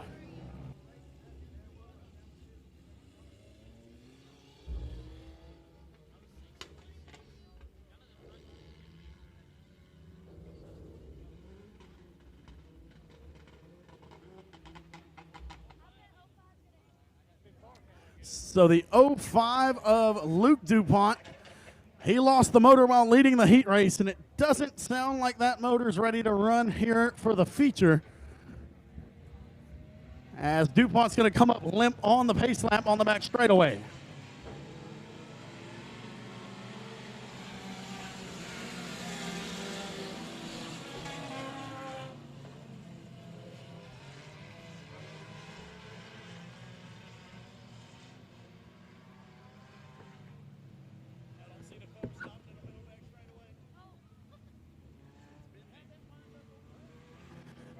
So the 05 of Luke DuPont not able to make the start, and he wasn't able to make his way to the pits. So we'll have a caution flag before we even get the green flag here in the front-wheel drive 4 cylinders. The final race of the night.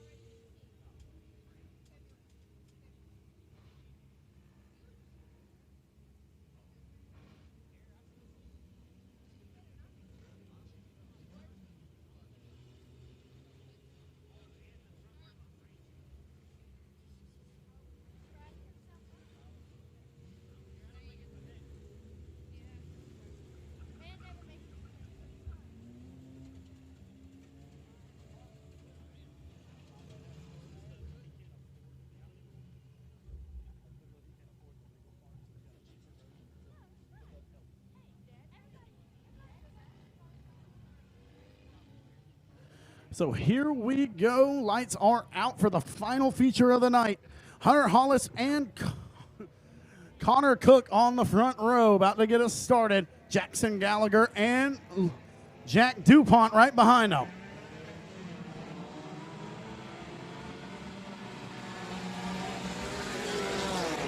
Green flag waves. Cook going to go to the outside. Hollis runs through the inside of turns 1 and 2. Cook going to get a run down the back straightaway as Amanda Cook gets a little bit too high.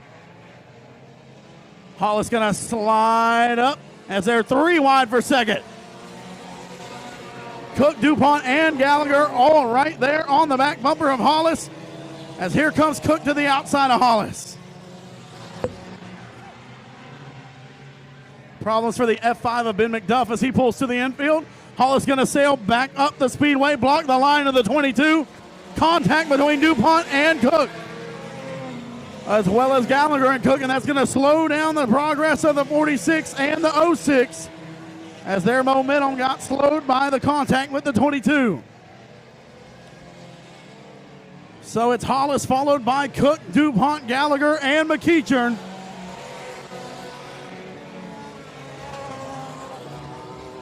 Giles, Armstrong, Kephart, Marshall, and Harris round out your top 10. Here we go. Connor Cook working up momentum once again on the top side of the speedway, as he's trying to get around the 71K of Hunter Hollis. Jackson Gallagher's there. Jack DuPont's there. And here we go, race fans. It's getting intense down the back straightaway. Hollis going to slide up once again. And lap traffic right there, race fans. What a race these front-wheel drive 4 cylinders are putting on, as Hunter Hollis leads a 3-car battle for second, as DuPont's going to get by Cook and Gallagher going to get by as well. Hollis leads as it's halfway down. 6 laps to go. Gallagher takes second in the line. Gallagher had second that time by in front of DuPont. And here comes DuPont. DuPont's got to run. Hollis still maintaining his line, running through the middle. Here comes Gallagher. Here comes DuPont. Cook trying to work up the momentum to get back to him.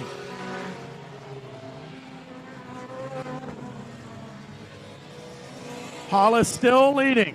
Gallagher working in the middle to the inside, while DuPont works the outside. Connor Cook still working the outside, trying to catch up to the battle for the lead. And Hollis just broke Problems for the 71K of Hollis as he slowed, and now it looks like he may have regained the power, but the 71K lost power. So DuPont leads. Here comes Gallagher to his inside. Gallagher going to work the inside for all it's got tonight, and at the line, it's too close to call. 3 laps to go. DuPont and Gallagher putting on a show here in the front-wheel drive 4 cylinders. DuPont led the last time by 0.059 as they're going to see 2 laps to go this time.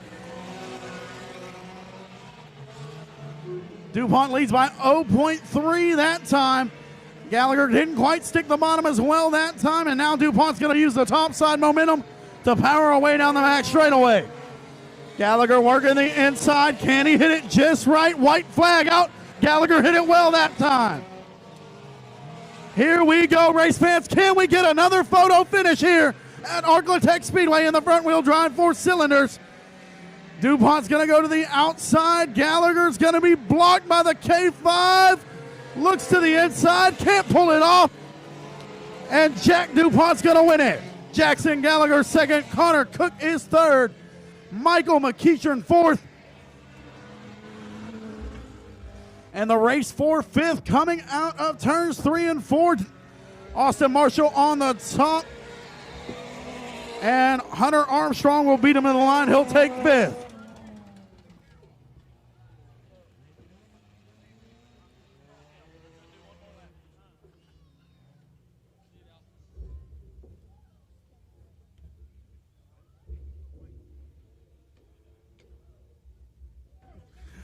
And that, race fans, is why I advise that you stay an extra 5 minutes.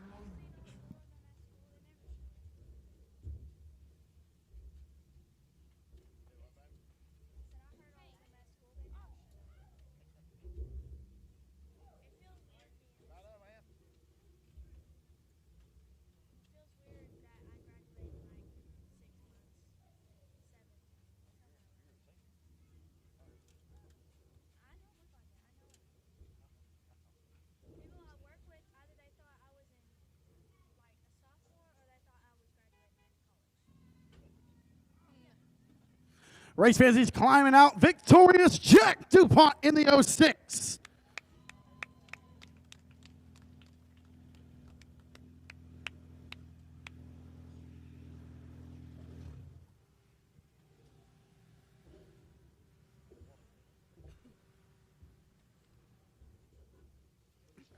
All right, Jack. Well, that was one heck of a race there. A 4-car battle for the lead for most of it. Hunter had the lead, lost power, and then you and Jackson put on a show for the last 3 to 4 laps. Tell us about it. Well, it was a really rough track, probably the roughest track I've ever raced on, and I don't know, that's about it. So tell us what you're thinking while you're battling a 4-car battle for the race lead, trying to chase down Hunter, Connor Cook, Jackson Gallagher. Y'all 4 put on an absolute show out there. Yes, sir. I was worrying about getting to the front, but I was mainly worried about trying not to flip, hitting all the ruts in the top. All right, who do you have to thank on the race car? I want to thank Tommy Tullis for working on the car, my dad, Edward Rice Parts Peddling, Thompson Motorsport, Golf Cart Palace, Tree Man Stump Service, and Jimny's Glass Service, and DuPont Auto Service. All right, race fans, that's Jack DuPont in victory lane in the 06.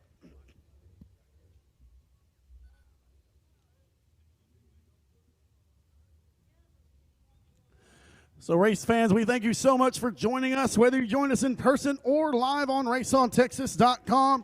We'll be back here next Saturday, August the 20th, and our classes will be announced in the next few days.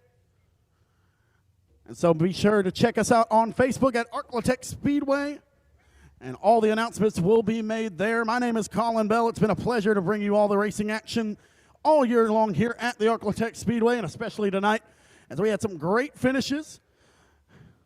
Once again, we had a brand new track surface, so things went about expected, but multiple great races and great car count once again, as we had about 120 cars tonight, making it 5 straight nights of 100-plus cars here at Arklatex Speedway. So once again, we hope to see you next Saturday, and we thank you for attending or watching tonight.